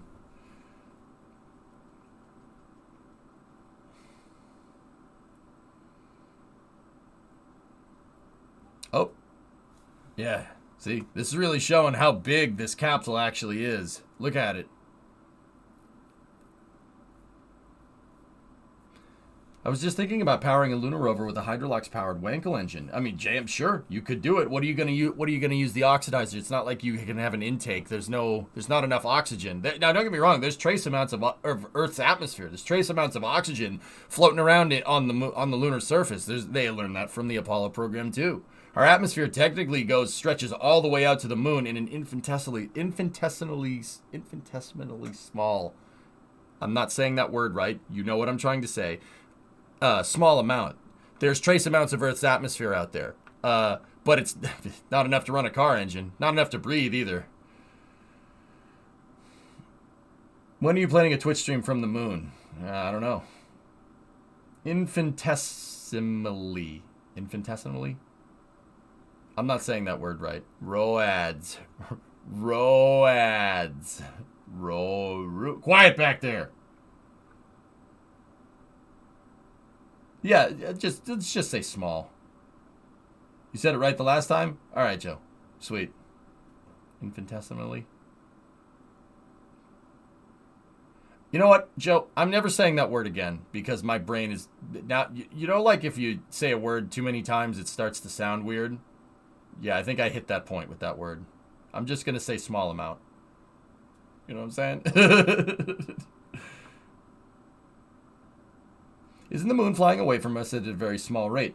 Yeah, if Earth's precession combined with Earth is spinning pretty fast compared to other planets. Now, don't get me wrong. There's other planets and moons in our solar system that are spinning faster than Earth, but Earth is still spinning pretty quick. The precession combined with so the Earth's non-uniform gravitational pull combined with the high RPM, it's not RPM, but you get the idea, of Earth is actually increasing the moon's orbital speed very slowly. The moon moves about an inch away, or about 3 centimeters away per year, give or take. Now, don't worry, the moon isn't going anywhere. It's not going anywhere. It'll take billions of years before it ever left Earth's sphere of influence, right? The sun will probably pop before that happens. So yeah, don't even worry about it. They ain't going nowhere. Fun fact though, Phobos on Mars, one of the Martian moons, Phobos, because Mars is not spinning very fast, and Mars does have a non-uniform gravitational pull. It's not perfectly uniform throughout the entire composition of the planet. So the lower spin rate combined with precession is actually pulling Phobos in. Fun fact. Yeah, it's pulling it in.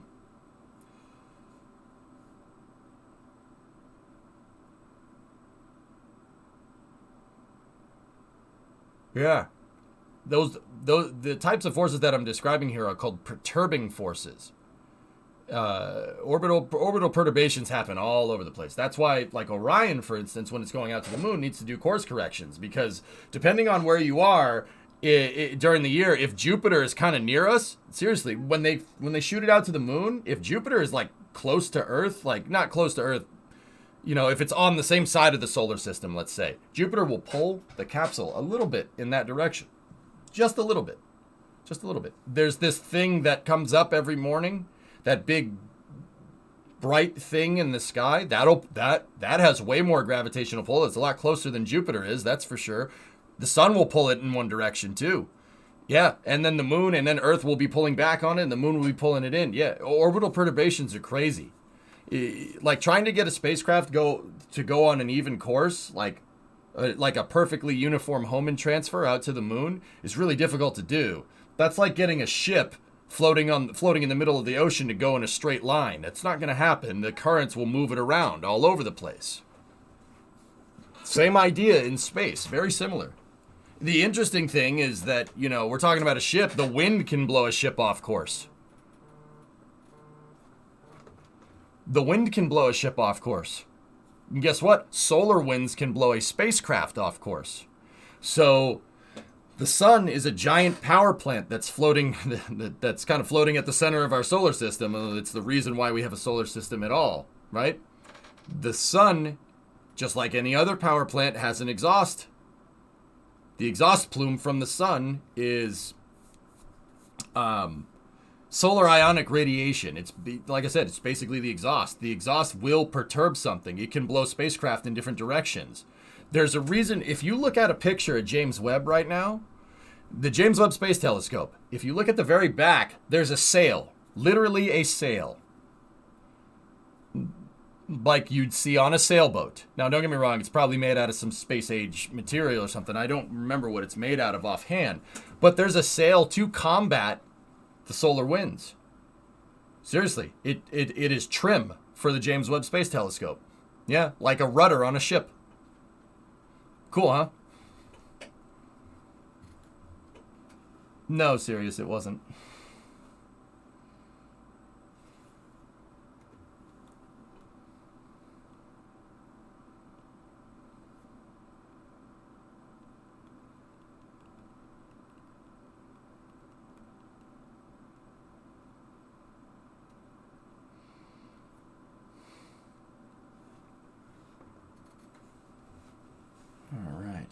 The press conference should be coming up here very soon, so let me go over here.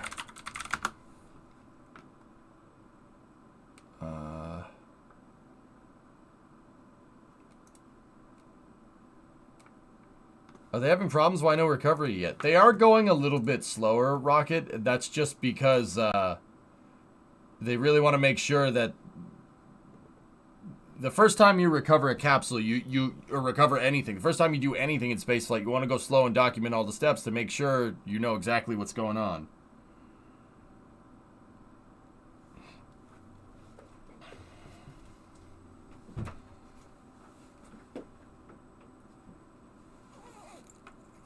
Of course, Ibelix, there are perturbing forces all over the place.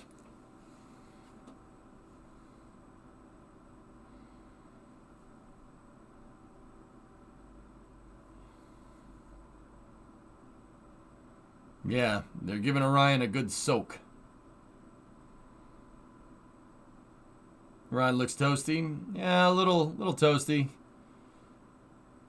A little toasty. She came in pretty hot, Bandit. And I think they said EI was like above 25,000 miles an hour or something. She's going pretty fast, man.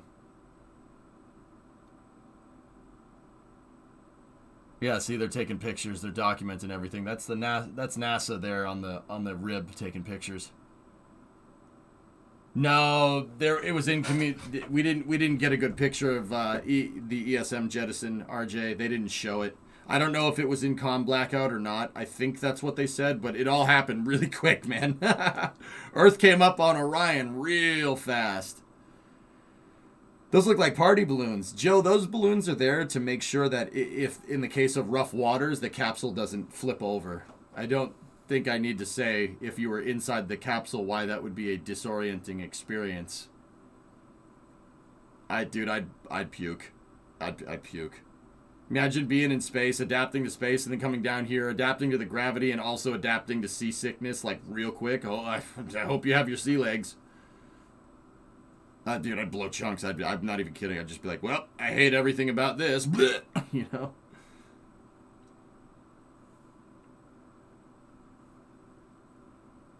Okay, they got one of the ribs in here, taking more pictures of the capsule. That was my knee hitting the table. A successful mission. We are doing that again, but for a different purpose. Because this time we go back to the moon to learn to live, to work, to invent, to create, in order to go on out into the cosmos to further explore. The plan is to get ready to go with humans to Mars late in the decade of the 2030s, and then even further beyond. And we know from what we are finding from the James Webb Space Telescope that it is a very, very large universe out there to be understood and explored. And so this is a great day, not only for America, but it's a great day for all of our international partners. That's a difference from 50 years ago.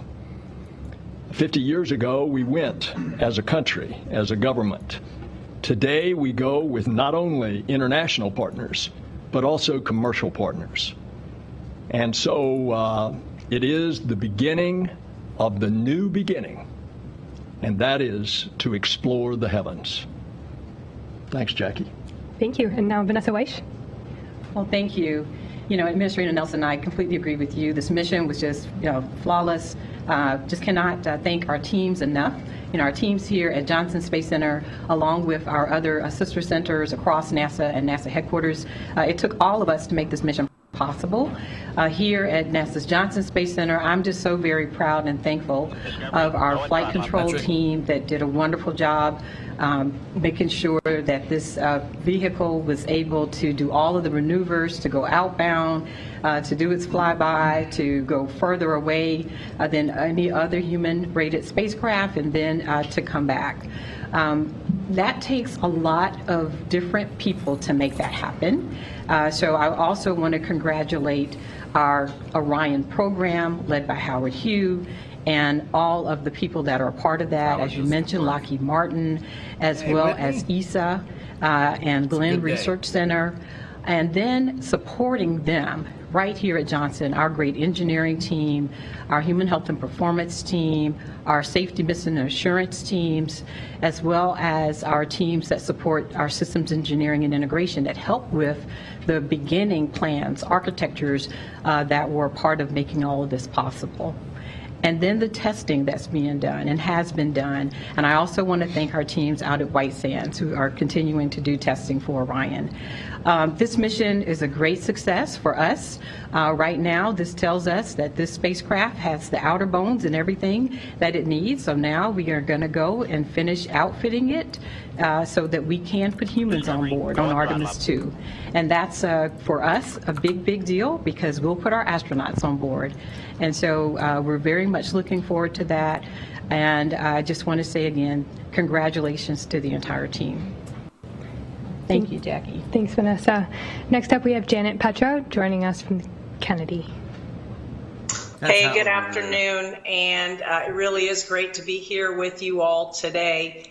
You know, Kennedy Space Center was there at the very beginning of this journey with Charlie Blackwell Thompson as the launch director. And here we are at the end of the mission. I think you're going to hear from Melissa Jones, who is the recovery team lead from the Exploration Ground Systems here at KSC as well. You know, and that launch campaign was not easy. There were a lot of setbacks, but the collective team really relentlessly pursued getting that launch off. And the entire Space Coast was lit up as SLS and Orion took off. And we watched in awe, and then we followed the vehicle as it made its journey around the moon. And we held our breath all morning long as Orion went through its deorbit and splashdown paces. It really was surreal. We all talked about it being a test mission, but I think this vehicle and the performance really exceeded all our expectations. I'm really looking forward to getting Orion back at Kennedy at the end of this month in a few short weeks where we'll bring it back into the processing facility, take out the remaining payloads and service it, deservice it, and then take a really good look at the heat shield and see how that system performs. But you know, I got to say, it is Kennedy Space Center's 60th anniversary, and the administrator kind of talked about the previous 50, 60 years, all about Apollo and shuttle. And this is really capping off our diamond anniversary at Kennedy as we look forward to the next 60 years and everything that Artemis is going to be doing for our future here at the agency. So thank you very much. What a way to cap off an excellent year. Next up, we have Jim Free. Thanks, Jackie. Good afternoon, and what a great day. You know, two pictures from this week that sum it up for me: an empty mobile launcher rolling back, and that spacecraft in the water there in the Pacific. So, a remarkable mission by every single one involved. Congratulations to folks that have worked on this for years. Some people their whole career, some people half of their career. It's great to see this first flight come to a close, so we can move on down our path of our sustainable presence at the moon. You'll hear a lot about Artemis I and things we did on the vehicle in this flight and still have data to review, but we definitely pushed this vehicle far so that we can be now on to Artemis II, which is happening today at Kennedy. The crew modules there, the service modules there, the engine section arrived yesterday. That vehicle is a reality, and ironically, so are the next missions all the way out through Artemis V. We have hardware today in work around the world through Artemis V. This isn't just a one flight and we're done. We are on our path to getting that base on the moon, to getting the understanding we need to go on to Mars, and doing the science that's front and center here in our program. These missions are complex. We talked a lot about that at the beginning. They will become increasingly complex for us. But I think the confidence that we learned in the vehicle, the things that we tested the vehicle to, the way that the teams responded to all that, I think give me great confidence in our path in the future. So it's great to be a part of it. Congratulations to everyone, and I look forward to answering the administrator's questions of when we're going to launch Artemis II. Yeah, baby. Thanks, Jim. Over to you, Mike. Oh, well, good afternoon, and Mr. Funny. Thank you to each and every one of you that have come to follow us today on a successful completion of the Artemis I mission, but especially to those that followed us from our very first launch attempt and stayed with us through hurricanes and hydrogen leaks and technical issues throughout. This team has really persevered through many challenges, and from the outset we spoke about how this was a deliberate stress test of our deep space human transportation system. And we've been up front with you about how this was going to be a challenging mission. We set some bold priorities. Priority 1, demonstrate the vehicle lunar re-entry conditions. We successfully demonstrated that today. Priority 2, demonstrate the vehicle in the flight environment. We've successfully demonstrated that over the course of a 26-day test flight. Priority 3 is currently in progress. The vehicle is powered down and it's in the Pacific Ocean. And as Melissa Jones will elaborate, the vehicle recovery and retrieval is in progress, and we expect to complete that here in the next couple of hours. And then priority 4, our bonus objectives, sharing the mission with each and every one of you, public outreach, sharing remarkable images, completing science and technology demonstrations. We've completed that, plus some bonus objectives. So this is what mission success looks like, folks. This was a challenging mission, and this is what mission success looks like. One of our forefathers in the Apollo program, Hugh Dryden, spoke about the purpose of flight testing. And he said it was to separate the real from the imagined and the known from the unknown. And I don't think any one of us could have imagined the mission this successful, but we had a very successful flight test. We now have a foundational deep space transportation system, and while we haven't looked at all the data that we've acquired, we will do that over the coming days and weeks and fully understand and appreciate the margins that are there. I'll just say in closure, we're sharing a historic day with the Apollo 17 mission, and Gene Cernan left a plaque on the surface of the moon, and I'll paraphrase it here. May the spirit and the peace in which we executed this mission continue forward for all mankind. This mission was a peaceful mission using partnerships from across industry with our international partners, with our science partners, and we're going to grow out from here. There are more complex and more challenging missions ahead, but we've got a foundational capability here. So with that, I'll pass it back to you, Jackie. Thanks, Mike. Now over to you, Howard. Thank you, Jackie. Good afternoon, everybody. What a fantastic day for Orion and Artemis. Senator Director Weiss said we have a fantastic team. The Orion team would have been tremendously happy just getting the data, but this accomplishment that we've been able to do all through this 25.5-day mission has been so rewarding, and we've been able to get a lot of data. And I want to thank the teams today. They've worked really hard. The flight operations team has done a tremendous job operating our spacecraft. Our engineering team, our safety team, and our lead integration team has been tremendous in trying to not only just get the data down, but also looking at the data and adding additional objectives. I'll give you some highlights. We were able to be very successful in terms of our operating our systems in space, and our return has just been the same in terms of our success. We were able to hit 0.02 degrees within what we want to do for our flight path angle, and we landed within 2.1 nautical miles of our target landing site. Our requirement was 5.4 nautical miles, so tremendous success in terms of return. Of course, we demonstrated 6 skip entry capability. That went flawlessly as well, and we'll be looking forward to our heat shield data as we gather that and learn more about the heat shield performance when we get the capsule back.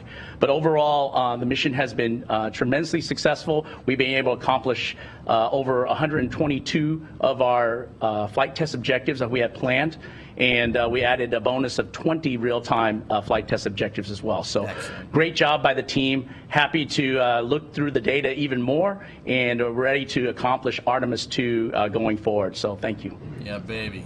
Thanks, Howard. And now we have Emily Nelson. This mission, this spacecraft, and this team exceeded all expectations. I think we're all in unison on that.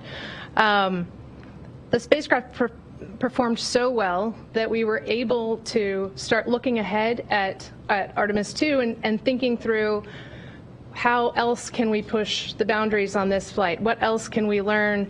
Where are there constraints that we can push on? Where are there opportunities for us to improve on our products for the next flight? And so for the last 25 and a half days, we've been every day looking ahead to the next flight to see how we can improve on where we are today so that we can fly a safe and successful mission with our astronauts next time around. The team in Mission Control will spend a number of months combing back through every experience that we've had in the last month and improving our products, figuring out what we could do better, figuring out what went well and we want to repeat.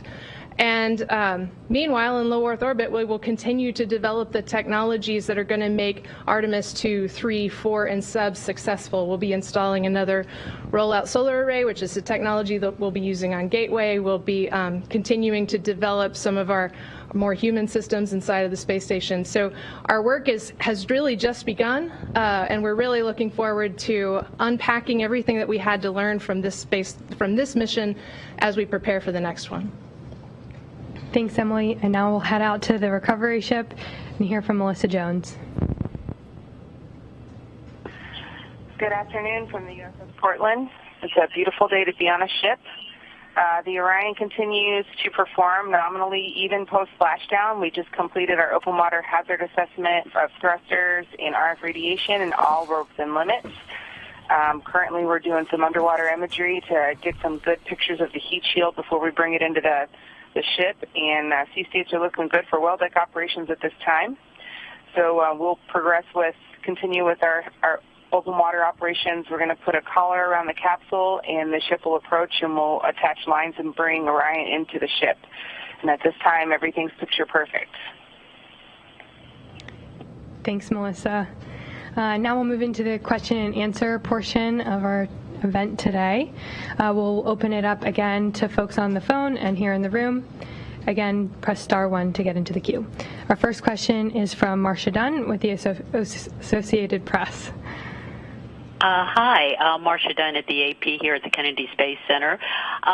Two timing questions. So Artemis II, we keep hearing 2024. When in the year 2024 might that happen? Can you roll in that date at all to make it quicker? And when will the crew of Artemis II be announced? Yeah, I guess I'll go ahead and take the first question. We've talked always about around 2 years between Artemis I and Artemis II. There's still a great deal of work to do on the crew module in terms of the hardware installation. I think everybody knows we're taking some of the boxes out of Artemis I, sending them back for retest, and then putting them into the Artemis II vehicle. Then the crew module and service module go together and go through a series of tests. So right now, we're still looking at that 2-year time frame from Artemis I to II. I think one thing we've always been concerned about is what do we learn from one, and are there changes we have to make? I think we've learned a lot from one. TBD if there's changes. So that's some of the work we'll be going through, and then kind of get that final assessment on a date for II. But we've always talked about 2 years between missions. I joked earlier about the administrator asking me about it. We obviously want to try and do it quicker. To your point, Marcia, and Howard and his team on the Orion side are always looking to ways to do things quicker. We're trying to roll in lessons learned from the processing of the Artemis I vehicle at Kennedy. Are there things we can shorten there or optimize? So that's all of our lessons learned path going forward in the near term. I'll turn the second question to Vanessa. Awesome. And so also, Marcia, one of the things that we've been talking about is when to assign the crew, right? And so we knew that we wanted to wait for this mission to go, make sure that it was a success. As Jim said, there's still some things that need to be learned as we get the spacecraft back to Florida, make sure that we have everything that we need to know. But our intent is, if all is still go and everything looks good, then our plan is to name the crew in early 2023. So we're looking very much forward to that. Our crews, people are anxious, we know that, and so that is our game plan. Thank you very much. That'll certainly be exciting. Next up, we have a question from Gina Sinceri with ABC News. For Emily Morgan, over a decade since you've had the vehicle come down, be in mission control for Orion splashing down this morning? Oh, gracious. Personally, I was talking with Rick LeBrode, our lead flight director, a few times during the day, and he commented several times that it just hadn't sunk in yet. It just really hadn't sunk in. So I'm going to echo that. It for sure has not sunk in yet. I would also say that coming to work every day for the last 26 days, I feel like any minute now I'm going to get used to walking in and seeing these amazing pictures on the front boards and at the front of Mission Control. This morning we were finishing up some data downloads, and so that was using up all of our bandwidth, so we didn't get pictures for a little while. And then suddenly the picture pops up, and it's the most beautiful picture I've seen of Earth as we're coming back to it. And I mean, just awe-inspiring. Like, stunning. One of us notices it and points at the screen, and everybody else just pauses for a second to just soak in. There's a ship that has just been at the moon, been farther away than any spacecraft built for humans has ever been, and now it's about to splash down in the Pacific, and we get to be here for this. And so it's certainly a momentous occasion. Thanks very much. Next, we have a question from Bill Harwood with CBS News. Yeah, thanks a lot. A quick one for Mike Serafin, if I could. Mike, what was the biggest surprise for you during this mission? Something that might have caught you off guard, or either happily or unhappily. And you mentioned the Artemis II engine compartment getting here to KSC. Can you talk about the challenge of assembling the core stage in Florida versus Michoud? What that buys you? Thanks. Is that KSC, 2 is that Michoud? Yeah, Bill, thank you for the question. The biggest surprise for me was a positive one, and it was simply that the first-time flight of a brand-new rocket, a brand-new spacecraft, first-time operations went as smoothly as it did. And I think that's a testament to the level of preparation, the quality of workmanship, just the overall level of test and integration and just effort put into getting this mission ready to fly. In terms of bringing the core stage engine section to the Kennedy Space Center, that's an efficiency that we're looking at, and shipping it and then assembling it vertically is something that we've been prepared to do.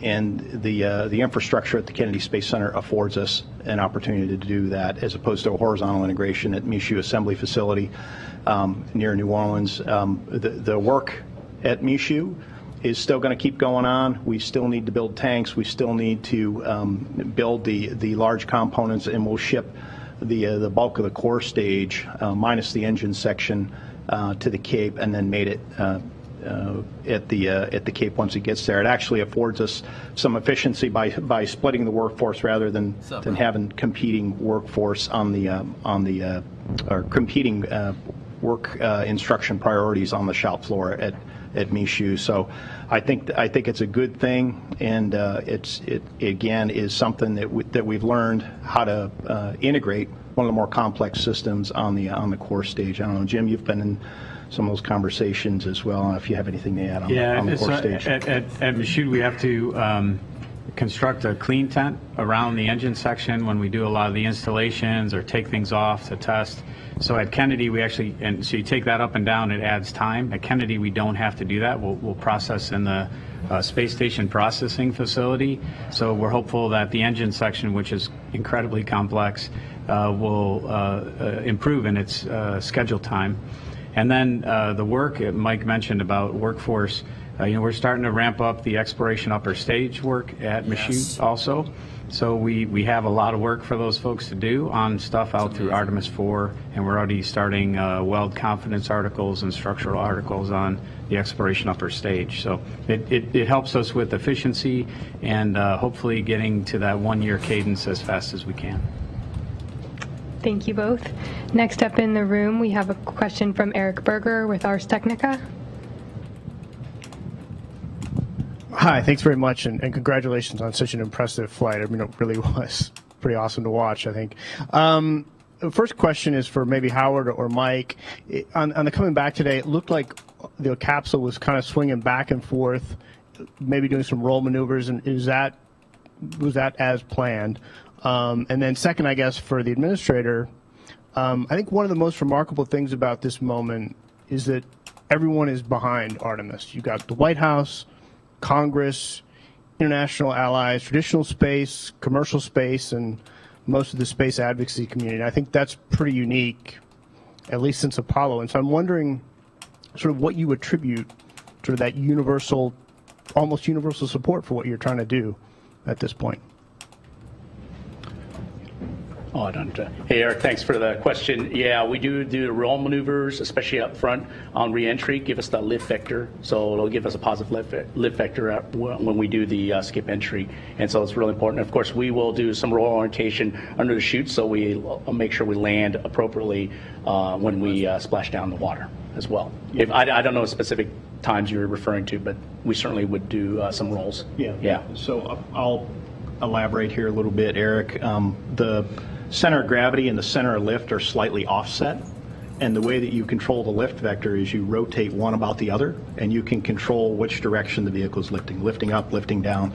So those were purposeful rolls. I'm familiar and recall seeing some of the rolls when we had a signal between the two blackouts, and that was per the plan. And the blackouts were planned. We knew that those were coming as well. Anyway, and you had the support question, sir. Eric, the answer to your question is space is the place. And you see that. You see it in the eyes of children. You see it in the interaction of our guys in the blue suits, our astronauts, when they walk into any room, whether it's young or old. You see it in the technological prowess of the free nations of the world suddenly displaying transparently everything that we are doing. You see that in a nation that has been riven with partisanship. That doesn't exist here. NASA is basically nonpartisan. R's and D's alike come together to join us. And you see that reflected not only in the leadership here, but you see that reflected in the people and the leadership around the world. In the little bit that I've been to Europe, I mean, people are just, I'm sorry, to use a phrase, over the moon about our space program. When I was at the astronomical conference in Paris, I got a message that the French president wanted to see me. And he's a space aficionado, so he just comes last week for a state visit with our president. And where does he want to go? He comes to NASA. And you see this in also the sense of America accomplishing something that people get excited about. Damn straight. You roll all of that together and a lot more, and that's why you see the excitement in this room today and all across the country. And that's why you saw 60 years ago 1.5 billion people of the Earth watching Apollo 11. And that continues today. Thank you very much. Our next question comes from Chris Davenport with the Washington Post. Hi, good afternoon, and thank you very much. Actually, my question is a follow on that, because obviously this is a very big day for NASA, and you have a lot of enthusiasm and momentum for the Artemis program. But as we know, these successes can sometimes have a very short shelf life. I mean, we saw that with the Apollo program, so I'm wondering if you're concerned about that and how you keep the momentum going with the public and, more importantly, with Congress, especially with the fact that the Artemis II mission is not going to come for another 2 years from now. Thanks very much. Well, Chris, I'm not worried about the support from the Congress. We will have that. We, in fact, have that. And as I described in my answer to Eric, that support is enduring. I believe that you're going to see a continued talk about what's going on. When Vanessa announces who's going to be on the crew, I think that's going to be an immediate story, and the American people, just like the original 7 astronauts in the Mercury days, are going to want to know about these astronauts and how they got to where they are and what is their life like and what it's going to be like as they prepare for this mission. And I think as we continue to do other things, remember President Kennedy in his speech almost literally 60 years ago not far from here at the Rice University Stadium said, "We go to the moon and do other things, not because it is easy, but because it is hard." And that taps into something in our spirit that we as a people of free nations, want to see accomplished. And I think that's going to engender the interest that naturally we could be concerned if that interest waned. Well Thank said. you. Our next question here in the room. Well said, Bill. Seriously. Bill's Thank you, not Mark having any of Corot that with today. Aviation Week and Space Technology. If I heard correctly, it sounds like the capsule will go overland to Kennedy. I just wondered if there's a reason for that, like if it's going to stop in between, or it's just don't want to take a chance of putting it on the Super Guppy or something. I don't know. Thanks. Yeah, from our perspective, I think we looked at both going on a Guppy, flying, or going on the ground. I think there were maybe a few days, but certainly there was no stops along the way. We're going to try to get the spacecraft back as soon as possible. Certainly DOT has some rules relative to transporting something like this across the country. But I know the ground team has worked through that already, and they've got a great plan. And we expect, like Janet said, the spacecraft to be back at KSC very soon. Thank you very much. Our next question comes from Joey Roulette with Reuters. Thanks, Jackie. I guess a question for Mike Serafin. Based on the early data you guys have already and what I guess you saw this morning, is there anything that happened from service module jettison all the way to splashdown that might have looked funny or unexpected that would maybe warrant a closer look? And also, what was the splashdown speed of Orion just before it hit water? And then I also just had one other question for Bill Nelson. You mentioned that the plan is to take humans to Mars by the end of the 2030s. Has NASA done any actual planning or assessments recently on that date for going to Mars? Thanks. You said you plan on going to Mars. Have you Okay, done any planning Joey, for thank that? you for the questions. In terms of unexpected items during reentry, I am not tracking any issues associated with the crew and service module separation, the reorientation of the spacecraft into the entry interface attitude to get aerodynamic capture, the entire skip profile. We did have 2 long blackouts. As I recall, they reach about 6 minutes in duration. We're going to have to look at the post-mission data recorders after we get the capsule back to shore to see if there was anything associated with it. But clearly the vehicle flew the skip reentry just fine. The entry guidance system was spot on, as Howard indicated earlier, relative to the targeted landing site. We came down within eyesight of the recovery ship, and the vehicle was clean. Post splashdown, all of the uprighting bags that protect in the event that the capsule flips over and needs to be automatically uprighted. All 5 of the bags inflated, and the vehicle was powered down successfully without any thruster leaks or hazards or anything along those lines. The team did leave, as part of one of our flight test objectives, leave the vehicle powered for 2 hours post splashdown together thermal soakback data as we came through the Earth's atmosphere of the vehicle. Saw temperatures outside of it at nearing 5,000 degrees Fahrenheit. That soaks back into the vehicle structure. We did collect data by having an extended power up on the surface of the ocean. All that was fine. All the parachute deployments were fine. Probably the only thing that happened that we expected may happen and was likely was the forward bay cover sank in the ocean before we could recover it, and the parachutes sank before we could recover those. But we knew that was a possibility prior to flight. The fact that the parachute deployment sequence was all nominal really makes the retrieval of the parachutes kind of a moot point. So. In terms of anything unexpected, I would say no.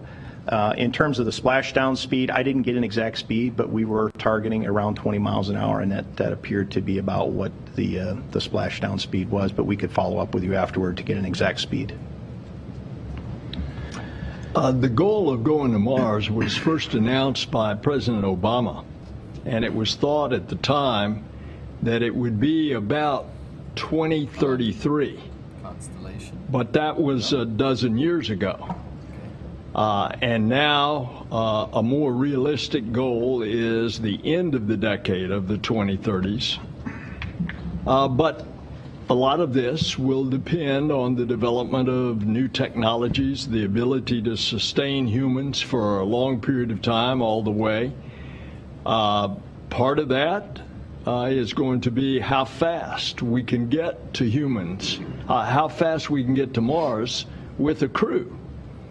And so we finally broke through with the Office of Management and Budget on nuclear thermal propulsion and nuclear electric propulsion research. Please. I think that will be supportive by the Congress.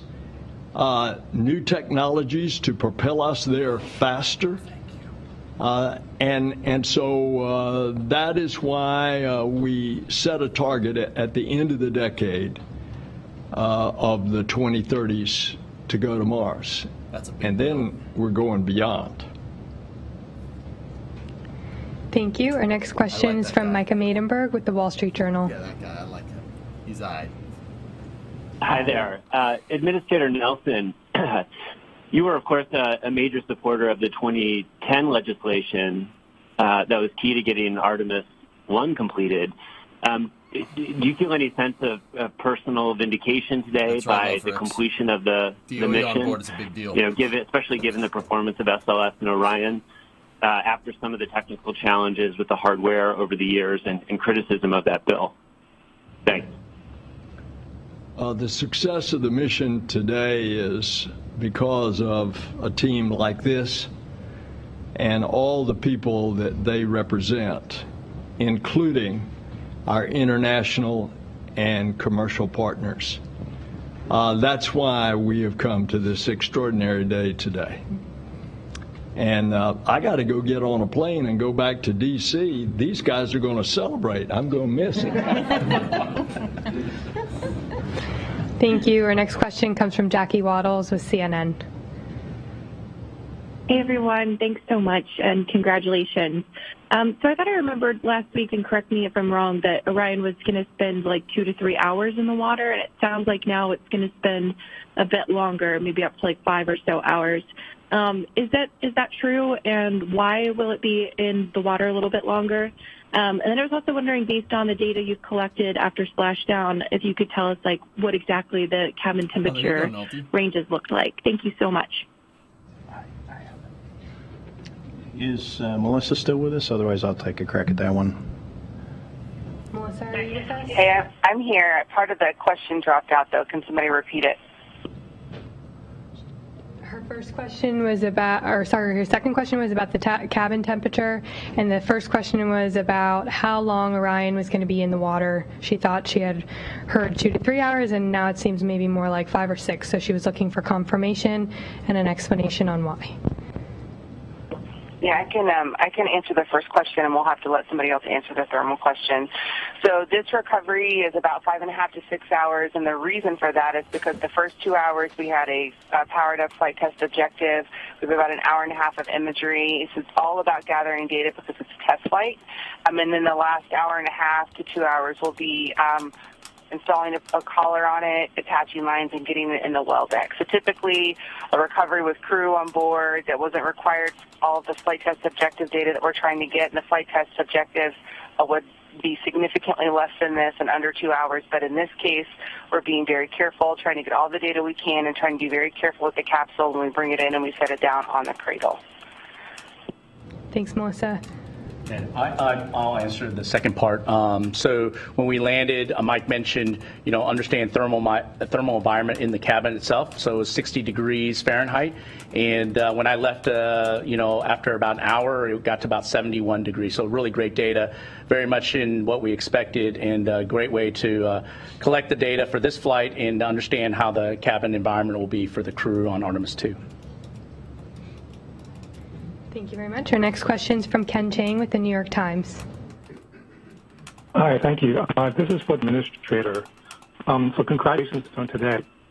Looking forward to Artemis III, NASA is working with a company led by Splashdown, who today suggested that Anthony Fauci should be prosecuted for crimes. I'm wondering, is there anything that Elon Musk could say that gives NASA a pause on SpaceX's ability to execute this conduct? Thank you. Hey, Ken, I'm really sorry your connection was cutting out in the room. Do you mind repeating your question? Can you hear me? It's garbled. Yeah, it's a little in and out. All right. Go on to the next question then. Can't understand.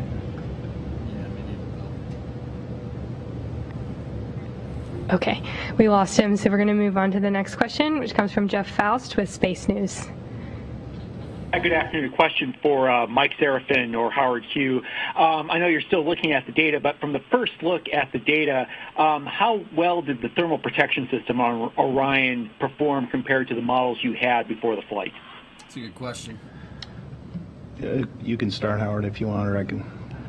Well, I would say that it accomplishes a job returning the spacecraft to the water. Again, I think this is very important for us to collect the data. Divers are in right now getting some visuals of the heat shield, and looked like the back shells were doing pretty well as well for the TPS system or thermal protection system. So I think overall we're happy with the global performance, but we're going to look at the data very carefully. We've collected a lot of imagery and other data on its way down, and when we get the capsule back, it'll be really important from an inspection perspective in terms of its overall detailed performance, but I would say very happy with what we've seen so far on the heat shield. Yeah, and Jeff, I would agree with that. It's a little early to say because, again, the peak heating period was coincident with the blackout, and we need to go look at the flight data recorders and see what the flight recorders told us or will tell us after we get that off the vehicle. But just the first blush look at the vehicle, obviously it survived the skip re-entry. And there was some charring on the outside of the vehicle on the silicon oxide tape. We expected all that. We saw some hazing on the windows. We expected all that. So initial indications are very favorable, but there's more ahead of us in terms of exactly understanding what the reentry flight test told us. Thank you. Our next question is from David Curley with the Discovery Channel. Thank you, Jackie. I think this is either for Free or for Serafin. I know there's a lot of data to digest at this point, but are there one or two or three things that you can tell us that you'd like to change from Artemis I to Artemis II?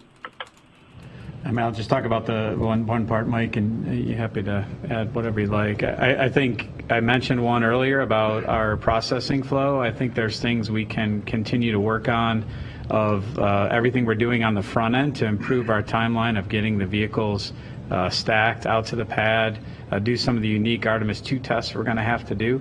I'd point that out from a That's stuff we have under our control right now, right? We don't need the data back from the vehicle to change that. We do have a structured lessons learned process that we'll go through that'll gather all this information and factor into the Artemis II schedule. But definitely the processing for me is the highlight. Mike, I don't know if you have anything else. It's really up to Jim, but the one change that I would like to implement for Artemis II is to put astronauts on board and send them to the moon. In all seriousness, the vehicle performed better than expected, and nice. That's the one change I would like to see. Next up, we have a question from Mike Wall with Space.com. Thank you all for doing this, and congratulations on successful flight test. Just a quick question about the sort of road to Artemis II. We know it's going to be a couple of years. It's going to be a long road. What do you see as like the biggest challenges facing you to meet that 2024 launch date? Are there a couple items in particular, like the life support system development? Is it more like rocket production? What do you guys see as like the biggest hurdles facing you as you look forward to Artemis II? I think Howard probably has the biggest perspective. I'll talk about the Space Launch System and the ground system also together. Probably not challenges, but getting the rocket down there and together. Obviously, the engine section is down there. The core stage will ship next year, and we'll put that together. The ground system folks have to put the crew egress system up. That will be a big part of their schedule in the coming year. So those are, I'd say, for me on those two. But Howard, from an Orion perspective, your thoughts? Yeah, thanks, Jim. We're making great progress on the crew module and the service module for Artemis II. The teams have been putting all the hardware in, and we're in the process of doing the testing actually at the integrated system level. And I think, to me, the challenges will always be, we're installing some first-time hardware that after Jim agrees to put the crew on board, we'll have displays for the crew to monitor systems and operate the spacecraft, along with hand controllers and also the life support system. And all those will be very important elements for Artemis II. Those are still ahead of us in terms of overall integrated system testing. And of course, we have stacking of the crew module, service module, and in the fueling of the spacecraft. So all those will be ahead of us. They're things that we've done previously, and I'm sure the team will execute them as we have on Artemis I. And of course, we'll also look for lessons learned. Jim said earlier about looking for opportunities to go faster from our Artemis I flow, seeing where we can improve upon and take those improvements and get the next mission off as soon as we can. Thank you very much. Our next question is from Stephen Clark with Spaceflight Now. Thanks for taking my question. I think this is for Howard. Do you have a tally of the total number of components from Artemis I that'll be reused? What's the exact figure, and what types of avionics boxes are they? And then what happens if some of these components don't pass the retest? If you have to build something for Artemis II, what does that do to the schedule? And if I may, for Mike Serafin, are you going to be the mission manager for Artemis II, or will that be a new person? Thanks. Yeah, I'll start. There's 8 types of components that we're bringing home, and from Artemis I to Artemis II. I'll just give you a flavor. The IMUs, inertial measurement units, are one of those. The GPS receivers are another. The phase array antennas that's on the crew module will also be reused. Relative to the retest, we'll see what the conditions are, but we do have Artemis III hardware that are available to utilize for Artemis II when they're available. And so we'll look at those very carefully going forward. And of course, we'll do the testing and make sure they're ready for flight for Artemis II.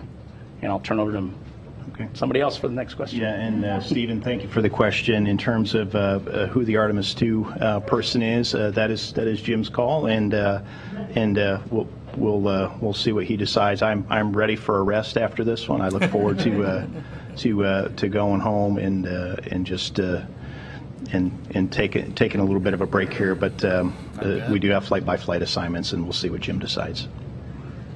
Well-deserved rest. Our next question is from Manuel Mazzanti with Debate.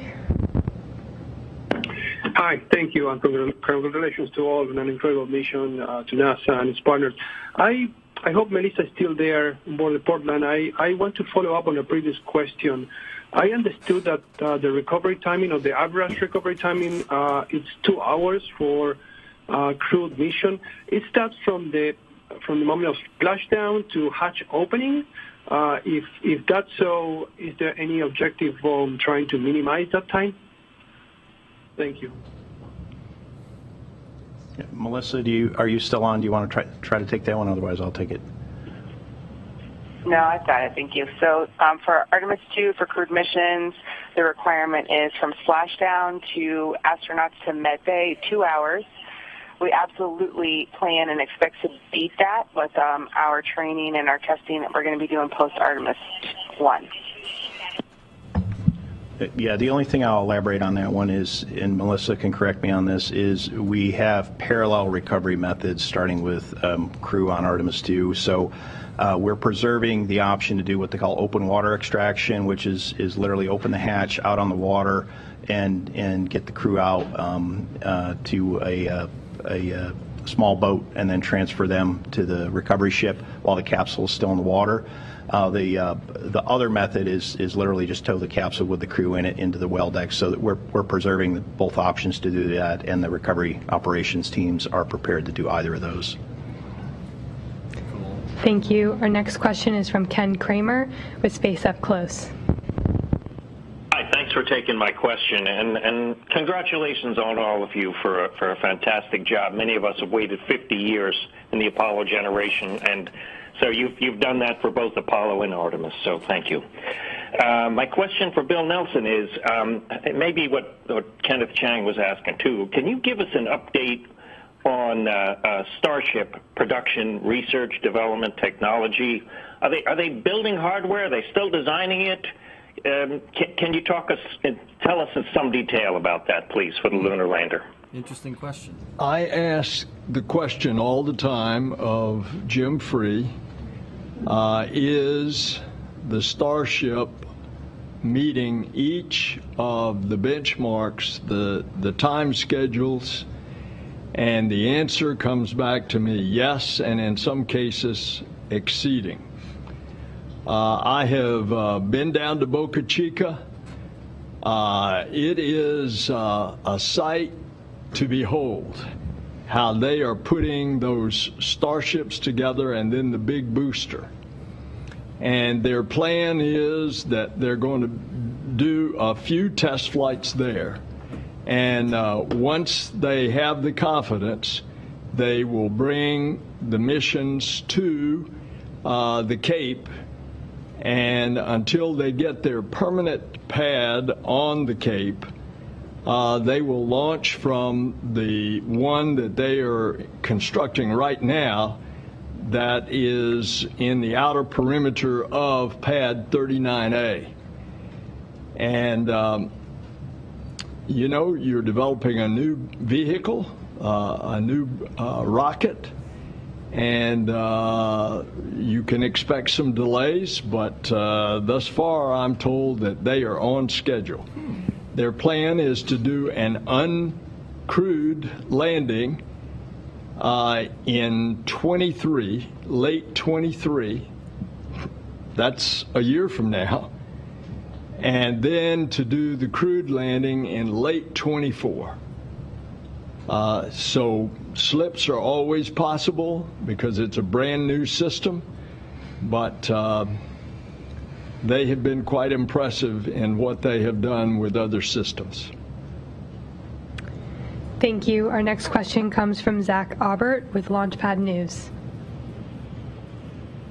Yes, Zachary Albert with TLPnetwork.com, Launchpad News. First, congratulations on such an incredible mission, and thank you for the great live tracker and cameras. It really felt like we all went back to the moon together, which is awesome because space is better together and the views were expiring.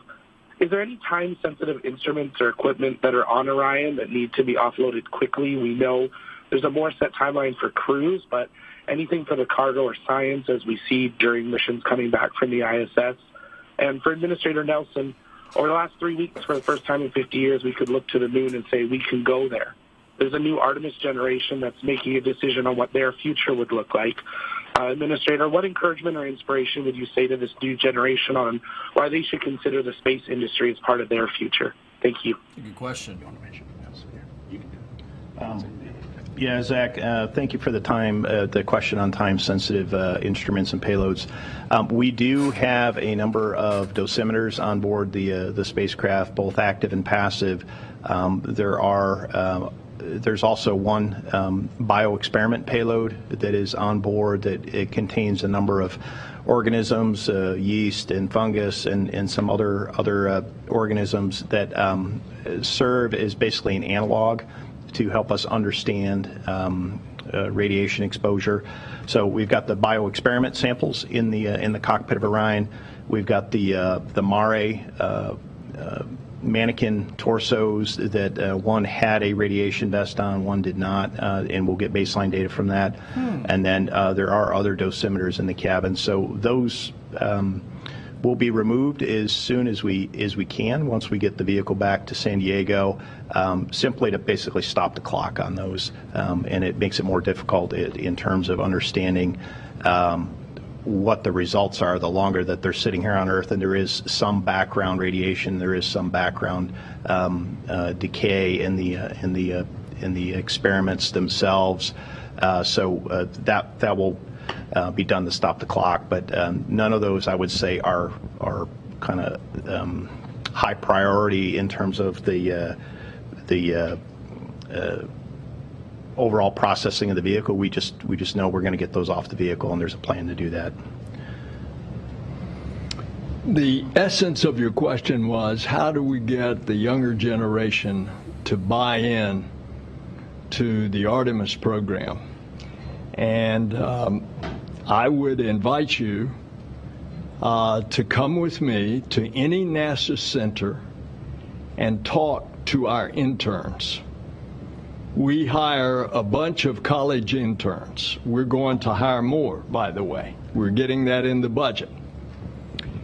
You will come away from that conversation so pumped because those students will pump you up with their excitement about what they're doing and how they're contributing.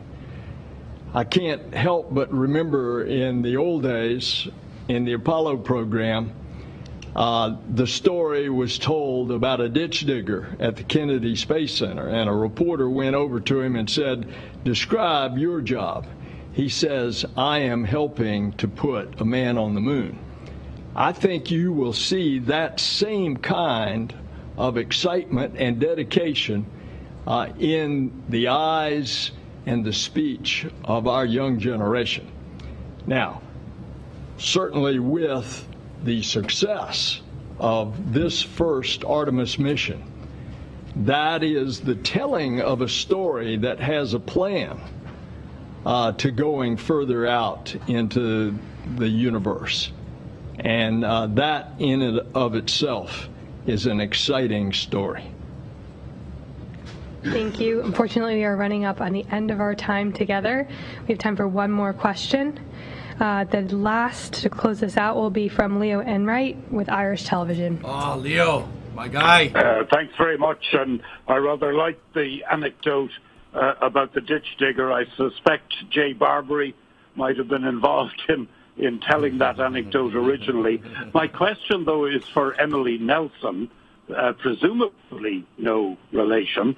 And I wondered about the live shots we had of the other mission control, which was, of course, on the beach at Noordwijk in Holland. And I wondered how that worked. Did you find that this is something that you would be comfortable with if you had women and men aboard the spacecraft and you had to make sudden decisions? And I think I missed the very first part of your question. Could you repeat just the first part, please? Yeah, I was wondering about the Service Module Control Center in Noordwijk. And is that somewhere that you would be comfortable? This is for Emily Nelson. Is this somewhere that would be comfortable for you if you had women and men aboard the spacecraft and you had to make sudden decisions? I think he's asking of our integration with our remote control centers. Oh yeah, we have more than 20 years of experience working with globally distributed teams as we've been controlling the International Space Station. And so not yet, Jacoby. Really, we have a number of years of experience in building those kinds of relationships and making sure that all of our global teams are working in synchrony. So I would have no concerns over a distributed team executing these missions in the future, and especially as we bring in more international partners, as we bring in more commercial partners and partners across industry, I think you're going to see an even more increasing diversity in our team globally, and we're really going to leverage all of those opportunities to make these missions successful going into the future. Thanks, Emily, and thank you all for joining us today. Our coverage of the Artemis I mission continues on the Artemis blog, where you can follow along for updates about Orion's journey back to the Kennedy Space Center. Have a great afternoon, and go Artemis. That's a good press conference. That's good. I'm glad that guy that asked that bonehead question doesn't know how to use a phone correctly. Because all the other questions were really good, actually. Yeah, Leo's is a little weird at the end. Leo usually asks really good questions. He doesn't phone in much, but when he does, his questions are actually really usually really pertinent. I'm not sure what he was getting at with that. Like, there's people that are right for the job, and that's it. There's people that, dude, like, with this stuff, you gotta love it. You gotta want to be there. That's the real big thing that NASA kind of looks for. It's being a flight controller or doing like what Mike Seraphin does, a program manager. That you gotta really love that stuff because it's really freaking hard work. So there's only the right people for the job, and that's really where that ends. Like, I'm not sure what he was trying to say, but whatever.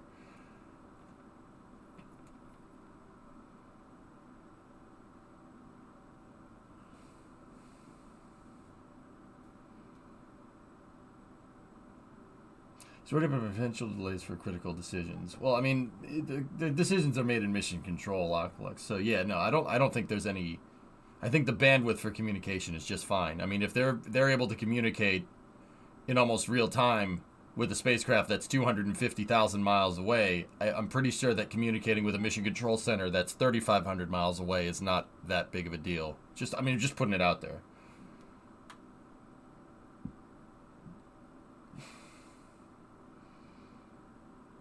Yeah, Eric asked the question about the naysayers.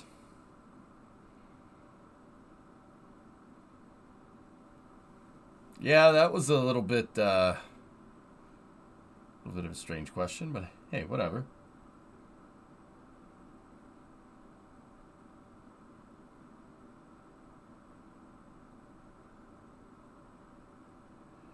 They supplied the space station with air justice, but the space station recycles as much as possible. With that being said, you're always going to get, like, even the CO2. They recycle a lot of the air, right? But we're breathing out CO2, right? That goes through a scrubber. It goes through a CO2 scrubber, and that can make it back makes it back into oxygen. So you reuse it, right? But you're still humans still use the oxygen. You don't breathe out as much CO2 as you're breathing in O2, right? Like, so it will go away over time. You do need to resupply it, even though you're reusing it. So yeah, they do, absolutely. I saw the Navy helmets run, and I'm really, really annoyed that they didn't win. But it was a good game. But yeah, dude, the Navy helmets with the worm logo and the moon, and then the MMU on the other side, that was sick. That was really cool. It really made me happy. I'm like, oh, I love those helmets. I want one. Dude, I want one of those Navy helmets on the mantle, like over my fireplace, man. Yeah, Bill. So, okay, guys, like the things that Bill said about SpaceX having a permanent Starship pad at KSC, and how test flights for HLS are going to eventually move more towards the Kennedy side of things. Those aren't any things that we didn't have any whispers of. I saw a couple of people in chat like, wait, you didn't know this? You didn't know this? Yeah, it's great. Yeah, I'm pretty sure a lot of people didn't know that because they're not getting into the minutia like what we do on the stream all the time. But it's not anything that we didn't know. But it is new information for a lot of people. And the second part of that is, there's information that we know. There's a press release saying that, oh, SpaceX might use this pad in the future. But when you hear the guy that runs NASA, the NASA administrator, say it, that's a little bit of a different story, don't you think? That's a little bit different.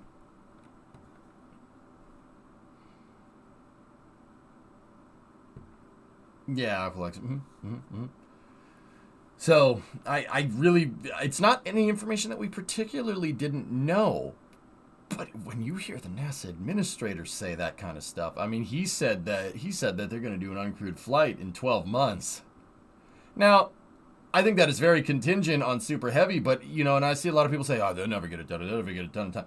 Here's the thing, guys. Parallel processing. We already know that Starship propulsion works fine. It's getting the 33 engines to work. And what have we been seeing from SpaceX literally over the past 6-7 months?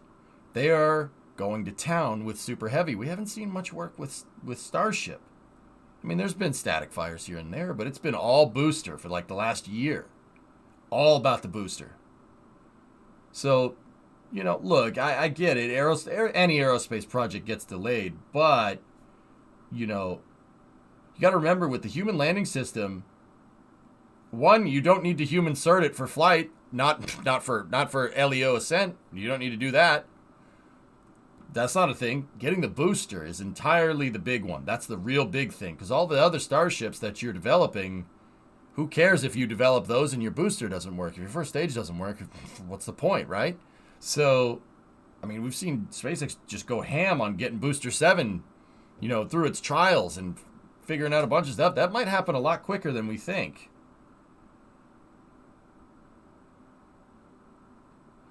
And then he said the crew demonstration flight at the end of 2024, that's bold, man. That's bold. But, Bill said it a little bit earlier, Aqualex. They have Congress behind them. They have all three branches behind them. And the funny thing is that, and I'm surprised he didn't say this, is that up until maybe the last decade, it's literally been like that since NASA started.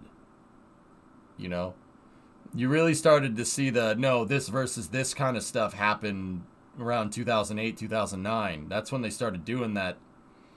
But it doesn't have to be that way, like it doesn't need to be like that. So it's good to see that they have really, really good support right now. That's really, really, really, really good stuff. So if they're not having to human rate the lunar starship for launch, won't they technically need to human rate the normal one for Dear Moon, or are they doing something different? HLS is not Starship. It's a different variant, Hokie. But I would assume that, HLS doesn't have the flappy wings, for instance. It's a divergent design, So who knows? I don't know. Like, I can't really speak too much as to... how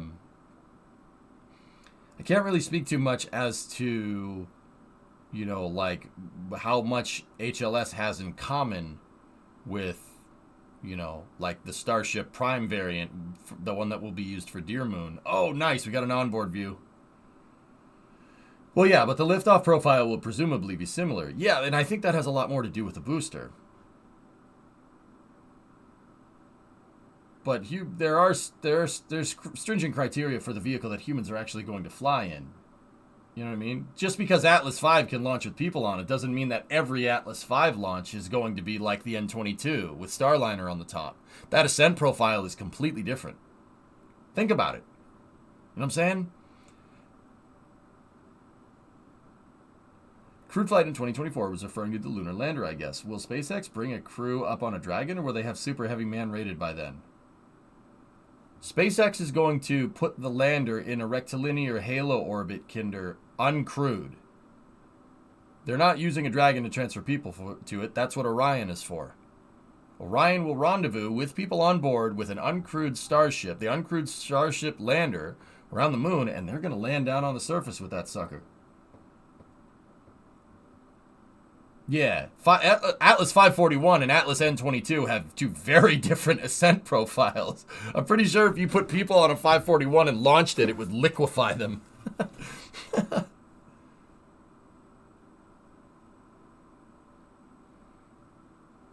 Okay, Navy divers are in. Looks like recovery operations for the capsule have commenced. So I didn't really know this, but they left the capsule sitting in the water just to see, what the conditions were like when they, dunking it in the ocean for a little while. It's just more testing criteria, basically, for NASA to waste it. Sorry, it went black and white. I'm pretty sure that's just a little bit more testing criteria so NASA can really kind of quantify how long they can really leave one of those capsules out in the water, just in case. This will be Artemis II. Artemis II is going to test the human the human certification for Orion Kinder, and then Artemis III is the one that's going to go out to rendezvous with HLS and land. Yeah, exactly, Aqualex. I was wasted. Dude, I was wasted last night. That's another story. I expected the GTA, the camera snap, Dong.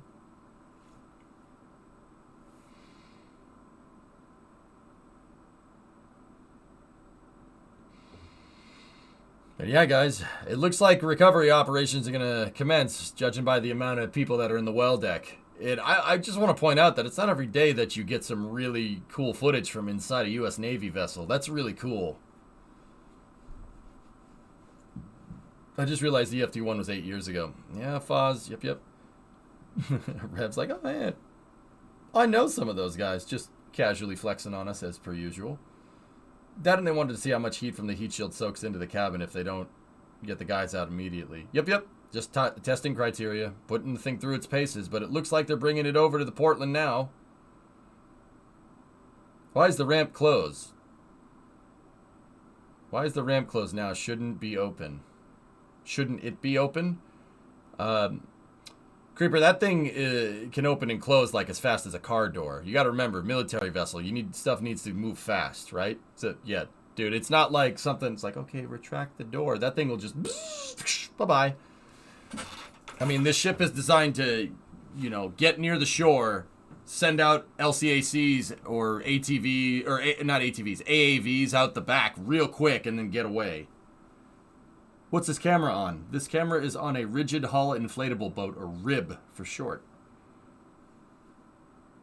Yeah, exactly, Van. I'm amazed that we got footage inside of the well deck, to be honest with you. It's really cool. It's really cool seeing a well deck. I'm not going to lie to you. The ship going to sink? No, it won't sink with the well deck, but I don't want salt water floating around in the well deck of the ship either. That's really not good for it. You only do that if you absolutely have to. And, another thing is that the Portland is a gigantic ship. It's half troop transport, half aircraft carrier. It's really cool. It's big. These things aren't as big as like a Nimitz, but they're about as big as a battleship. Like if we're comparing ship size, like I'd say battleship size. They're pretty freaking big ships.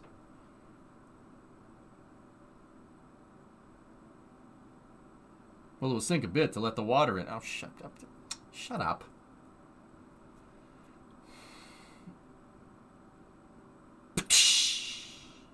Dong. Wasted. Poor sailor will have to mop that well deck for a week. Yeah, you gotta get the hose out and wash all the salt spray off of that thing. That dude, that must suck. That must suck. That would take that must take forever to clean that thing. Lengthwise, how do they compare to an Essex? About 2/3 the size, Tesla. Yeah, like I said, about battleship size. They're big ships, dude. They can carry like an entire complement of Marines. Complement is not the right word. I know that's not the right word.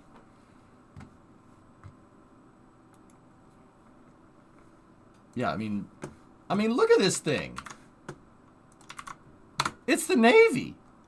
They got the water. Dude, the thing is, like I said, half aircraft carrier, half troop transport. All awesome. Like I said, you can carry an entire, I think it's battalion. I think that's the right word. You can carry an entire battalion of Marines in this thing, like everything you need.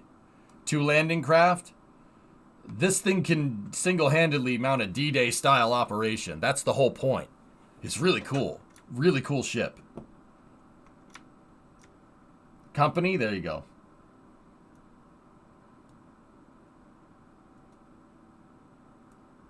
They support basically a full Marine Expeditionary Unit. Yeah, sorry, my military jargon is not the best, but I don't mind learning new things.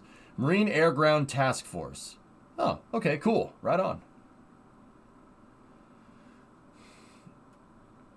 Yeah, that's important to understand. You know, the Marines don't use M1s. They don't use Abrams tanks anymore. They gave all their tanks to the Army.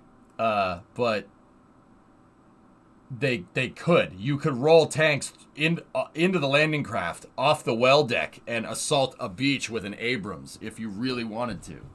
They used to do that. Now they still got the AAVs. See those things? Those are AAVs. Those look like renders of a 5-ton truck, Humvees, and then all the equipment that you need to basically stabilize a beachhead, which is pretty cool, man. It's really neat. They're really, really interesting ships.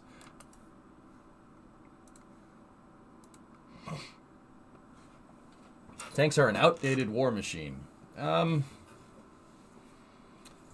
I disagree.com. I think they have their place.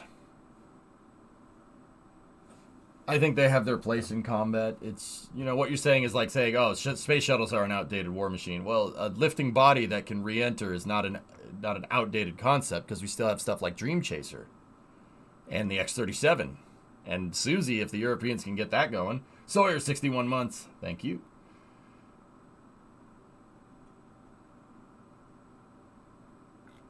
Yeah, interesting, Uncle X, yeah. Basically a floating garage for armies. So, Alex, the Marine Corps uses these. So, the Marine Corps is basically a form of, like, a combat soldier that with expertise in amphibious assaults. The Marine Corps, the U.S. Marine Corps, started as guys literally jumping from ships of the line, like making a freaking Tarzan rope on the rigging on the sails and like swinging over to the British ship and going up and flintlocking somebody in the face. Like that's how the U.S. Marines came to be a thing. I mean the Royal Marines do something similar too. But yeah, that's how they started. But yeah, they're, you know, that they don't assault ships anymore. It's more of assaulting beachheads nowadays. And I say nowadays, like it's been that way basically since World War II. But that's what the Corps is about. That's what they do. They're Marines. It's right in the name. The Corps are basically going back to their World War II island hopping roots, hence no tanks. Yeah. The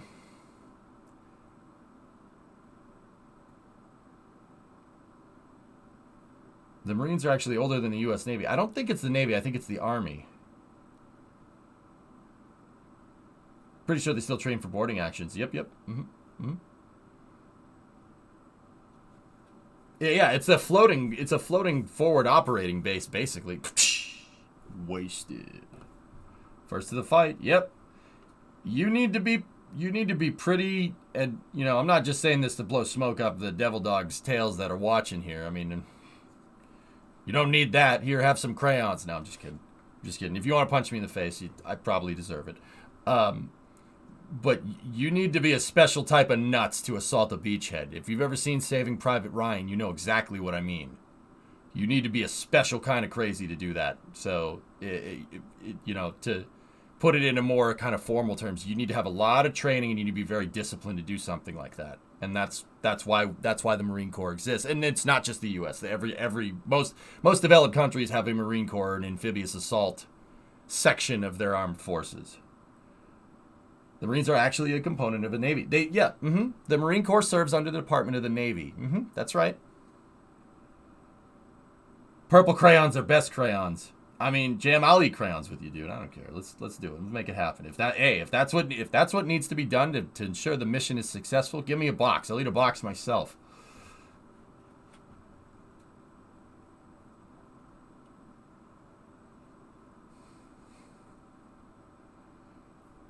Orange crayon, bad. the men's department. they're a department of the Navy. Yeah, the men's department. I don't need squids and Marines fighting each other in my chat. Please don't do that. please don't do that. Oh boy. The Navy, aka the Marines Uber driver.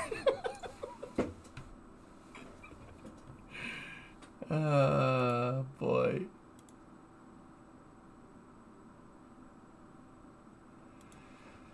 Yeah, Hellenic's Marines are special forces. There you go. What's Eric Berger saying? After the briefing, Administrator Bill Nelson told me that he spoke with Gwen Shotwell last weekend. He asked if...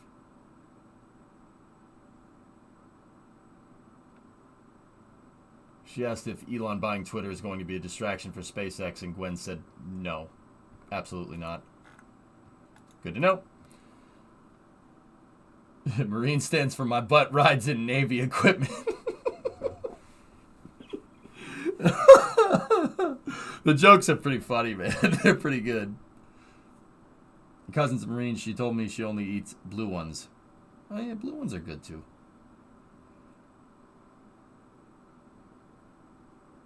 You know, I'll take the yellow. I'll take the yellow one. Yeah. I'll take the yellow one. If I have to choose. So they have... I can't tell if it's the encoding or not, guys, but it looks like they have the rigging hooked up to a... Wasted! It looks like they have the rigging hooked up to Orion, and they're pulling her in. There's a shot looking top down at the well deck. That's Orion's cradle right there. It's important to kind of look and understand that the cradle already has the rigging on board and the hoist points to be able to pull this entire pallet off of the ship. So they could just get a crane in there and just whoop, lift it right up. The blue ones taste like raspberry. Aqualex, your sister's husband told me I can't joke about having crayons without giving him some to snack on. Nice. Did you see the Navy football uniforms against the Army? Astro, I did, and that's why I was cheering on the Navy. Sorry, Army guys. Sorry. I'm kind of a Navy fanboy because the Navy has cooler toys. I mean, the Army has cool toys, but this is cool. The well deck, the LPD is cool. The Navy has better toys, man. He who dies with the best toys wins. I'm sorry. It's okay. The Army won. They did, dude. It was a great game. It was that freaking field goal, man. I thought it was going wide. I'm sitting there going, oh no, oh. It's it. Okay, all right. Yeah, there you go, Fit. Mm-hmm. What is happening? The Lions won again.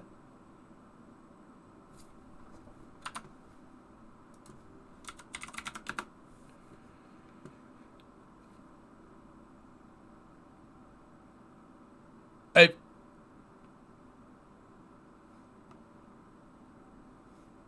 Okay.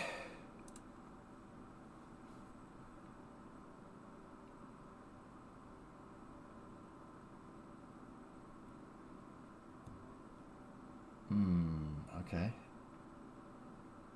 Huh. Yeah, that's good.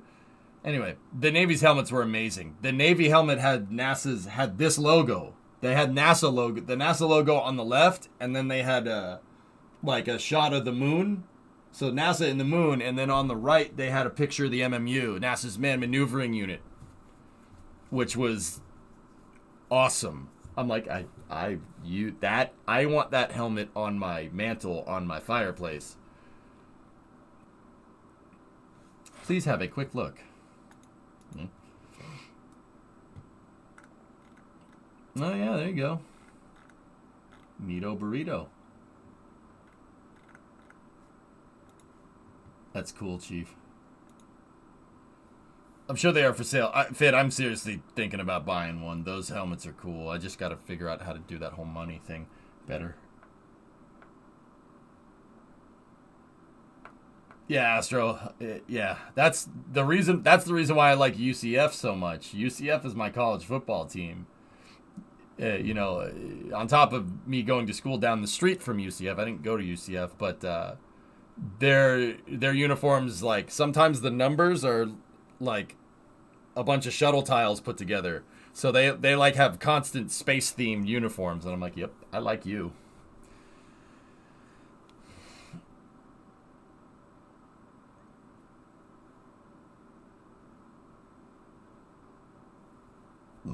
I learned something this morning. The Patriots are tied with the Broncos for having the most Super Bowl losses at 5. Yeah, but we're also tied with the Steelers for having the most Super Bowl wins as well.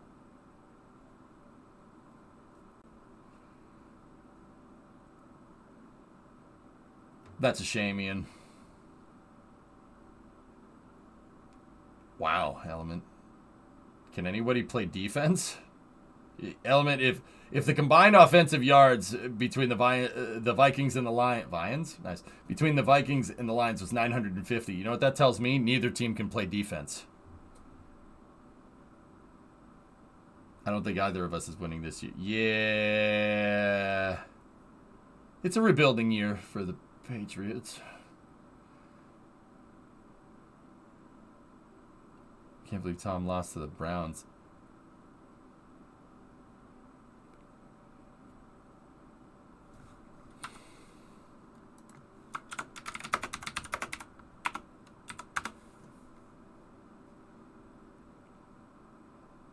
Oh, okay. All right. Well, he's playing 49ers. Jimmy's hurt, which really sucks. He's out for the season. I was like, Pats suck? Yeah, all right. Laughing all the way to the trophy case, Harp. Or crying all the way to the trophy case.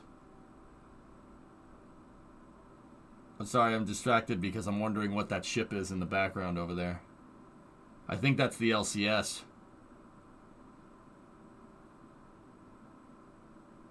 Yeah, Dredd, I got you. You hate Tom Brady, you're for Pittsburgh. Understandable. Have a nice day. The Bungles. The Bungles. That's the Monty back there? Yeah. Yeah, I think it is. It's hard to tell. That looks like another ship, but... Hey, Lord Flooflin, NASA's announced they're testing new lunar vehicles in the state of Michigan because the potholes so perfectly mimic the lunar surface. They've also announced they're not sending any Cleveland Browns players as they need people with experience making touchdowns.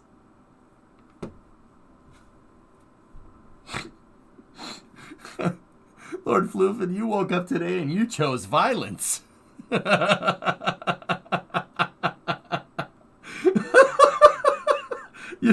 You chose violence. Atomic just flew out of Boston this afternoon before the snow. Go NASA. Oh, yeah. Uh-oh. Wait a minute. Wait. Oh, geez. I gotta go outside. And look. I'll be right back. Discovery, go at throttle up.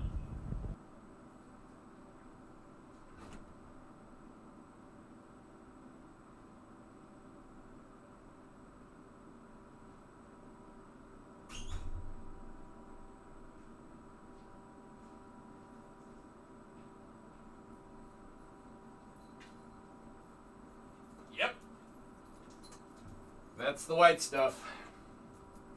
Damn it. It doesn't bother me as much, because garage, but yeah, just gotta clean it. That's all. Send it this way? Yeah, you can take all of it, man. No brown slander in here. What is snow? Don't worry about it. Don't worry about it. You don't want to know.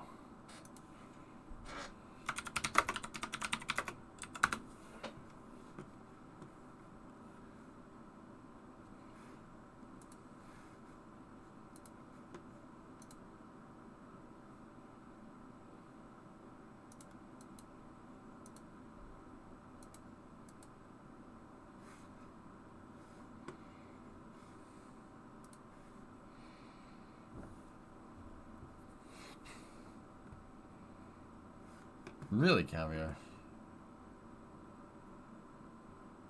Oh.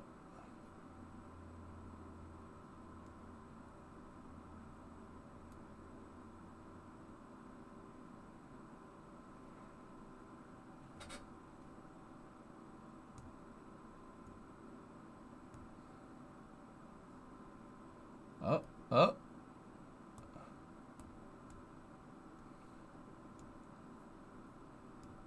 Yeah. I don't know, weather guy, maybe. Oh.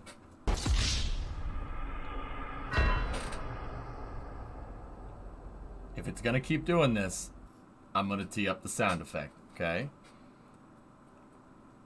If it's gonna keep doing it. If it's gonna keep doing it, man. I'm doing it. I'm gonna do it every time. And that joke's gonna get really old really fast, but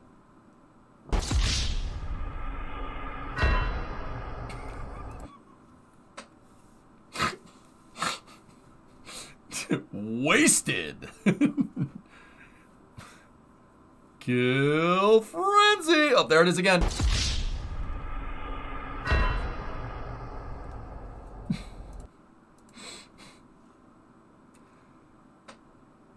I don't know if I'm smart enough to be able to do the overlay fit.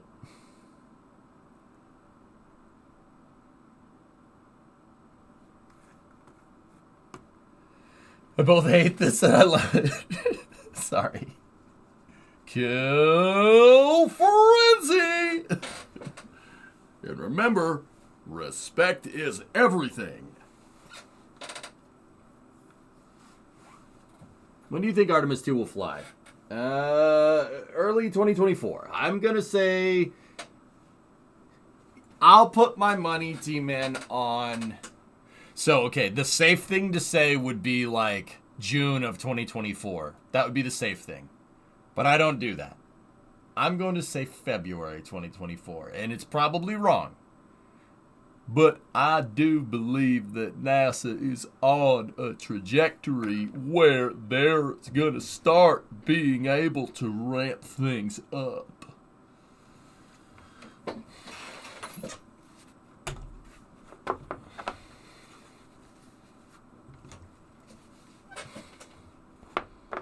Sure, Chief, go ahead. I think in the future we will be able to see NASA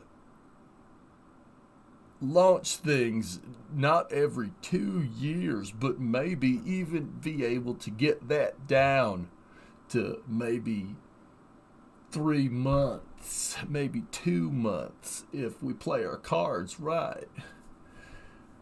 That was about a 1.5 times speed bill impression. I'll make sure to lower that down next time I do this.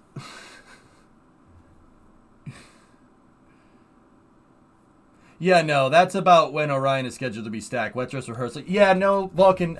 Yeah, no. I'm just going to say yeah, no, because you just said yeah, no to me, and I don't know if you missed the point where I said it's probably not going to happen like that. So, yeah, no, I disagree with you. Yeah, no, I think you're wrong. Yeah, no. Yeah, no, I disagree. Yeah, no, Chief, I don't want to see your last either.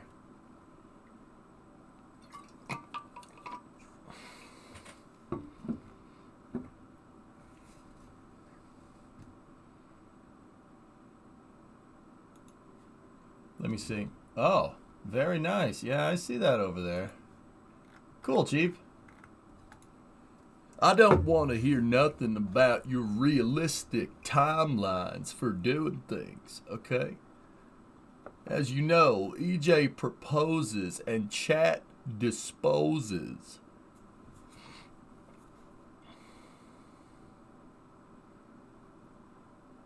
Yeah, if you could just get those avionics out of Orion, that'd be great.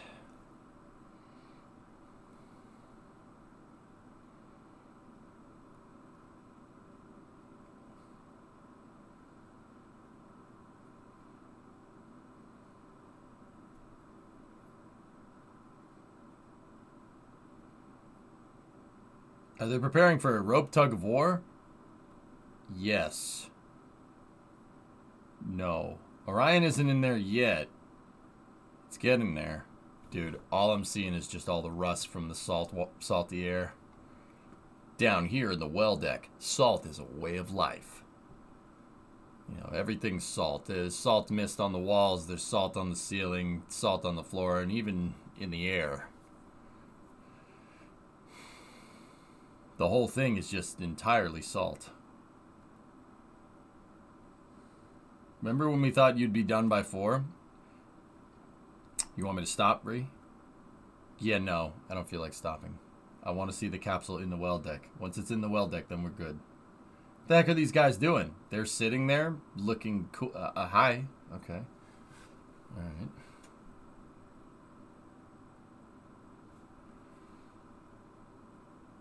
That ship is only 5 years old from commissioning. Saltwater do be like that. No, I just think it's funny, that's all. Yeah. She kind of funny. You funny too.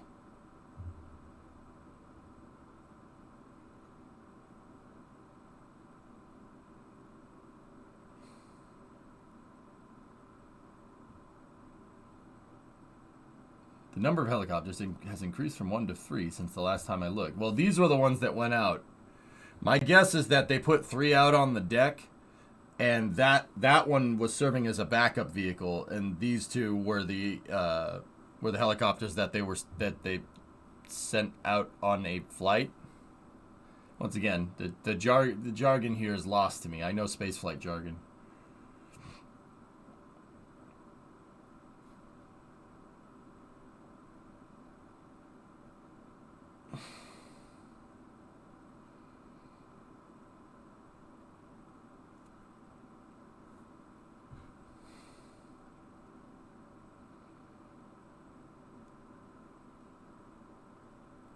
Sortie. On the deck, 1 airborne standby, 1 or 2. Well, it'd be 2 operational fit, right? Because both of those helicopters are flying around.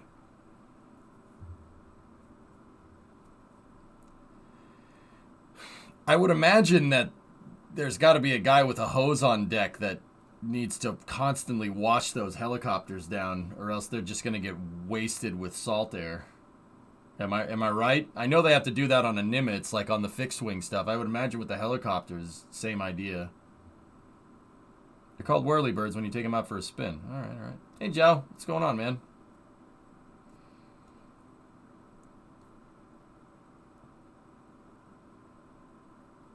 Leaving space in the deck for a Falcon 9 landing. Have you ever seen the game Izion? Somebody linked me the trailer the other day, and people have been asking me about it literally since the trailer came out. Yeah, it looks cool, man, but I don't really have any plans on playing any other games right now. I want to play Kerbal.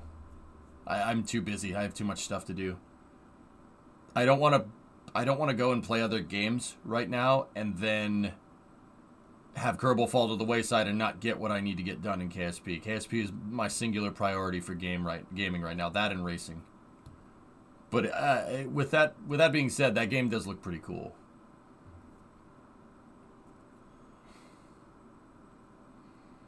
Sortie, Alex.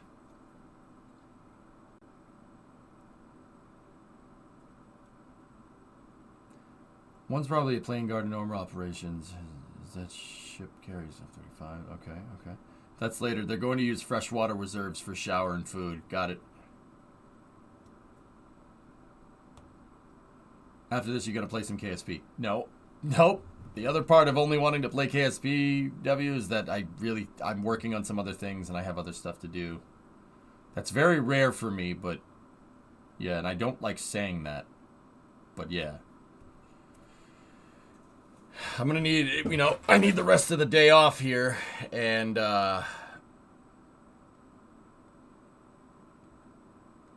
then tomorrow as well. I'll be back on Tuesday with Kerbal. That Orion capsule's got to be near the aft end of the ship.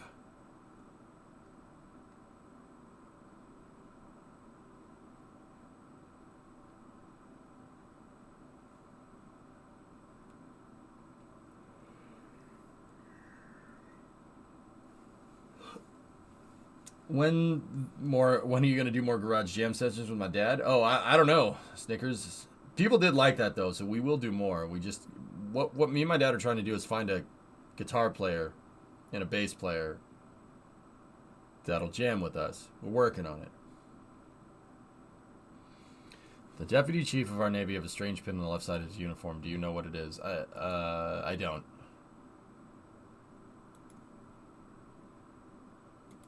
No, I don't know what that is. John Bams on Twitch plays the bass guitar. Yeah, but Macapooties, I don't think that guy's near me. Gotta get the band back together. Yep.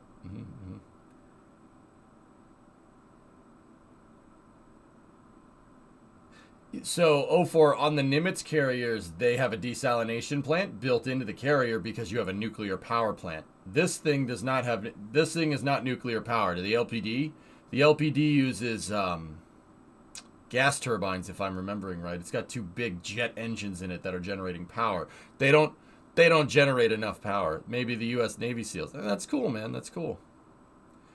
I don't think this ship generates enough power to be able to desalinate water into potable water.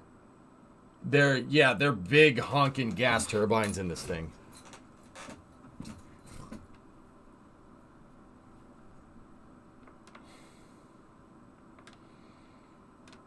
All carriers have it. Yeah, Caviar, but this is not an aircraft carrier. This is a landing platform docking ship, or an LPD. It's half, like, Caviar, I think you know, but it's for the people that don't. It's like half aircraft carrier, half troop transport. It's an amphibious assault ship. I think so, Drummer. I think the capsule's there. That we were just looking at these 3 SH-60s here. And I see the ribs down there moving with the ship, and a bunch of people at the aft end of the flight deck. So they're all looking over the back end of the ship. The Orion's got to be down there.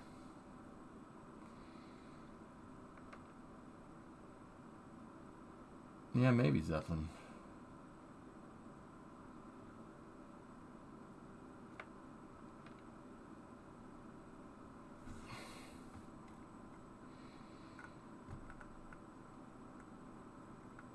I don't see your last, Bandit. I'm scrolling around and I don't see it. Oh, there it is. Mahomes is like a different human playing quarterback. Oh. I'm not... all right. I'm not really interested in football right now, dude. But yeah, I got you. Yeah, I mean, that's... all right. Just whoop. Lateral it right to him.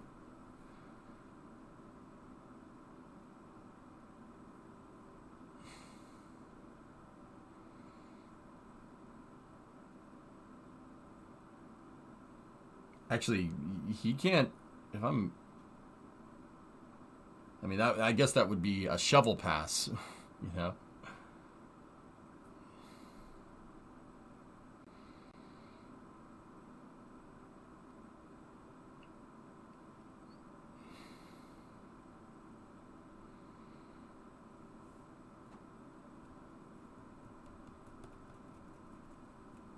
Yeah. Idle. That's what I'm taking from what I've been hearing in chat. Yeah, the potable water that this thing can make. It's not that it doesn't, but remember the context of conversation is talking about generating enough potable water. So I may have said it a little bit wrong when I said that this ship doesn't have it. It has it, but it's not enough to be able to make enough to clean the vehicles out.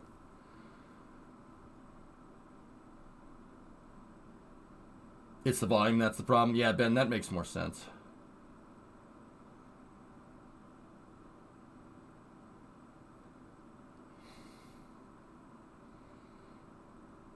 That's crazy damage case.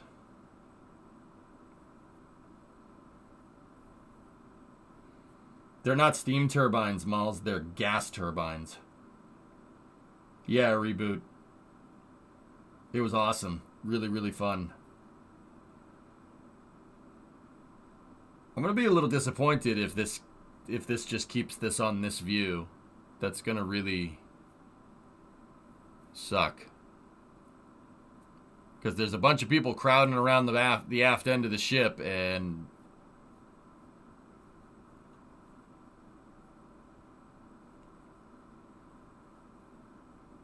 I want to see the well deck open. I think the Orion capsule is getting ready. They're getting ready to scoop it in. I don't know. The vessel's definitely underway. Gas turbines as in natural gas or gasoline?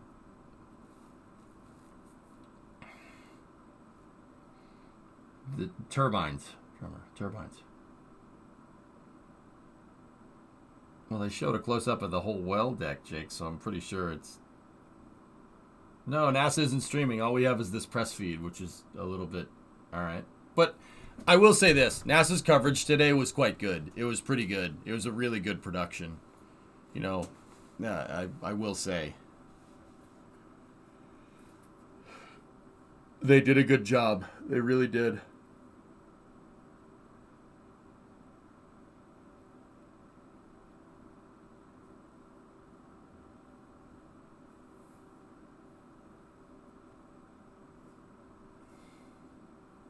Yeah, toothless. Yeah.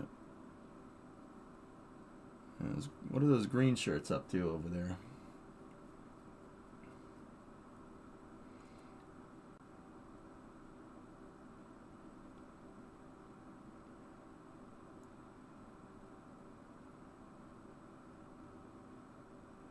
Green shirts are the mechanics, right? Those are mechanics. The guys with the green. There's color-coded shirts on anything that has aircraft, you know, fixed or rotor craft taking off. I think green shirts are mechanics, if I'm remembering right. Red is ordnance. Purple, the grapes. That's fuel. Yellow shirts are ops. And then there's white shirts, and I forget what the white shirts do.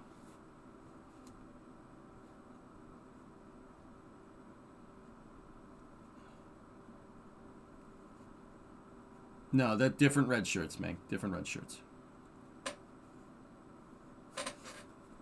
Green are LSE.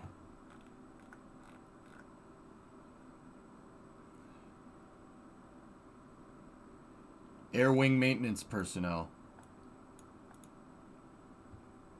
They're the mechanics, dude.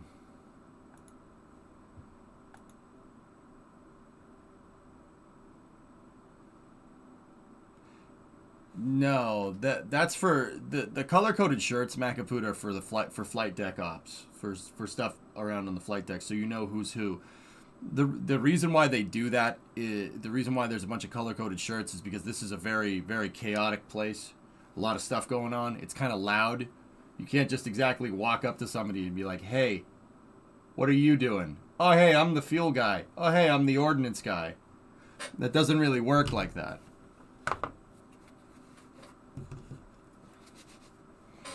So they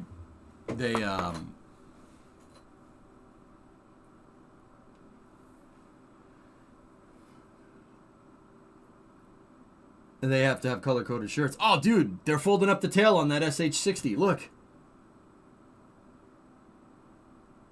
Hey, I'm the fuel guy. Yeah. Yep, those are the Navy variant of the Black Hawk. They're called Seahawks. And the tail folds up so they can stow them. They folded it for a second, and then they folded it back.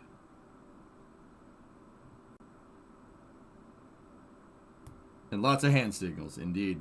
Indeed. Oh. Here we go.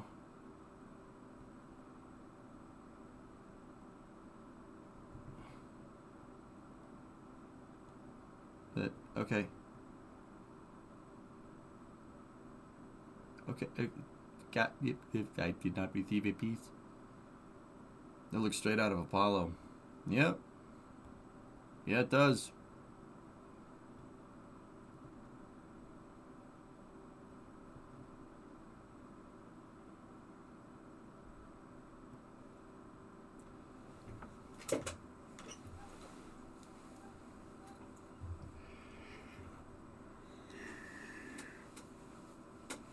Black Hawk and Seahawk are basically the same airframe.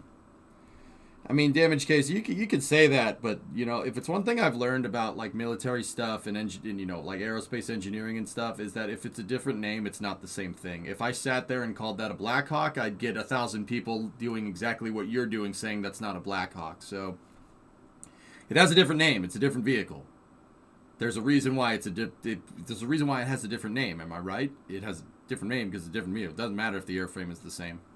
I could call these things Black Hawks all day and I'd get 1,000 people in chat saying nope, that's a Seahawk. So I don't know what to tell you, homie.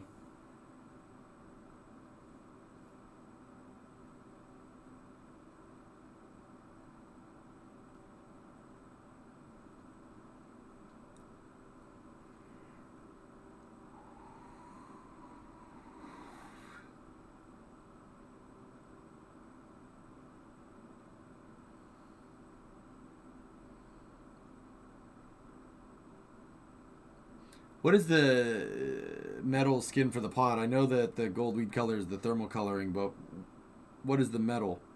The metal, it's aluminum, Zeppelin. Yeah, it's made out of aluminum. It's made out of aircraft grade aluminum. I love refrigerators. Here we go. We got a well deck shot.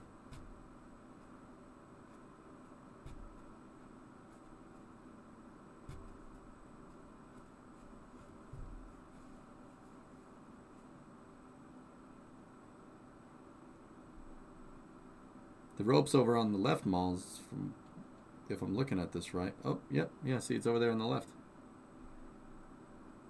So we're just gonna. I want to see the well deck open, because that's cool, and I want to see the capsule get in. The well deck gives you BF3 flashbacks. Yeah. Keep in mind, the ones in Battlefield, dude. Those are LHDs, landing helicopter docking carriers.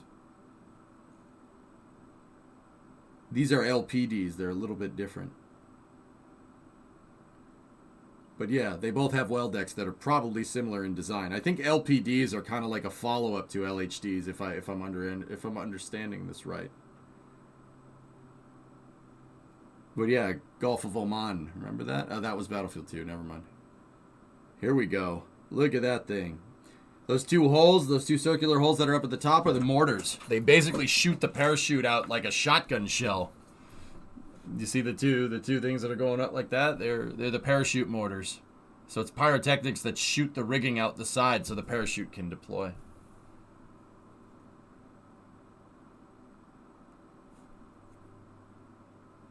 Now, I don't know if this capsule itself is going to be reused. I know that the components inside, they're going to take the avionics, the GPS, the antennas, and they're going to reuse those on Artemis II because they're flight proven. They know that they work.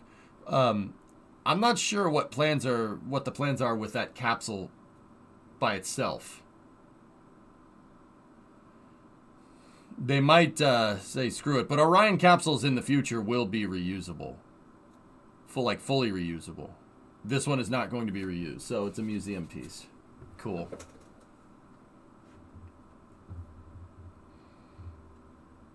You can see the docking port up at the top around the helium balloons, the orange balloons. See up at the top? There's the forward docking port. I don't think it has all the equipment on it. It might though. I can't really tell. Capsule does look good. Not bad considering it encountered temperatures like over 3,000 C or something. They said like 5,000 Fahrenheit during certain parts of re-entry, which is pretty hot. That's pretty warm.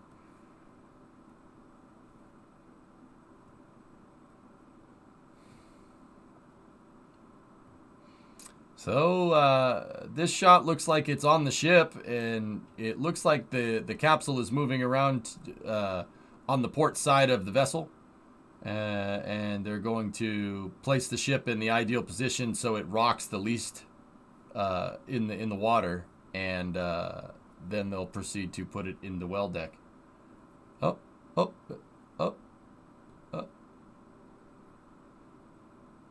The thing went to the moon. Yeah, that's pretty cool, man.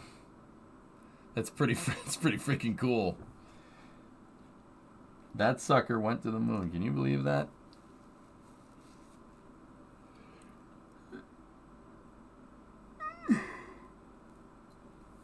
I wonder what they will do with the TPS in post-flight. The Apollo command modules were tested a lot and look different from their splashdown looks. Yeah. Not only went to the moon, but stayed there for 10 days. Yeah, that's right.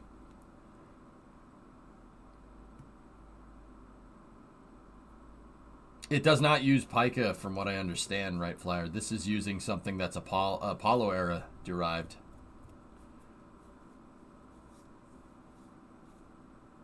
They're Navy divers, Navy diver and Navy EOD, Avertius.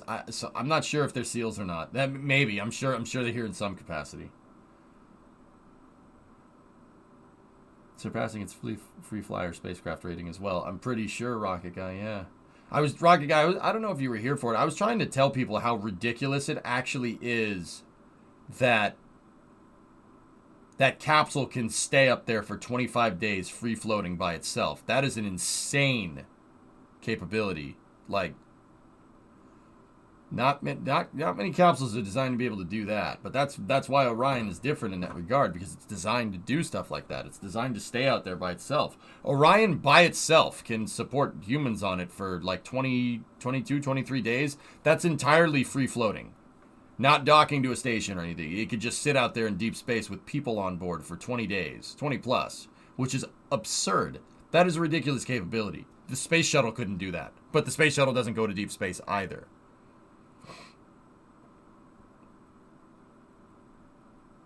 Yeah, the funnies.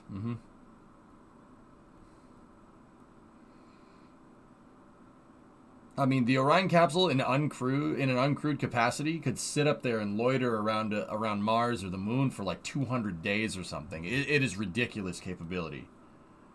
When was the last time we recovered something that went as far as the moon? December of 1972, Jude. If you don't count the OSIRIS-REx missions, the OSIRIS-REx mission, I should say. That we've recovered pieces of asteroid and stuff that have come back from a lot further than the moon. But if you're talking about like recovering a human-rated craft, 1972, almost to the day, 50 years ago to the day. It's kind of wild that it took until the U.S.'s fifth-generation crewed spacecraft to use solar panels on our spacecraft.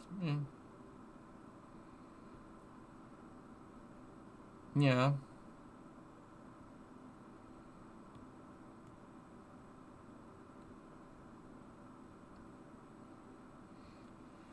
Not counting the Orion Ares 1 test. There wasn't an Orion capsule on Ares 1. It was just a mass simulator. If you're talking about EFT-1, yeah, I suppose, but EFT-1 did not get anywhere near the moon. The 21, yeah, exactly, Rocket Guy. The 21-day limitation is limited by the environmental control systems. Orion can sit up there and loiter for almost a year, which is absurd considering its capability, considering what it can do. And if you couple it to a spacecraft like a transfer vehicle or something, it can stay up there for even longer, which is ridiculous.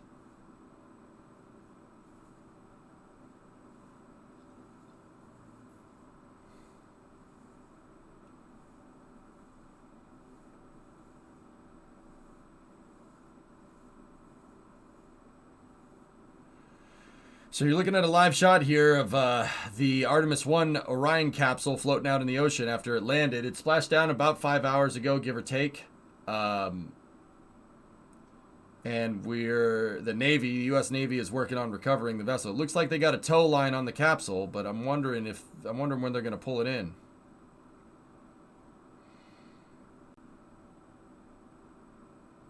EFT-1 went to 5,000 kilometer altitude. That is barely medium Earth orbit range and well below geostationary. Yep.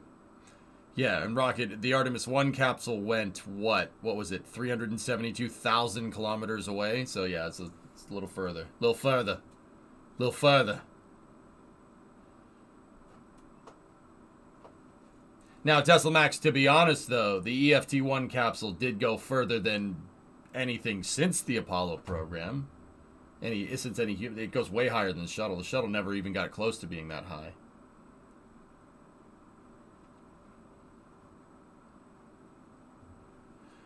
Yeah, there you go, Rocket. Yeah, 372,000 is the distance to the moon. Yeah, you compound the DRO on top of that, it's 432,000 kilometers. Yeah, pretty sweet.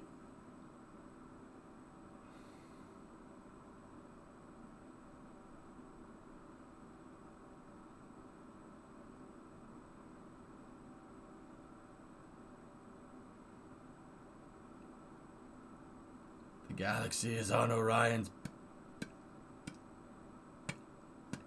belt. What is word?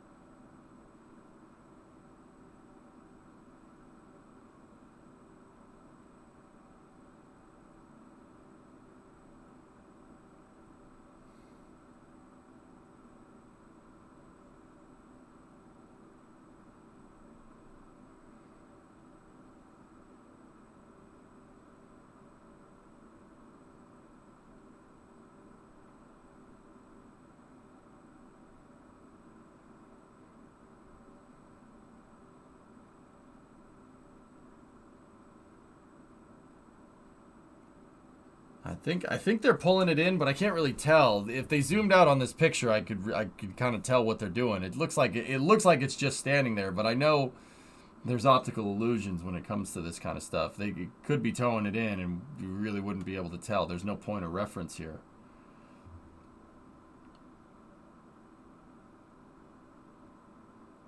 Discovery, go at throttle up. And we didn't see the well deck opening.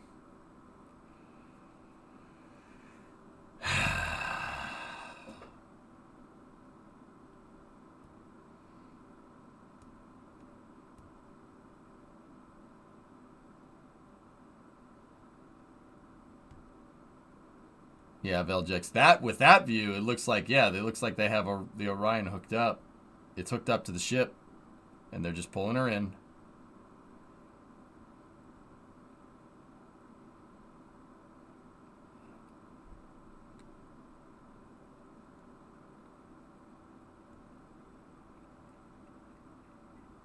I wonder how much Orion has sunk since its first splashdown. Yeah.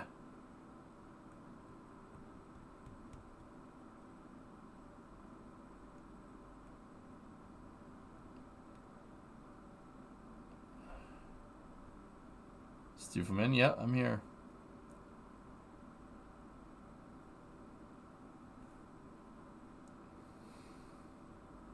So this camera seems to be up at the port bow, and it's looking back on the ship. At what point in descent does the RCS stop firing? Basically, a little ways before the parachute deploy. But yeah, they have to steer the capsule through, Lewis, during re-entry. Could you do a time zoom? Not working. Sorry.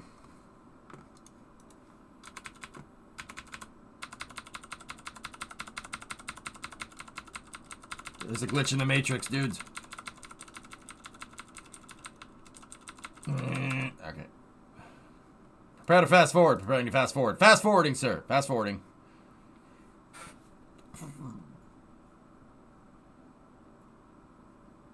Yeah, that they folded the tail on that one.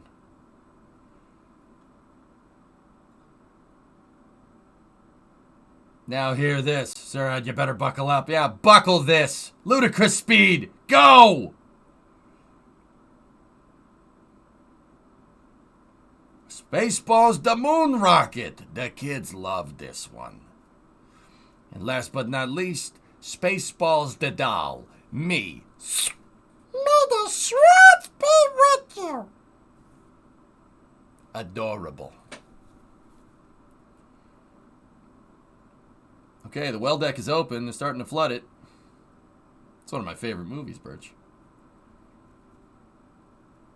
Thanks, Andy. Oh, getting a little bit of surf in the well deck there.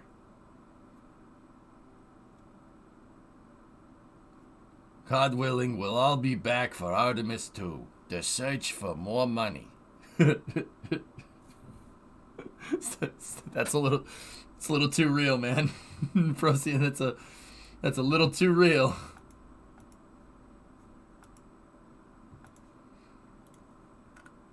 It's a little too real, man. Now, you're looking at now, chat. Everything you see happening now is happening now. You missed it just now. You're at now. Soon.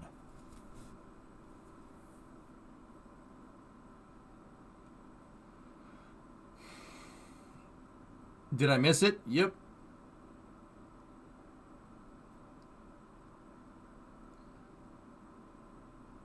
By noontime tomorrow, they'll be ours. Ho!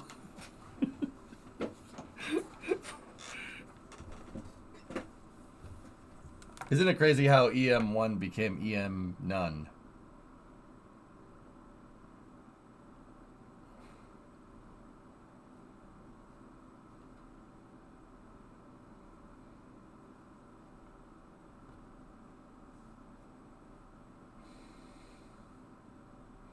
Yeah, we call this right here Mr. Well Deck. Yep. Next to Mr. Helicopter and Mr. Flight Deck.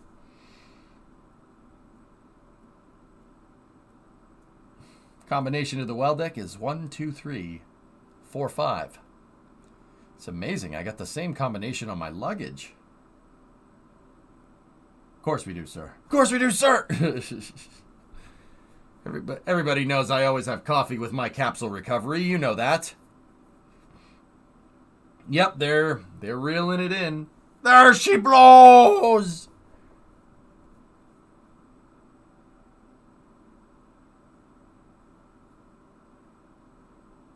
Wouldn't it be funny if I made a joke?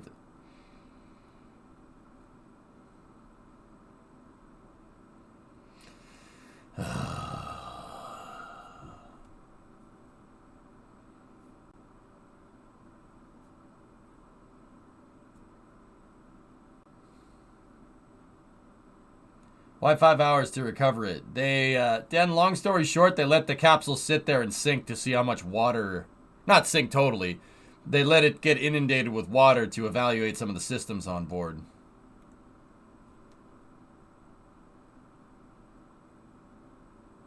All right, they're pulling her in.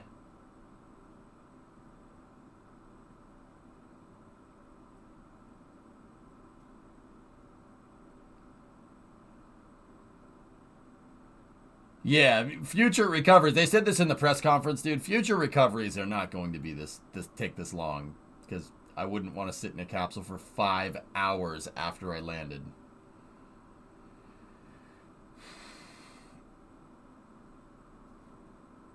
Capsule's coming in. You're looking at a live shot of the well deck on the aft end of the ship, the USS Portland, LPD 27. The Artemis I Orion capsule's in the top left of your screen here, being pulled inside the well deck to be put on its cradle so they can get, so the ship can sail back to San Diego for Orion to be shipped back to Kennedy Space Center.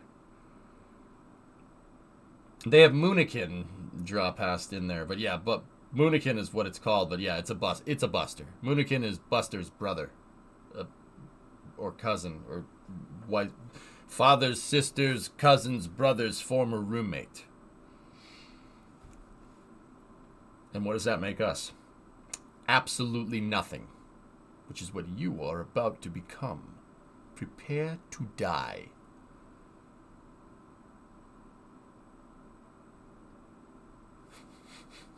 How far from San Diego is this? They're about 300 miles out.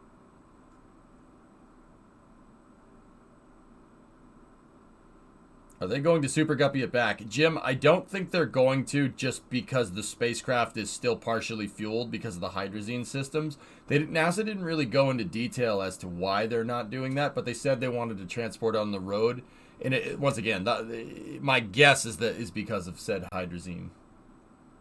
So to see your last link, I think I may have gotten the ship name wrong, though. No, I didn't. I'm a little distracted, man.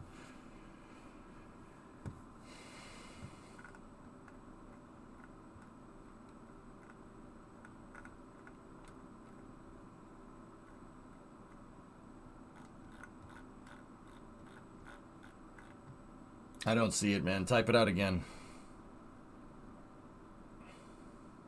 They said Department of Transportation, Hillness, so I'm going to guess truck. She's coming home. Yep, reeling her in. Are they going to fly it back to Florida or drive it back? I'm guessing drive it because it still has some leftover fuel inside of it, Clayton, and you wouldn't want to fly that around. They're taking it back to Kennedy. Yeah, NASA doesn't operate at Vandenberg Winter Site except as except if a rocket is launching like on a commercial contractor. So SpaceX or ULA, but NASA has presence at Vandenberg, but it's not. They don't launch it. NASA doesn't launch anything there. It's not like Complex 39. Oh no, the Pittsburgh has gone from push to pull. I don't. Okay.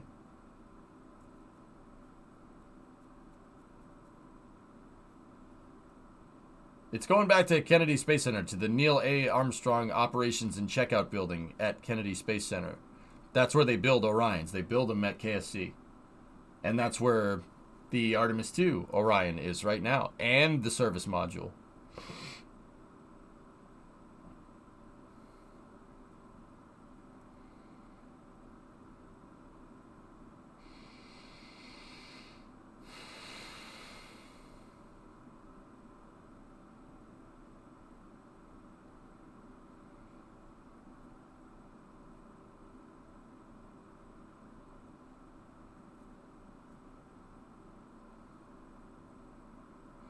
And then the SSPF, we have the Artemis III engine section. Yep. Gotta love that expansion of production capacity. I mean, Rocket Guy, I'm the one that's been the most vocal about having all these damn facilities at KSC and not using them. It looks like somebody up there agreed with me. Somebody higher up at NASA agreed with what I was saying exactly. Not that my words carry any weight with their decisions, but it seems like I was on the right track there. There was nobody on this one, Shells. This was an uncrewed test flight. They had to bench test the capsule before they put people on it, so there's nobody in it. That's why it's been sitting there. If there were people inside, it wouldn't have been sitting out in the ocean for 5 hours.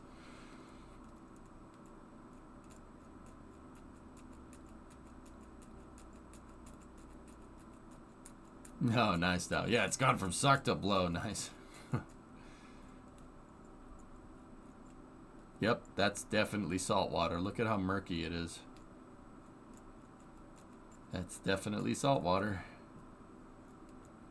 Yeah, Shells. No, I figured that much. Yeah, no, here. You just came back from a 25-day trip. Here, just have a layover in the capsule for 5 hours. It'll be fine. I think it was Jacobs who was tasked with finding a peaceful solution between Boeing, Lockheed, and NASA. Yeah, that sounds right. Looks like the water level is higher. Yeah, of course, Ben. That's on purpose. They purposely sink the ship a little bit. So, well deck. So they could flood it. So you have basically a dock built into the back of the ship. Why has it been 5 hours? That's a good question, PHP. They left the capsule out there to, amongst other reasons, there's a bunch of different criteria. Basically, they wanted to let it soak in the water for a little while to see, like, what the absolute, like, what's the absolute longest you could leave it. You could leave that capsule sitting out in the water before it really starts to become a problem.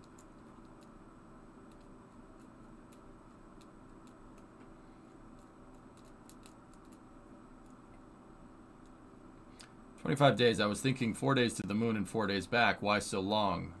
Discovery, go at throttle up. Clayton, I did tell you 4 days in the past. It took longer to get out there than Apollo because of the type of trajectory that they had. It was more like a week there, a week at the moon, and then a week back. Give or take. The reason why it was such a long duration mission is because they're trying to test Orion. They want to bench test it. They want to put it out there, and they wanted to put it in a deep space environment where it's going to get fried by radiation and stuff, and it did. And this thing definitely got a couple of blasts of radiation right to the avionics, and it took it. It was just like, all right.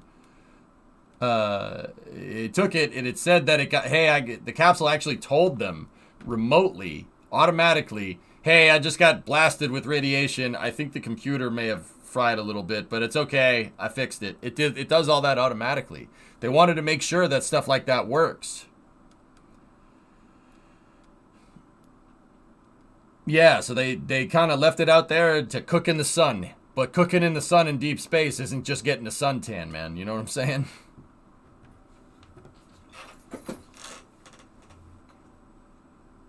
This was a push you hard test. Yeah, Clayton, you know, when you do testing, you ideally test for the worst case scenario. You know what I mean? Yeah, and they expanded the flight envelope. That's right. They figured out that they over-engineered it. It's like people have been talking a lot about Spirit and Opportunity, the MERA and B rovers, you know, because there's that Netflix documentary about them, right?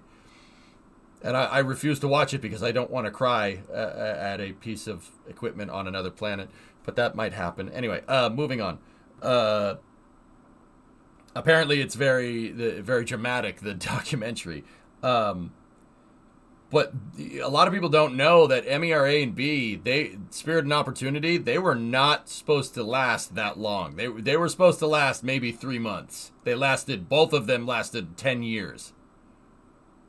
Opportunity even more. The only reason why Spirit didn't last longer is because it got stuck. Yeah, they were supposed to last 90 days. They lasted a decade. You know, it's good to over-engineer and expand the capability that way. That's a pleasant surprise. That's what you want. You wanna say, oh, my capsule's designed to stay out there for 25 days, and we figured out that it could stay out there for 50 by the test flight. You know what I mean? That's the kind of pleasant surprise that you want. Don't get me wrong, you don't want it to be something nuts like that, but you know, it's good. Sometimes, you know, that's the pleasant surprises that you want during a space flight mission. I don't want to watch it, Loopy. Ingenuity, enough said. Yep. Yeah, right. Yeah, there you go, Dish. They did Helicopter on Mars. Spirit lasted more than 20 times longer than its designed reference mission. Textbook definition of playing with house money.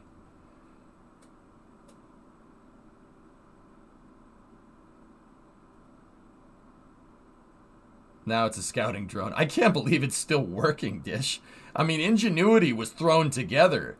They decided very late into the engineering for Perseverance that they were going to add that thing. It was kind of a spur of the moment decision from Jim and Thomas, remember?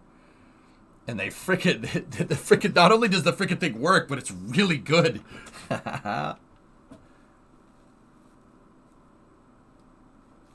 Yeah, exactly, Vulcan. Those are the pleasant surprises you want, you know? That's what you want to hear.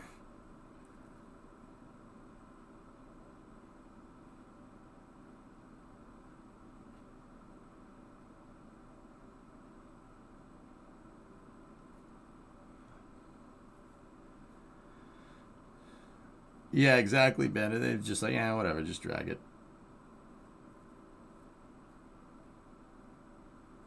Yeah, perhaps. That's right. All right. It looks like they were at a hold position there, but now they're towing the capsule in. From your perspective, what's the next big space adventure coming up? Shells, it's Artemis II. It's the sequel to this thing. People going back out to the moon? That's going to be a big deal.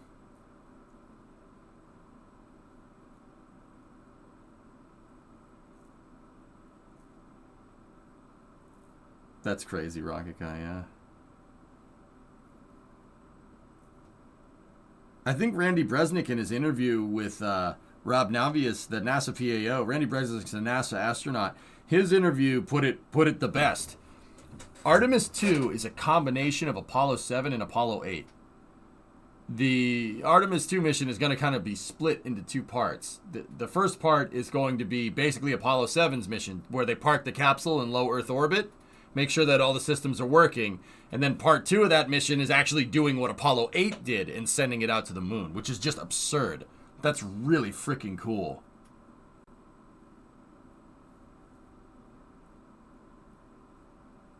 And then Artemis 3 is combining Apollo 9, Apollo 10, and Apollo 11 all into one mission. Artemis 3 is going to be insane.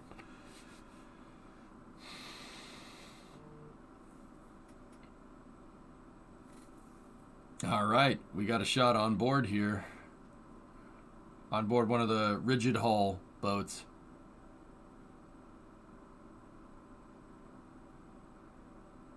When do you think we'll land on the moon again? 2024, 2025, somewhere around there.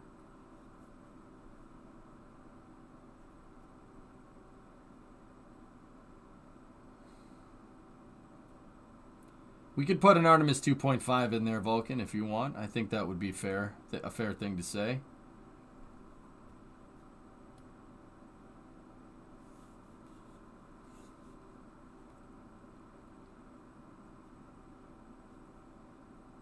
I'd say Orion's doing good for sitting in the drink for 5 hours. It's pretty good, man.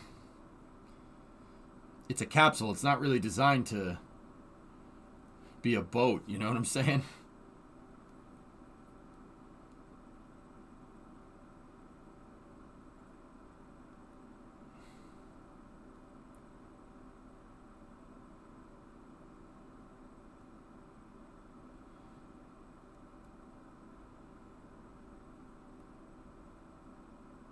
Why aren't they landing the capsule on land? Because they wanted it to land on water. Yeah, they wanted to go with what you know. Landing capsules on land is not something that NASA has a lot of experience with. Maybe, hopefully, in the future. Not with Orion, with Starliner. Hopefully, in the future, they have more experience there. No, MotoKid, it will not. 2 hour maximum. And one of the first things that they're going to do is get the crew out. But they also could just they do parallel training. They could either open the hatches when the capsule's still floating out in the water and get the crew out that way onto one of these, onto a rigid hull, or they could pull them into the well deck with crew aboard. They could do either one. It really, which is good. That's good planning. Free shock absorber and more of Earth's surface is water than land. Yeah, Ricky, I think that has a lot to do with it. Orion is a heavy capsule. It would be hard to land that thing on land. It's 10 tons, guys. 10 tons. It is a heavy capsule. Easier to land it on water. I saw that tiny tank, yeah.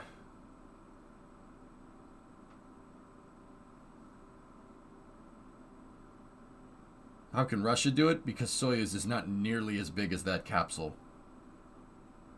And Soyuz jettisons its heat shield before it lands. So does Starliner, for what it's worth. Silly, you got to take a lot of stuff with you if you're going to go out to the moon, man. What I like to tell people is that, you know, like, okay, so you take something like Dragon or something like Starliner, right? Those, even the Apollo capsule, if you really want to be, you know, those are like an SUV, all right? You know, you have a little bit of space, not really a lot to move around, like a full-size SUV, like a van or something. This thing is a freaking RV. It's a little RV. It's like a little camper van instead of just, as opposed to like a small transit van, you know what I mean? So there's a lot more stuff you got to take if you're going to go further. Just like if you're going camping, right? As opposed to just driving around, you're going camping, you got to bring more stuff with you. You need a semi. Well, the space shuttle was the semi truck, but this thing can go a lot further than that. Has a lot better range. Pacific Ocean has pretty much been used since Apollo. Yep.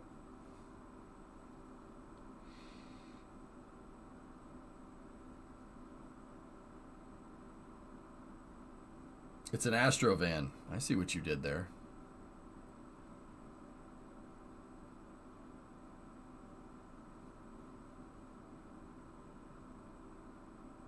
It's a wicked good camera gimbal. Yep, absolutely. Orion is a control module that can be used on larger modular craft, basically the bridge of an interplanetary vessel. Yeah, I know, Dish. I was telling people about that.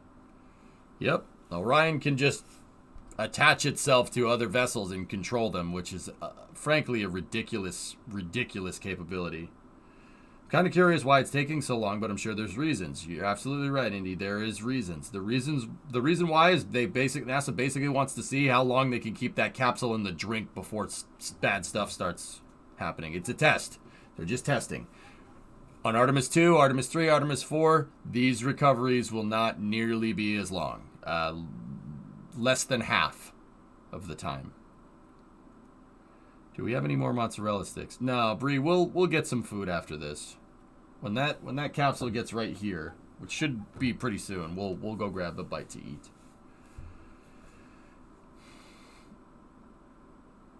Okay, so they are purposely not pulling it in yet. They're getting ready to do that. Indeed, what they just did, if I saw that right, was if you have one tow line and you go to pull it in, that still makes it so the capsule could bounce off the sides of the well deck.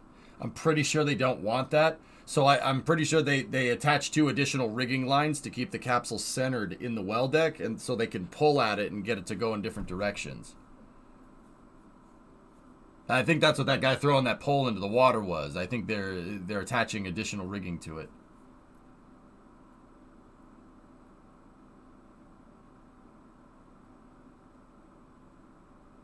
There we go. Line's taut.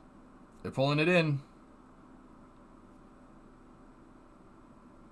Yeah, this gimbal is fantastic, by the way. Here it comes.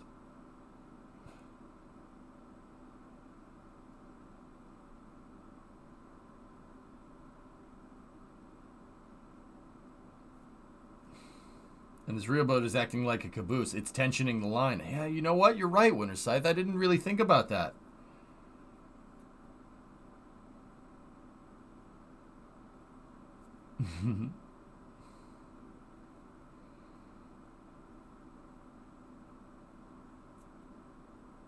Yep, there's a shot inside of the well deck looking at the cradle that Orion's going to be on here in a second.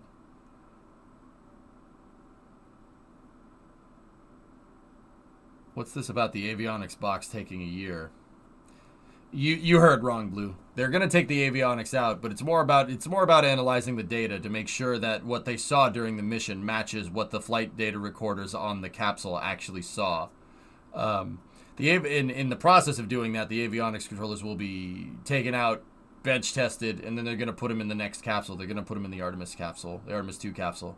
That process of taking the avionics out does not take a year. It's much more about making sure the data is right, because the next flight's going to have people on it. You can't really screw around with that.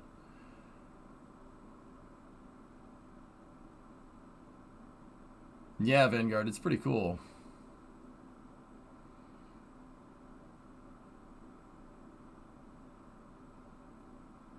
Yeah, see, there's 2 additional rigging lines right there. See it in the water? There's one there, and then there's one over there. They're trying to keep the capsule centered in the well deck. That's why they took a second there.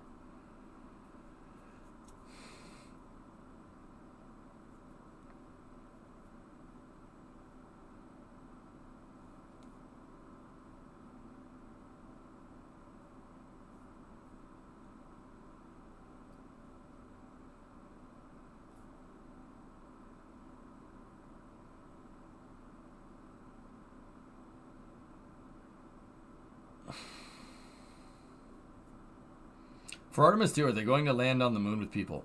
Artemis II is going to do a flyby of the moon with people, Indiana. Artemis III is the one that's going down to the surface. Yep, she's kind of drifting.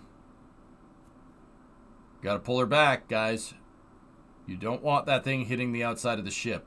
The ship, don't get me wrong, the Portland does not care. The capsule bobbing around on the side of the Portland, it does not care. You don't want to damage the capsule because it could screw with the data. Like Apollo 10, it's more like Apollo 8 than anything, Dado.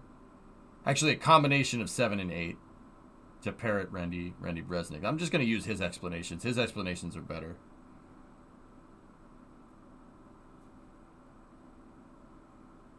When it was sitting out there for 5 hours, did it take on water? I know that was a test as well. Yeah, that's why they let it sit there. They're trying to see how much water it's gonna take on, amongst other things. There's a couple of other tests that they're doing as well.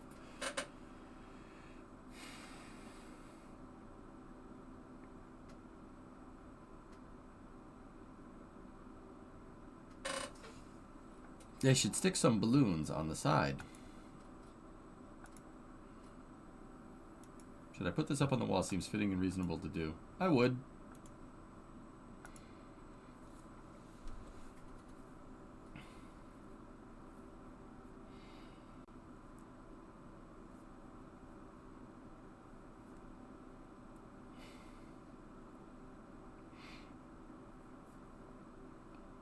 What do you think those modular pads on the walls of the well deck are? Rubber?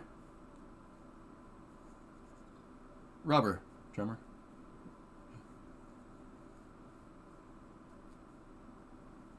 It's amazing to me that this is a calm day on the ocean. Yeah, I know what you mean.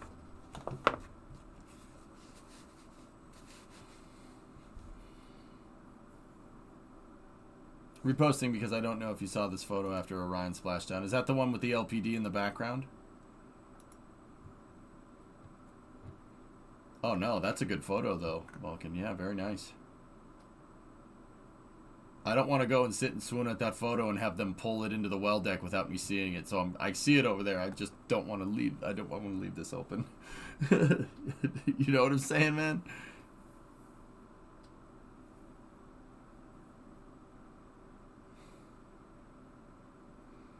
Okay, gonna get it recentered here.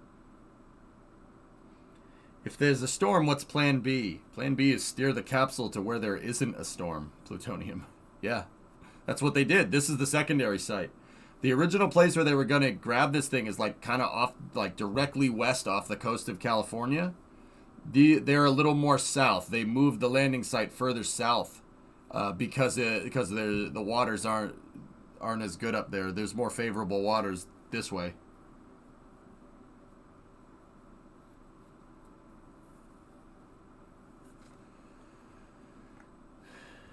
All right. The Artemis I capsule is almost inside of the recovery vessel, the USS Portland, LPD-21, which is a... What did he call it? A landing, patrol, and docking? LPD-2... not 21, it's LPD-27, excuse me. Arglue, I don't see your last. Sorry, man.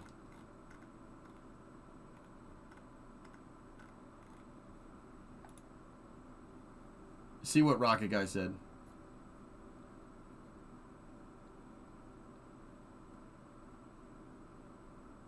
Landing platform docking. That's it, Spiffy. Yeah, the captain. When they interviewed the captain of the vessel, he said what it was, but I totally blanked on it.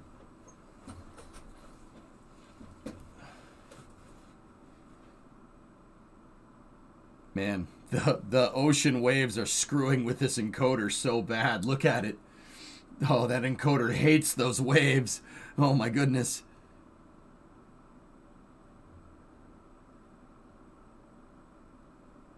Oh, God. There's not enough. Actually, that's not the right way to say that. The right way to say that is that we don't have the bandwidth for the encoder to do what it needs to do. Heave ho! Heave ho! Heave ho! Heave ho!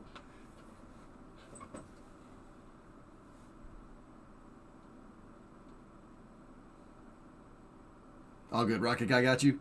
Excellent. It's like the grass in Tarkov, indeed. The fact that just manually pulling it in is pretty cool. Yeah, I agree. Just pull it in. Why not?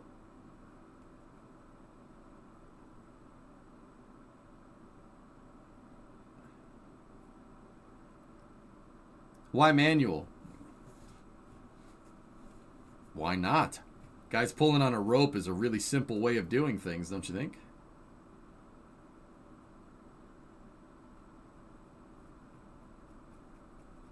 It's not like the Navy is short on personnel on the ship, you know what I mean?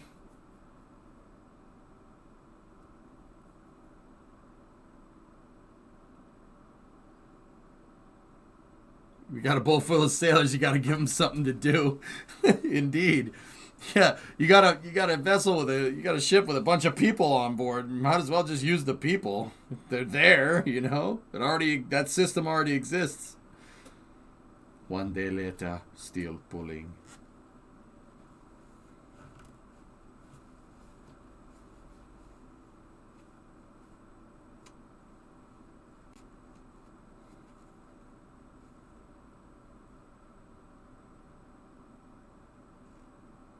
You don't want to run a rigging line through a winch. You don't want to run a rigging line to a winch through several turnbuckles. You'll rip it apart at high speed. Interesting.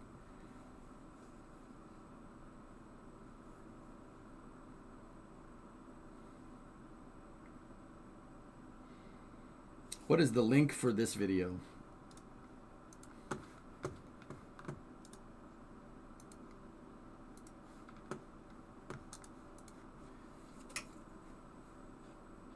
Yeah, exactly, World. That's cool, man. I mean, like I said, there's personnel there. Why waste time engineering a system? You just get some guys to just pull the thing. I like the simplicity of it because it works, you know?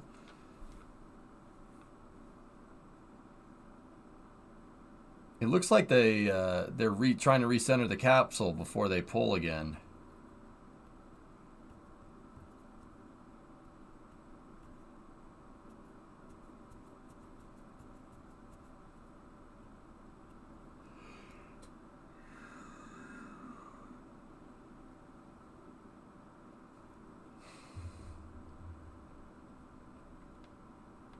Yeah, guys, the rigging line, the taglines are being pulled by, like, people are holding the taglines, which is kind of the thing. I think that's a good point to say, Miles. The center line right there is being pulled by a winch.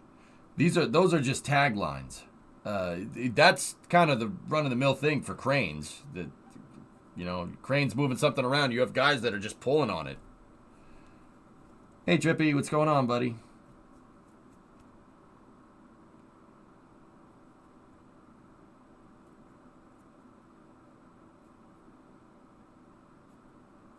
Yeah, winter size, right? What are the red things on top of it? Those are balloons, Clayton, to make sure that the capsule doesn't capsize. Seriously, they had a... Here, I'll show you.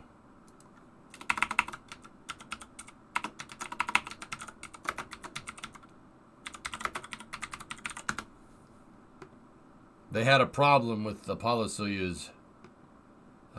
Apollo Soyuz capsized, so they put balloons on the thing to make sure that that doesn't happen.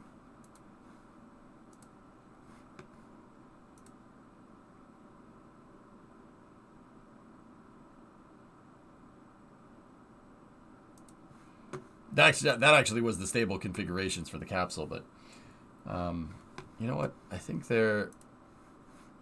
Vulcan, it's time we can look at this picture here.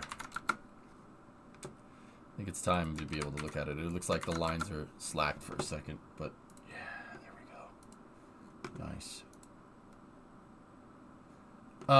Jono, okay, wouldn't that thing be super radioactive from being in the radiation belt? Well, the capsule's made out of aluminum. Aluminum bounces radiation. It doesn't absorb it. Lead absorbs radiation. So no, it wouldn't be irradiated any more than what you'd get from like an X-ray or something. Yeah, and the other thing to take into account is that they go around the Van Allen belts. They don't go through them. That's a really nice picture. That's where the service umbilical for the ESM was. Nice, very nice, very nice.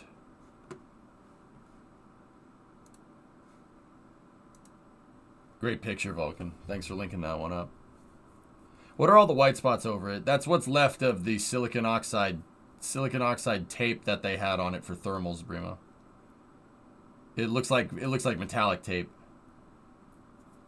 I'm curious, is there a minimum distance from the coast that NASA outlines? It really depends on what kind of capsule's coming down, Kuro.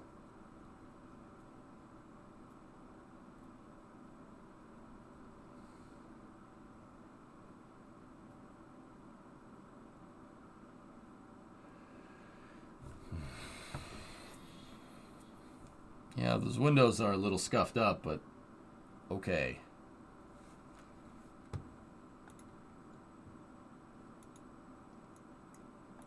That's a good picture, Hell Hydra. I like that too. Why didn't they land it near Florida?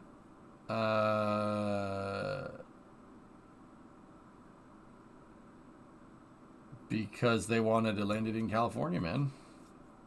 I'm pretty sure it had something to do with the orbital mechanics for the mission, Galactic. And traditionally, the Pacific Ocean is bigger, so it affords you more areas to land if you need to.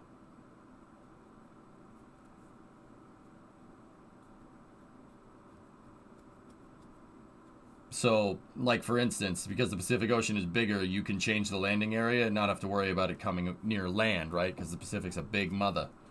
So, Like this mission, for instance, they changed it. They moved the recovery zone further south. They did it last night. They said, you know, the water in our original recovery area near San Diego, near off the coast of California, is too much, so they went south. They're more towards Baja now.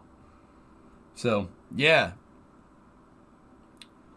it's long story short, you get more recovery areas. You know, you're trying to recover off the coast of Florida here. You go too far south, you're in Miami. Pretty sure we don't want the capsule to land there.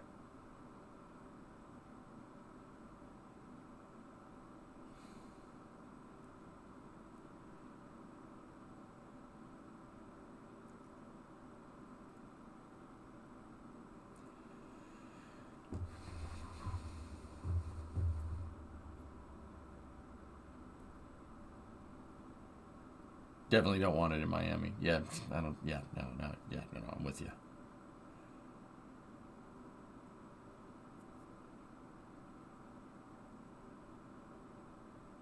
It would be cool if they shot for Okeechobee.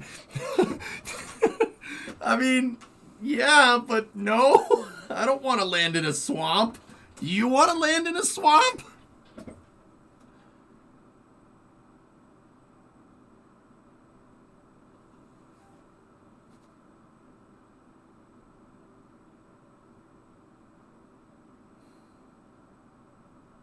I can't tell if the camera zoomed in or if they're actually pulling it.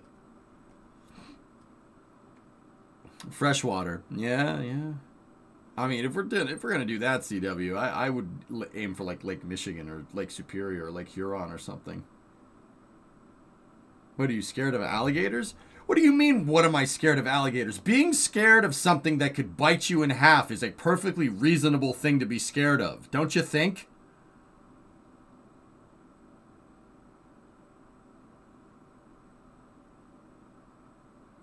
Don't they ice up? Yeah, you guys are right. Landing in lakes probably isn't a good idea. You know, they should just land it in the Pacific Ocean.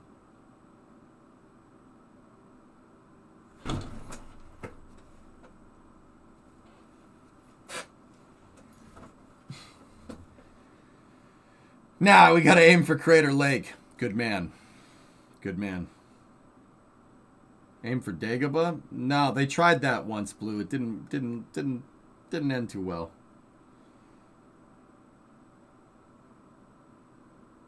I'm sorry, I think if we landed in the swamp and it sinks, I don't think there's a Yoda that can, you know, use the force to pull it out. You know what I'm saying?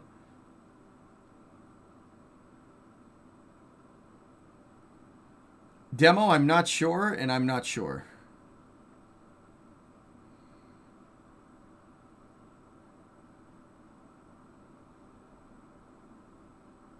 Thank you for proving my point, Louiso.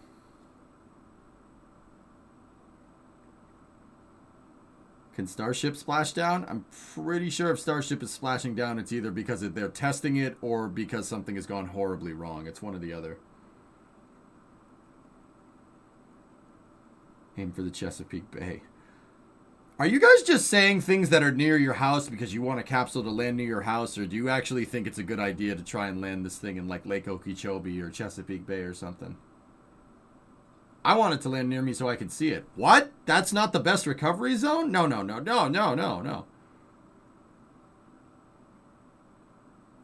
I'm starting to get a little bit of a vibe here that you might just want a capsule landing near your houses.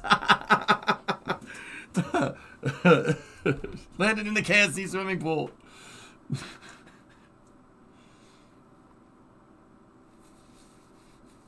That's it. I'm making my own recovery zone. Don't you? No, I don't care where it lands. I just want to see it in one piece, and it's in one piece, so I'm happy. I don't care where it comes down. My bathtub is an ideal landing zone. Survey.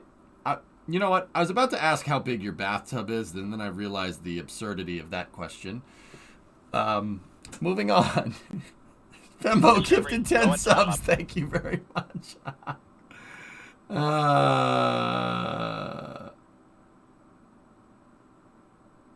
Discovery. Yeah, of course they could, Hokie. actually, they said they had a 2 nautical mile or 5 nautical mile nominal range, so you'd need something that's 5 nautical mile with a 5 nautical mile radius. I'll make my own recovery zone. Don't make me tap the paper. Read the sign.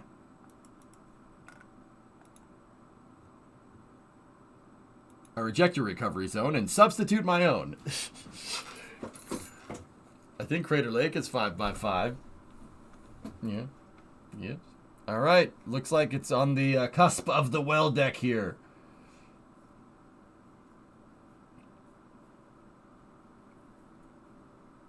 Pembo, thank you for the 10 subs, dude. I appreciate it. The Artemis I capsule is almost aboard the Portland here. They're pulling her in. Oh, boy. All right.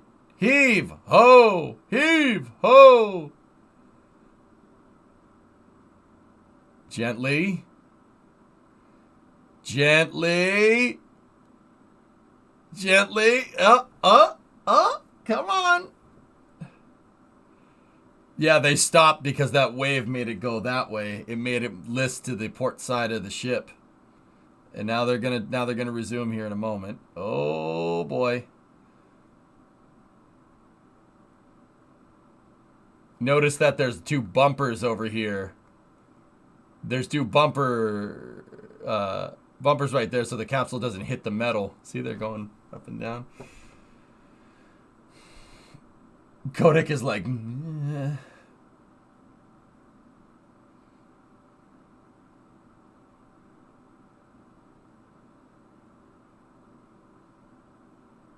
See, this shows how much of a pain in the butt this actually is. And this is with calm waters, guys.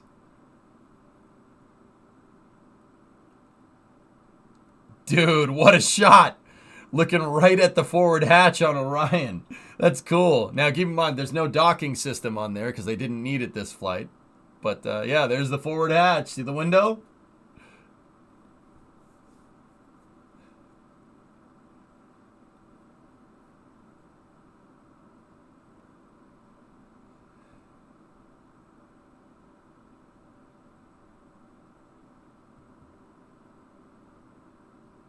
All right. They held for a second.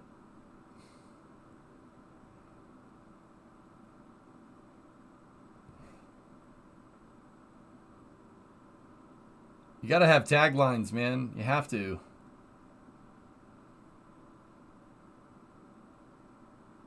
They're not using a winch. The center line has a winch, guys. These are just taglines. And this one is going to a rigid hull that's designed to keep this thing nice and keep the winch line nice and taut. You don't want it to get bound up.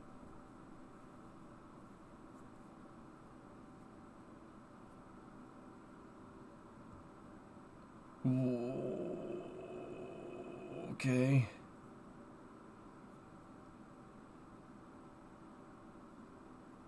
Are they closing up the well deck? I can't tell. Or is that the encoder?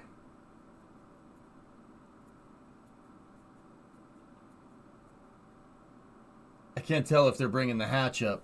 The salami lid won't fit. Ain't gonna fit like that.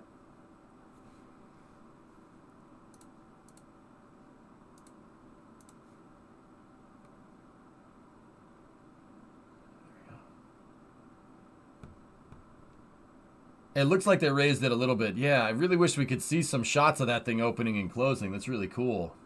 How long does that dry dock stretch into the ship? A good third of the way in, Andy. It's big, man. It's like an Olympic swimming pool. Maybe not as wide as an Olympic swimming pool, but definitely as long. You could fit 2 LCACs in there. It's a monster, dude. I'm telling you, the Portland is half aircraft carrier, half troop transport. It's really cool. It's 10 tons, Anthony. Yeah, 10 tons. I mean, you could grab it with a helicopter if you really wanted to, but why? The well deck is there. This is easier than grabbing this thing and moving it around with a helo. Yeah, it's heavy. Compared to an LHD, it's small. Aren't it? TCAN? Well, yeah, of course. Yeah. I mean, yeah, they have LHDs have bigger well deck and a bigger flight deck. RB. Did the outer shell pop off? The top part of it did, Northern Sky, but that was so the parachutes could deploy.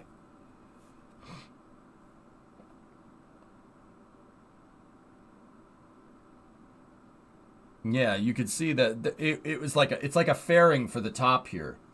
And inside of that is the parachute, all the rigging for the parachutes. You can see the 2 parachute mortars there to blow the parachutes out and away from the vehicle. And then the parachute deployment mechanisms are in here. And then behind that is these balloons right here. Those balloons are filled with helium. They're to make sure the capsule doesn't capsize. You don't want it to capsize. The Apollo program had some problems with the capsules capsizing. If that wasn't if going into space isn't disorienting enough for your motor skills, here, just have some seasickness on top of it. So how's the headache? I'm not hungover, RV. I was never hungover. I have a trick. I have a trick for beating it. I ate like 3 pounds of French fries before I went to bed because I knew I needed to be sharp today. No headache, no nothing. Seriously. I just made like a big basket of fries. I ate all of it right before I went to sleep. Felt great in the morning. Yep. 5 Guys large fries, Jen. Pretty much. That's not healthy. I'm not drunk. Not hungover.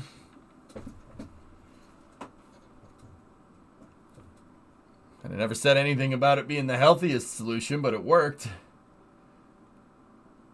I did cover Hakuto R. Vaz, I went to bed at like 4 in the morning. How does your waistline feel? About as good as Orion's right there.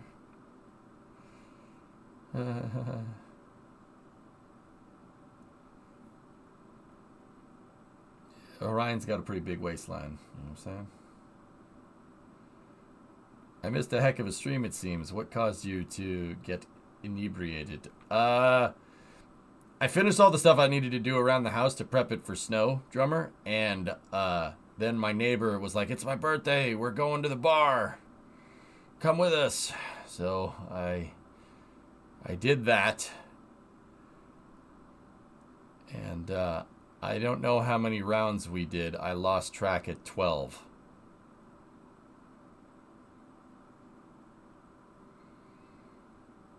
It was not 12, but there was more than that. I don't remember how many.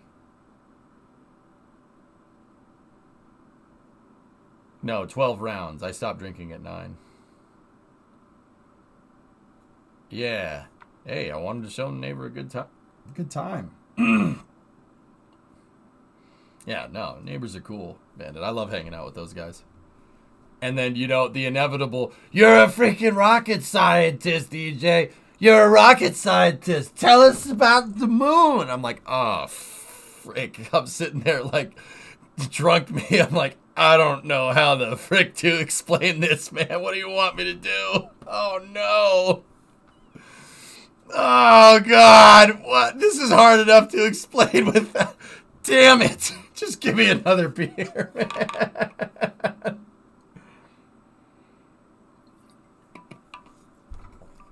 I was like, they found water on the moon. They want to go grab it so they could live on the moon. Oh, that's awesome, man. That's awesome. The well deck's coming up. They're trying to calm the waters inside of the well deck. I think the waves are a little too much. That's why they brought it up. It's still 3 weeks till rebillionizing. Oh, God. Dude.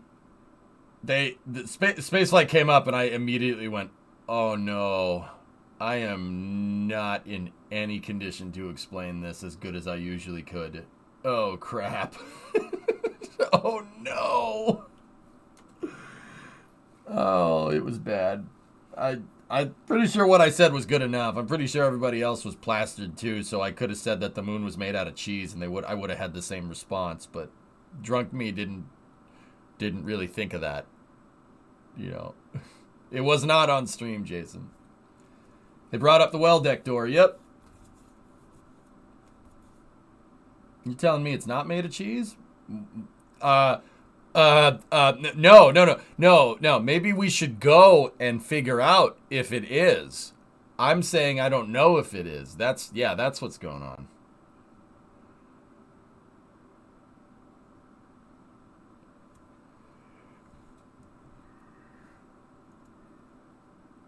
Yeah, that's what's happening. So yeah, that's how my Saturday went.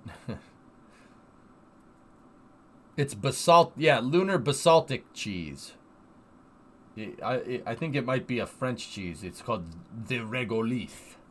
The regolith. Regolith. Okay.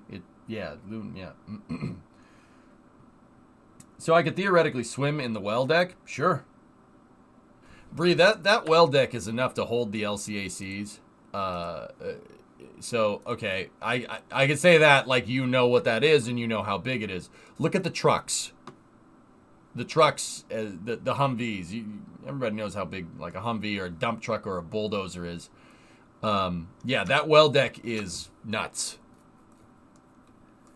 I mean, like I said, these San Antonio class ships are it's half aircraft carrier, half troop transport.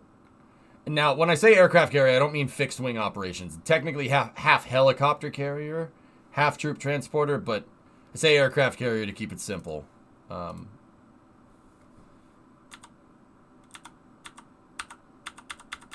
it looks like they slowly pulled it in. There we go. Yeah, Ian, this thing can carry an entire, like, marine... What did chat say? An entire marine expeditionary unit. So, like, this thing could D-Day by itself. Not like that, but that gives you the idea of what it can do. Now, once again, fellas, I'm a civilian. My military jargon is not very good. So if I don't say anything right, I would like to learn that, the correct way of saying it. So if I didn't say anything of that, didn't say any of that right, I know it's kind of cringe, but I would like to learn. I know my spaceflight stuff. Spaceflight, I'm good, you know, like. Do they pump water out of there? Yep. Yeah, they'll start pumping water out. Yep.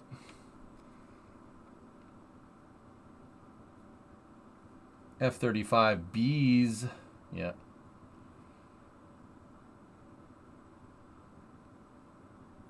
Battalion is the word, good fella? Yeah, that's what I was... Yeah, cool. All right. I was kind of sure, but I know that one thing that you do with like military jargon in terms like that is you don't really guess. I don't really guess. I either say it and I know it's the wrong thing and then I get corrected, which is fine. I don't have a problem with that. Or I say I don't know. Discovery, go at throttle up. That's it. It's an amphibious assault ship, Yen. Yep. Did you apply for Dear Moon? Nope. Brandon Stewart, thank you for the resub.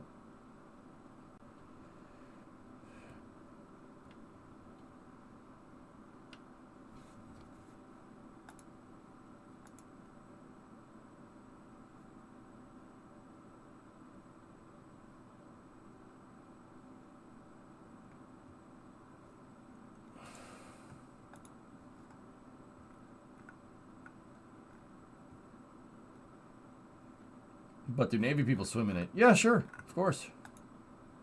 Kenny, between this class and an LHD, you could put about 2,000 to 3,000 Marines on a battlefront in no time flat. Yeah, T, exactly. I've been telling people, like, you could... this ship is designed to do stuff like D-Day, you know, without the, you know, whole forward opening Higgins boat get cut down by machine gun fire thing. The LCACs have that big armored plate on the front, and then AAVs, I mean, albeit slow, I mean, they get the job done, and the hatch opens backwards. But yeah, thank you. I appreciate the addition to the discussion, man. This is how I learn. This is how I learn this stuff.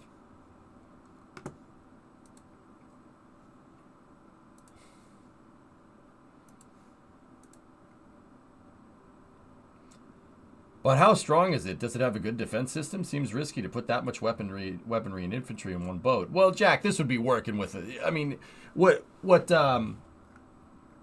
Kenny was saying there a second ago is that this would go in with a helicopter wing and And honestly, like, this thing wouldn't go assault a beach by itself. You'd have a task force with it. So you'd have helicopter carriers with it. And, you know, if there's a fixed-wing carrier group, if it's one thing that they learned during D-Day that you really, for a beach assault, you really want to get air superiority. That's really important. And I know that that's something important in any battle, in any theater. You really want to control the air. If you don't control the air, you're going to have some really bad problems. The Ospreys also drop us off a wing of VTOL aircraft for the LHD for cover. There you go. Yeah. So it'd be working with other ships. This is the one that carries the troops that actually go hit the beach, you know? What about space superiority? I don't know. Ask the Space Force. You have Cobras on board. This on one of these things, you have a Cobra floating around in there. Oh man, you're good. You're good. Those things are die hard, man. Old, but freaking still good, man. Just because old doesn't mean it's not good. The LHD has all that. Gotcha. Thank you, sir. Yeah, the Viper. Yeah, exactly. It's the Viper. Yeah, it's not a Cobra. Super Cobra. Yeah, it was a Cobra, Super Cobra, and then Viper. Yep. They showed us at the start of this stream that there's another ship accompanying the landing to keep the civs out of the area. Yeah, that's right, Veljix. That's the USS Montgomery. It's a littoral combat ship.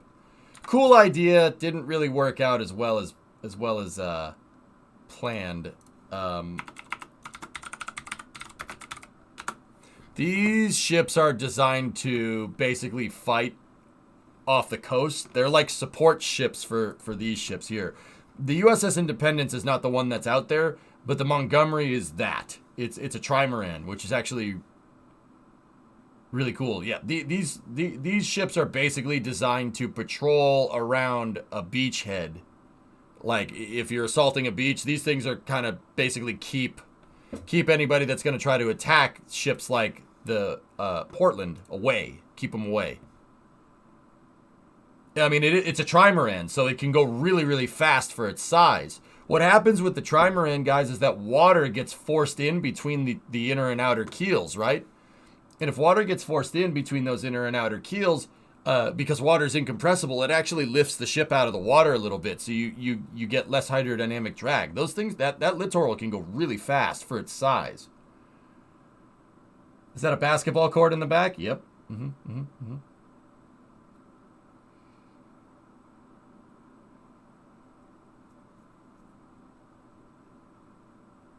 Not so stable on the high seas. Well, yeah, correct, but it's not really designed to do that now, is it? It's designed to operate in shallow water. It's not a blue water ship.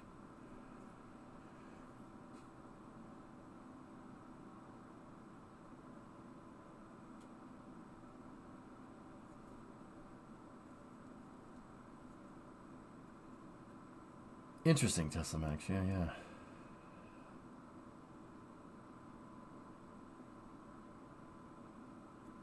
But really, I was kidding. Oh. Yeah. I mean, Primo. Yeah, they do. They play. Like, if I'm understanding this right, and granted I've never seen it, but I'm pretty sure they played like football and stuff on the deck of like aircraft carriers and stuff, and got basketball courts in places so you could shoot some hoops and stuff. These ships have everything. They got a gym. They got obviously mess halls, and like aircraft carriers, the big ones. So a ship like the Intrepid would have 2 to 3 mess halls on it. I mean, the bigger aircraft carriers that we use now, there's 5,000 sailors on those things. It's a small town that floats around. Well, small town in a small airport floats around.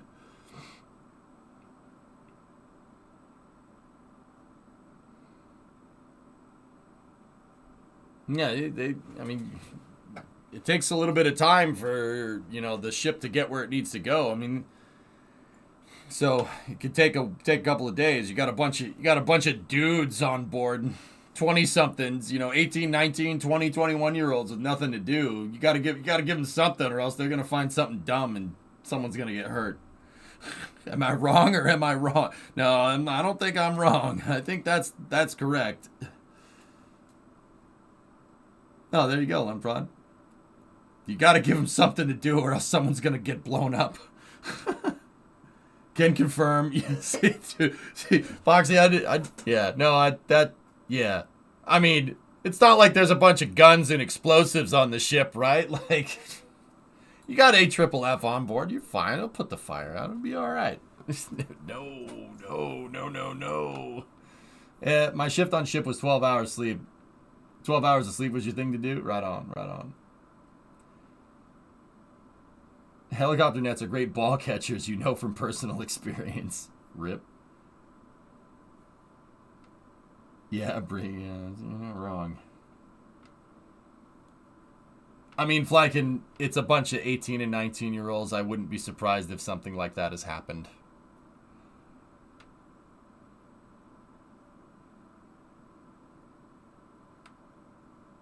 Recreation time is involuntary unless you really like mutiny. No way. Anyway, guys, I think she's secure.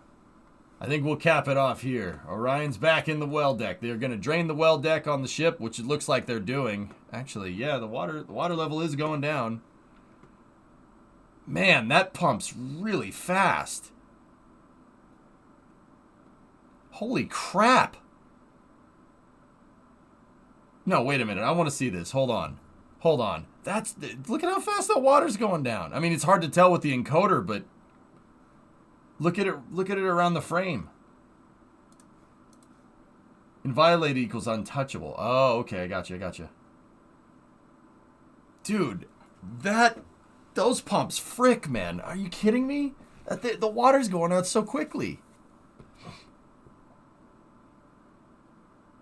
I think they're draining the bilges and raising the ship, not draining the well deck. Might be wrong, though. I'm not sure. Ian, I don't know. I assumed it's pumps, but I wouldn't be surprised if it's something sneaky breaky like that. You know what I mean? Both, Dragon? Right on. I mean, tip all the Navy guys all the seamen that they interviewed seemed really gung-ho about it, man. They were into it. Even the helicopter crew was like, yeah, man, not every day you get to recover a capsule. This is freaking sweet. I'm like, I mean, I can't say that I wouldn't be the same way. I'd be like, yep, I want to do that.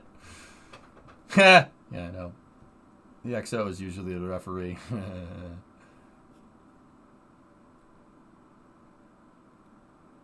You've seen pumps that pump way faster than this.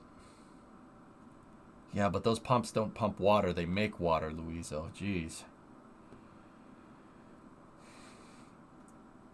Weren't those the pilots that were on standby? No, they were out there. Red, they said they were flying around, but I don't know. I didn't get all of it.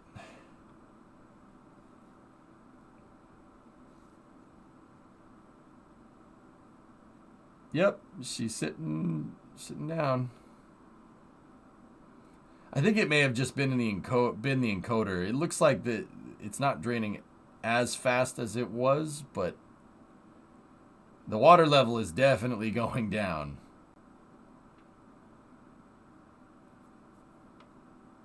That's so cool, man.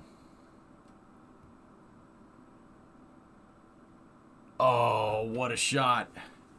EJR, turbine pumps unloaded 300,000 metric tons of fuel in less than 12 hours. Yeah, that's pretty crazy, man. That's a lot of fluid.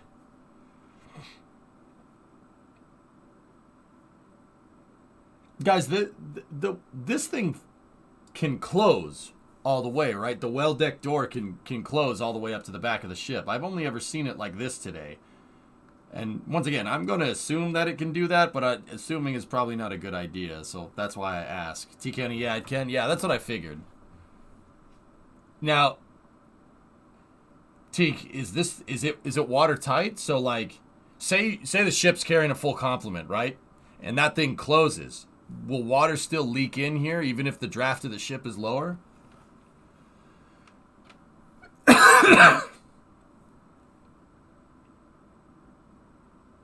The forward speed of the ship helps drain it. Interesting.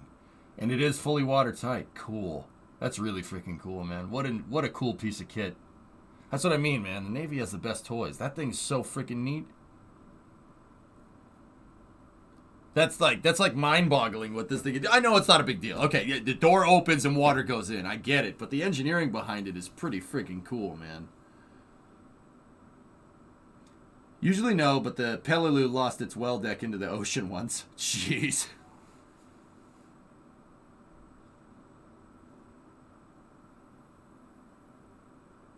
Why do they have hearing protection? What could be running that is that loud?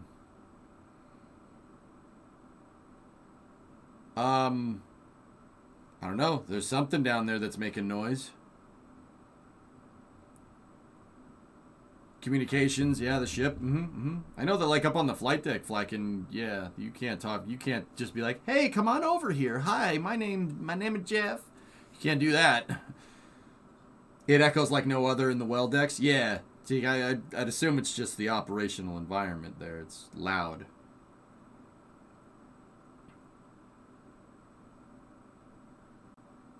Yeah, that water's definitely draining, but it looks like the ship is listing starboard a little bit if I'm looking at this shot right. There seems to be more water over here than there is over there. Either that or that's just where it's flat and that's just where the water's going, you know. Diesel generators are right below the deck. Yep. Ship's turning probably.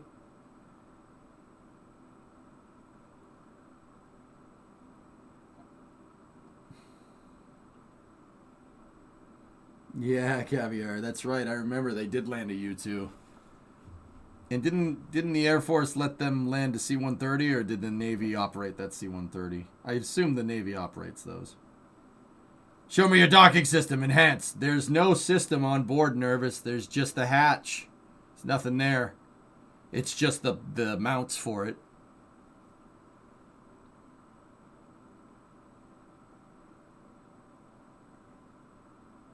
Boo! Oh, what? Hello? Hello? Cool. Me too, Brie. Me too.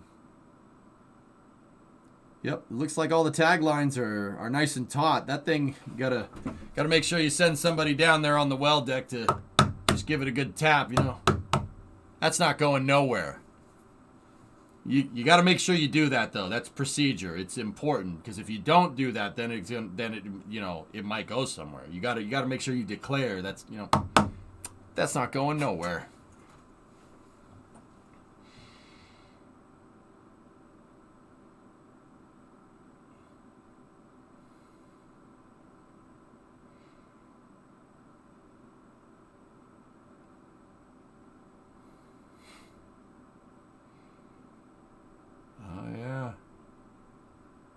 Oh, look, dude, they got craft services up in there. You see that? Yo, they got craft services up in there. Look at all this NASA stuff. I mean, look at this thing. It's corn. I don't think that's a craft services table. It's probably not, but it looks like it. Those tie-down spots hurt so much when you trip over them. Now, see, that I know, because I've definitely done that at a museum ship. Yeah. That's annoying. They're having a potluck. So, like, crazy thing is like, if you guys look, there's just ramps, right? So, like, this thing, the bottom of these ships have a parking garage built into them. If you look at the back, if they show that shot again, the freaking ramps, there's just a parking garage in here. And then in the forward part of the ship, that's where that's where all the people that operate all this stuff and all this stuff stay. There's a freaking hangar, flight deck, well deck, and then a parking garage.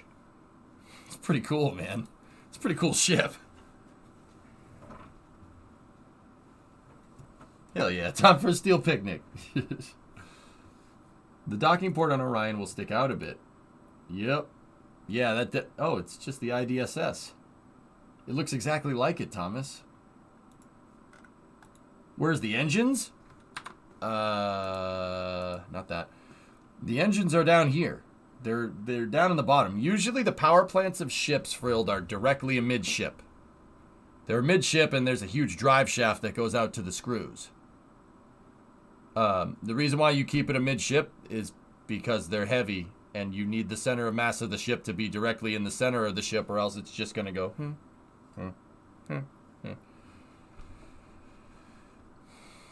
So, like, down the bottom, they have, it's probably like fuel tank, engine room, fuel tank. That's just a guess, once again, but that keeps it nice and balanced, you know what I mean?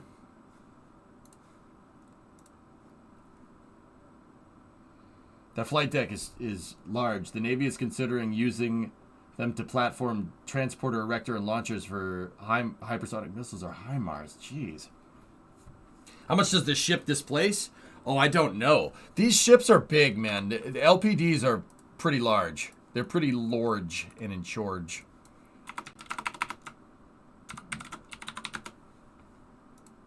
So 21 is the New York. I know that, but it's a San Antonio class. These things, their displacement is 25,300 tons. It's 200 meters long, so 684 feet. With a 32-meter, 105-foot beam and a 23-foot, 7-meter fully loaded draft. That's big, man. And these things don't have turbines in them. They have Colt PL stick diesel engines that 4 sequentially turbocharged marine diesel engines making 41,000 horsepower. The whole ship can do 22 knots. That's really fast. That's pretty damn good for a diesel engine. That's a big ship, dude. They're almost 1,000 feet. Or not 1,000. They're almost 700 feet. That's huge. That's big. That's a big boat. It's not a boat. I know it's not a boat. Don't kill me.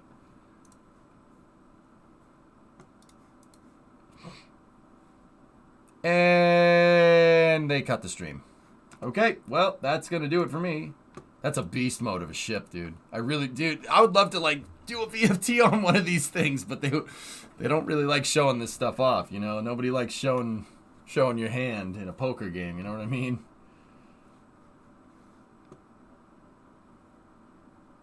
All right, so that's going to do it for the coverage. The Orion capsule, the Artemis I Orion capsule is safe and secure in the well deck of the of LPD 227 USS Portland. It will now move back to San Diego here, and it'll be unloaded in San Diego, and it will be shipped back to Kennedy Space Center to the Neil Armstrong Operations and Checkout Building for assessment. Overall, the Artemis I mission was amazing, and I'm really happy I watched it with you guys. Thank you for watching it with me. I do appreciate it. And everybody here that served, that was helping me with the naval jargon and stuff, I do appreciate it, guys. Thank you very much. That stuff, yeah, that's all Greek to me, but you know, it's cool to learn new things, you know. So, thanks, boys and girls. I do appreciate it. Thank you very much. And I will see you guys on Tuesday. The next stream is on Tuesday at noontime. We're gonna play some Kerbal and yeah, work on our own space program. Yeah, Sam Carr, it was a great mission. Great mission, absolutely. You're a midship, Chief. Got him.